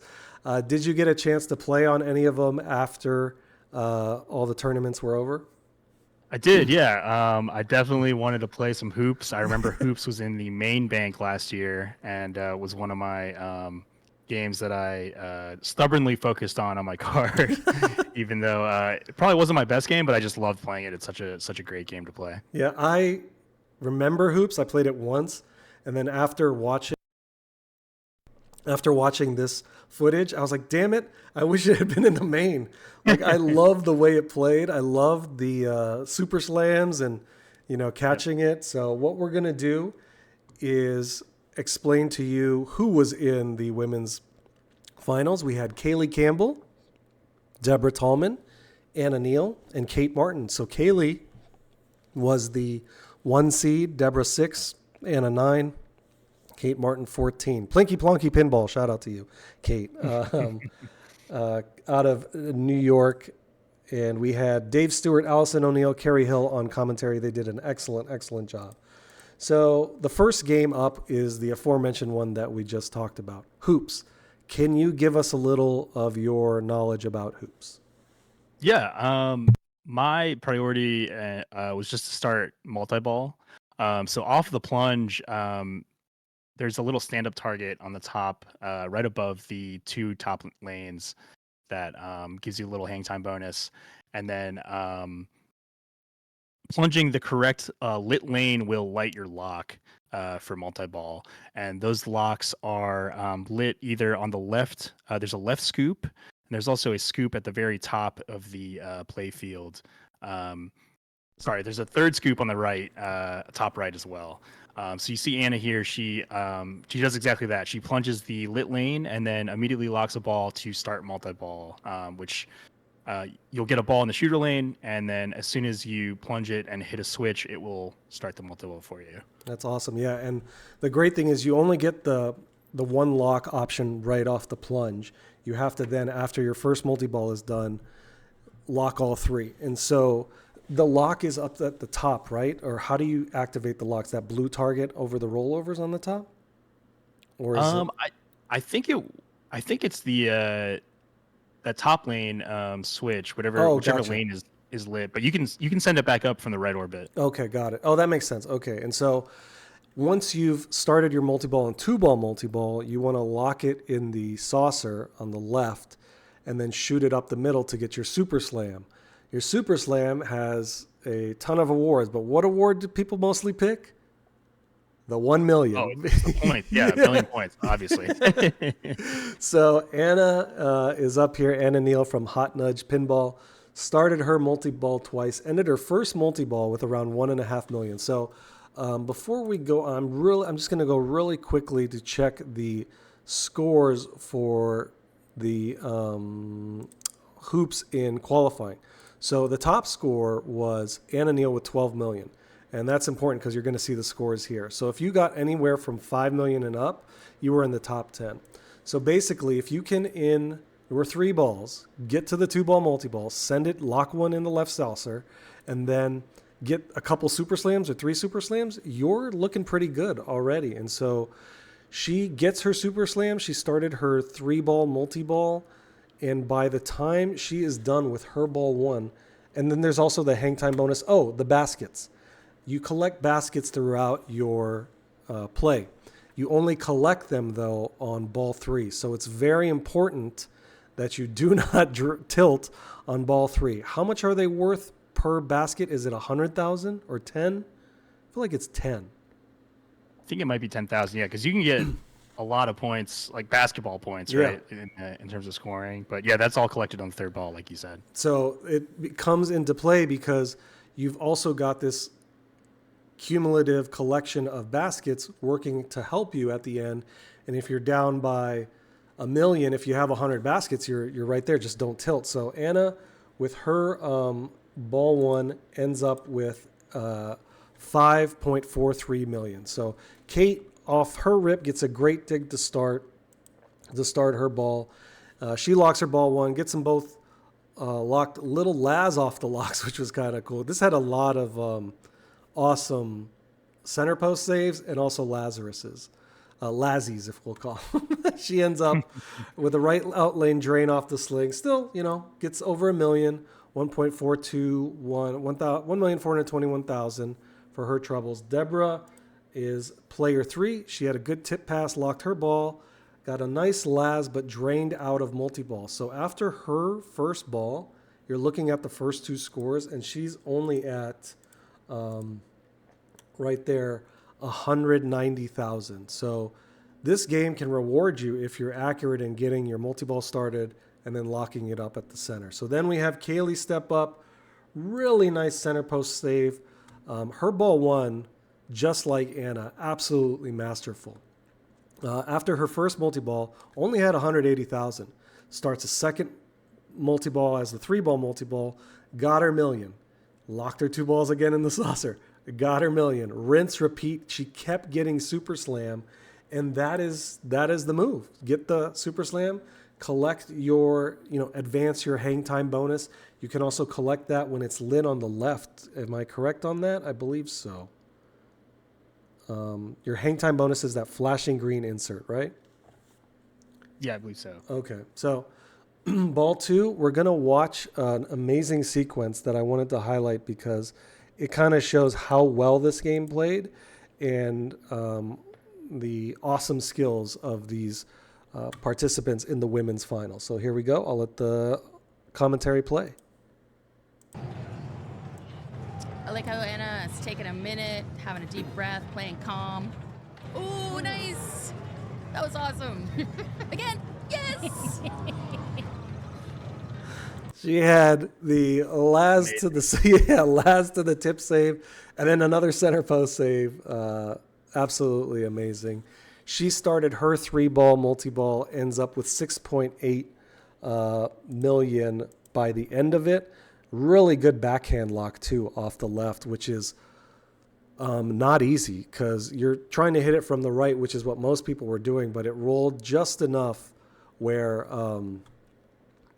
she was able to backhand it. There was a move that I wanted to show Kaylee do. I don't think I got the timestamp for it, but she was doing really awesome flipper passes from the right into the right in lane, and then getting it ski passed over to the left, and then sending it back up top, or sending it up the middle to when she needed to lock her second ball for the 3-ball multi-ball.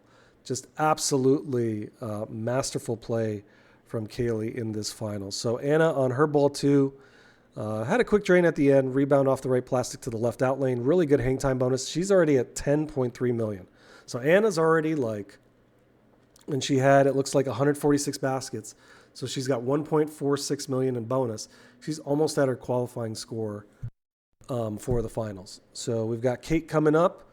Some really good saves from Kate here.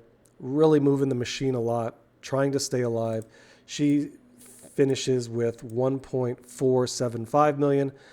Deborah had great execution on her hang time spinner to light lock, but then she got center drain. So it's like all that hard work and you don't get too much. She's at 458,000.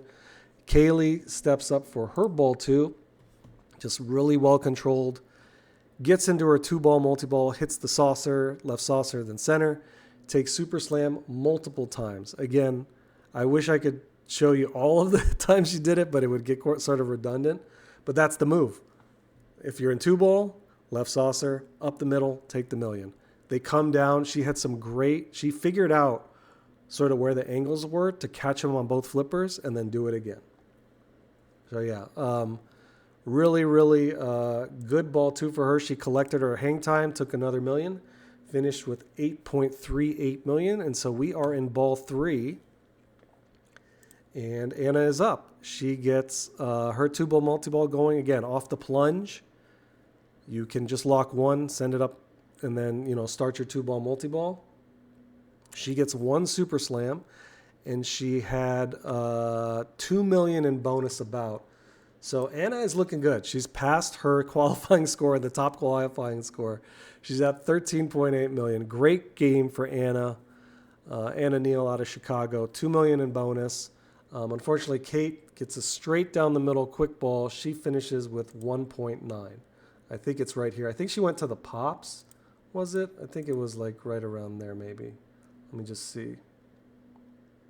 Thinking about it, and it was like a quick rebound, I remember. But anyways, Kate with 1.9. Deborah gets her ball 3. She has a fortunate flipper fumble off a dead bounce. Does not pass the 1 million mark. So it's up to Kaylee. She's here. She's on ball 3. She had 8.3 million. She needs 5.5 million. She had 160 baskets or so. So 1.6. So what is she? Or she had 1.8 in the bank, excuse me.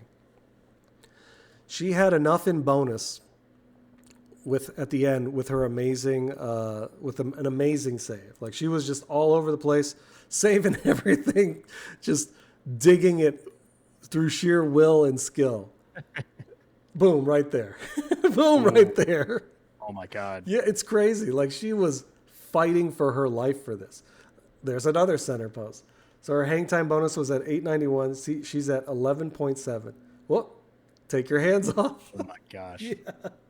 So she's just absolutely locked in. She's got, it looks like 701, maybe hang time. Or no, she had collected her hang time. So she's at 11.7 with 187 baskets. So that's 13.5. She's basically there, but she has to keep playing it out because you never want to count on the bonus. She's at 12.9, and then with one more shot, she gets it, and she finishes with the winning score. Kaylee wins it on hoops. First place, 4 points. Anna Neal with second with 2. Kate Martin in third with 1, and Deborah Tallman in fourth with 0. I loved watching this. I could watch this match plenty of times just to learn hoops. Your thoughts? Yeah, I mean, those are 2 amazing scores. I mean, to get second place with, was it over 11 million or 13 million points is kind of unreal.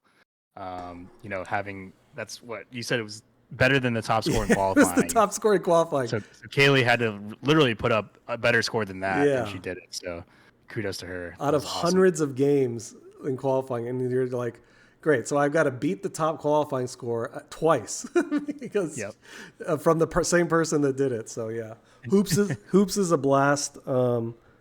Just well done, ladies. So our second game. Now we move on to the second game, Argosy. What do you know about Argosy? I know from watching it last year. I feel like it was in the banks for classics. Maybe I watched it somewhere and I really fell in love with it. Yeah. But tell me your thoughts if you have any. Yeah. It's an EM. It's a great game. We have one locally here at VUC over in Washington D.C. I think it's one of those games where you just kind of want to send it up top all day. You can build your bonus. I believe it's from. Is it the drop targets on the left? Also the center rollover. Yes, that's right. There's a rollover in the top, which you can actually kind of roll over a couple times off the plunge, depending on how hard you plunge the ball. You want to max your bonus out at 100,000, and then typically, well, I'm just kind of reading off the Bob Matthews guide, but and then shoot the drop target bank to light the right side saucer to get double bonus upon the first completion of the drops, and then second completion of the drops earns an extra ball, which I don't believe are playable. Yeah, the big thing was getting that bonus maxed out, and then either you'll see it on Kaylee's balls, either ripping the spinner when it's lit, or risking it and going for the double bonus. So what's worth more, getting 18 to 20 per rip, or trying for that extra 100K, which is risk reward in pinball? I would go for the saucer just because that's a lot. You're counting on the ball coming back to you safely through multiple spinner rips. You need 4 to 5, I would say. And then there's also the gate, which opens up from the center rollover lane, I believe.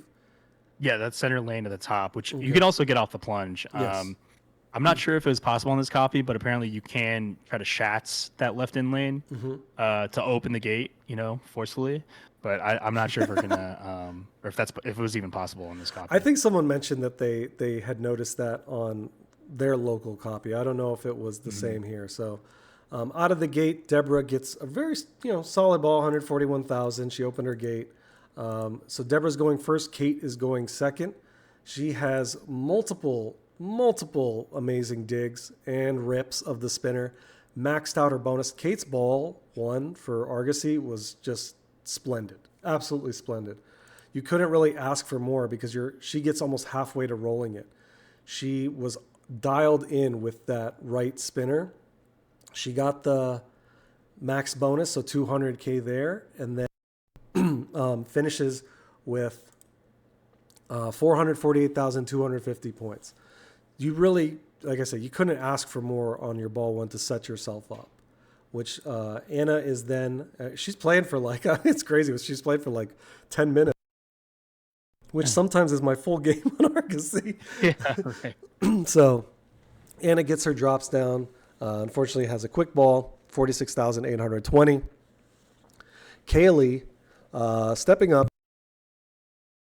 needs a first here, because with the 4-2-1-0, if she gets a first, she doesn't have to worry about game 3. She is your 2025 INDISC Women's Champ.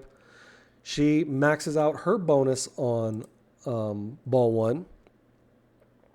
And actually, you know what? I'm sorry. This is the game. It wasn't hoops. It was Argosy that I wanted to showcase Kaylee's skill here. So at 53-27 is what I was talking about. Not for hoops, pardon me. I got my games mixed up. So I'm going to let this play here and let you watch it. Nice read on that. About keeping the ball as safe as possible. Which is on top. So from those rollovers. Okay, right here it is. At this point, is it worth it's going to come down. Watch her right flipper action. Bonus, or just play a little safer, just keep shooting on top and grind at 10,000 at a time? So she does it there. She was actually getting it up all the way to where she could be able to ski pass, and then she did that when her spinner was lit, and that's the move. Don't send it up from the right flipper up to the top. Get it back to that left flipper and rip your spinner continuously. She just ton of spinner rips. Absolutely fantastic ball one, just like Kate.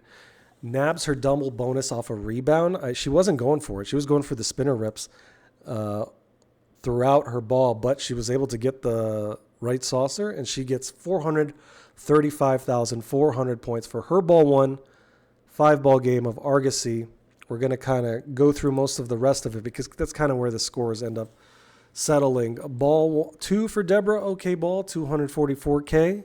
Kate gets her gate open on ball 2. Gets a really bad kick out, though, from the saucer. From the saucer, which was surprising because I hadn't seen that happen before. Maybe it'll happen right here for us on the footage.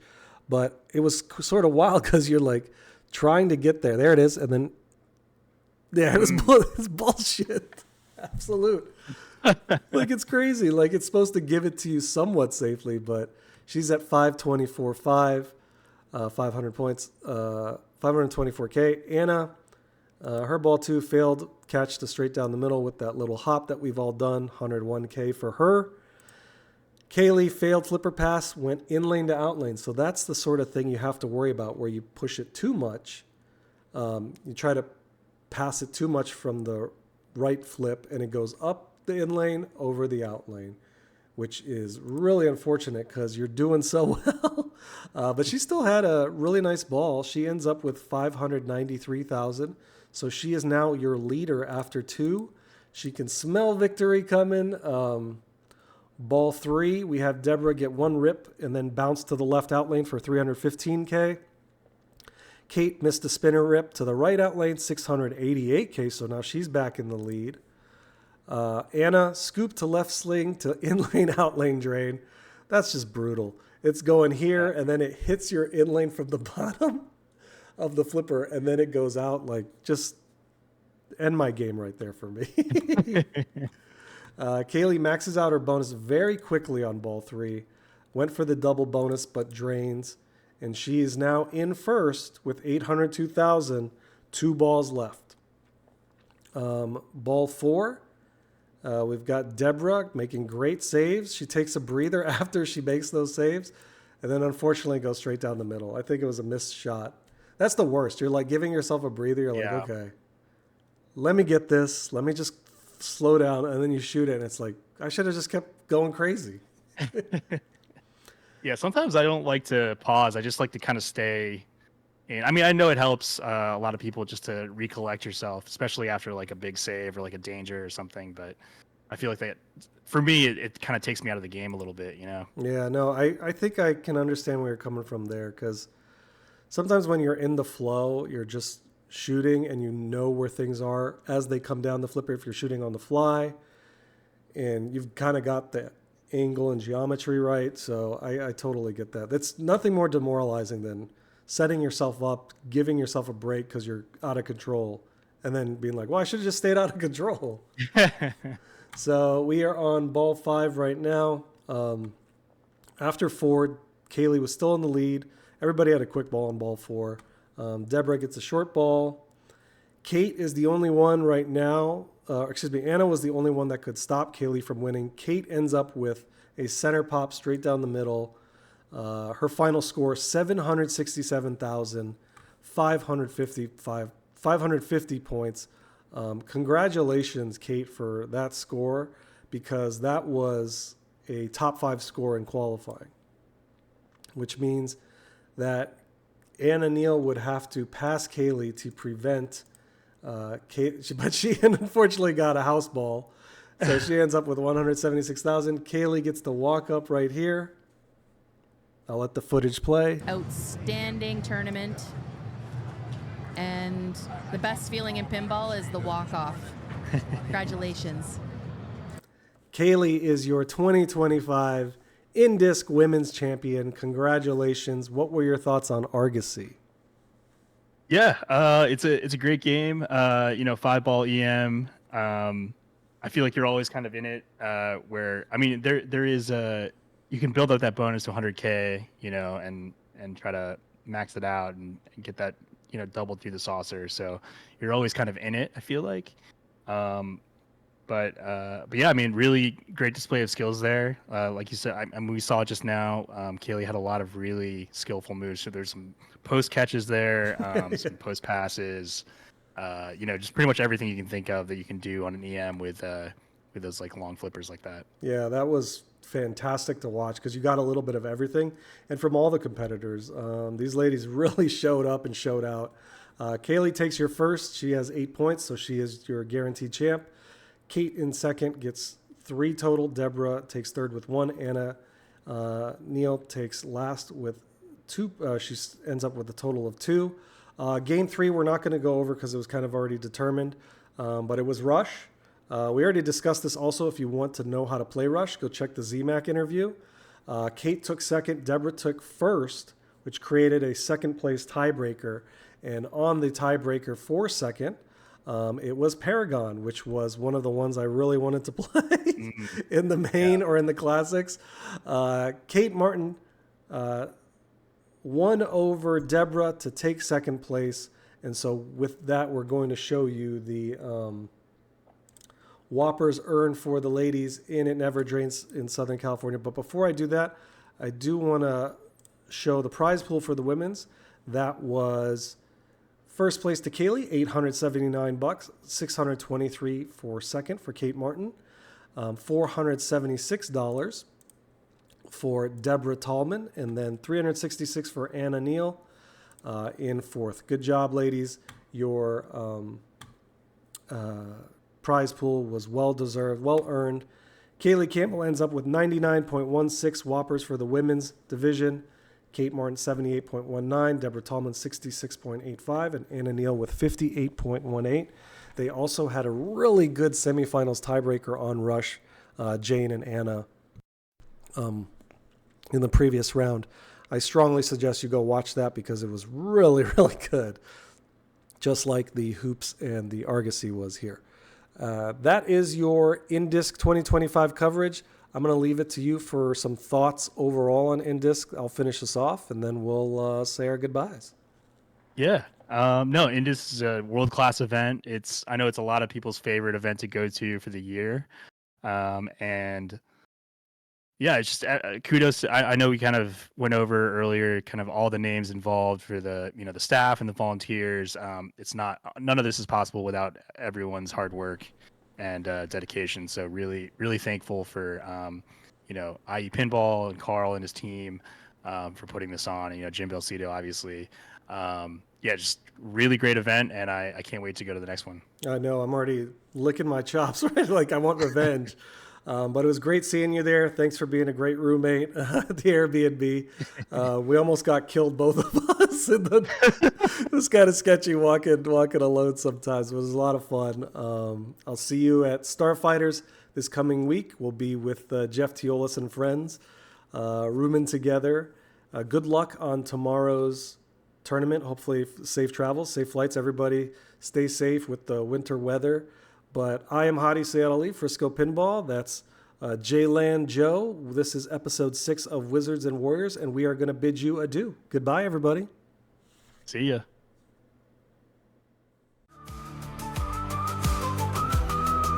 The lights are flashing, the bells are ringing. I step up to the table, my heart is singing. The crowd is watching, the tension is high. I'm ready to play, it's time to defy it. Pinball warriors, we're ready to fight.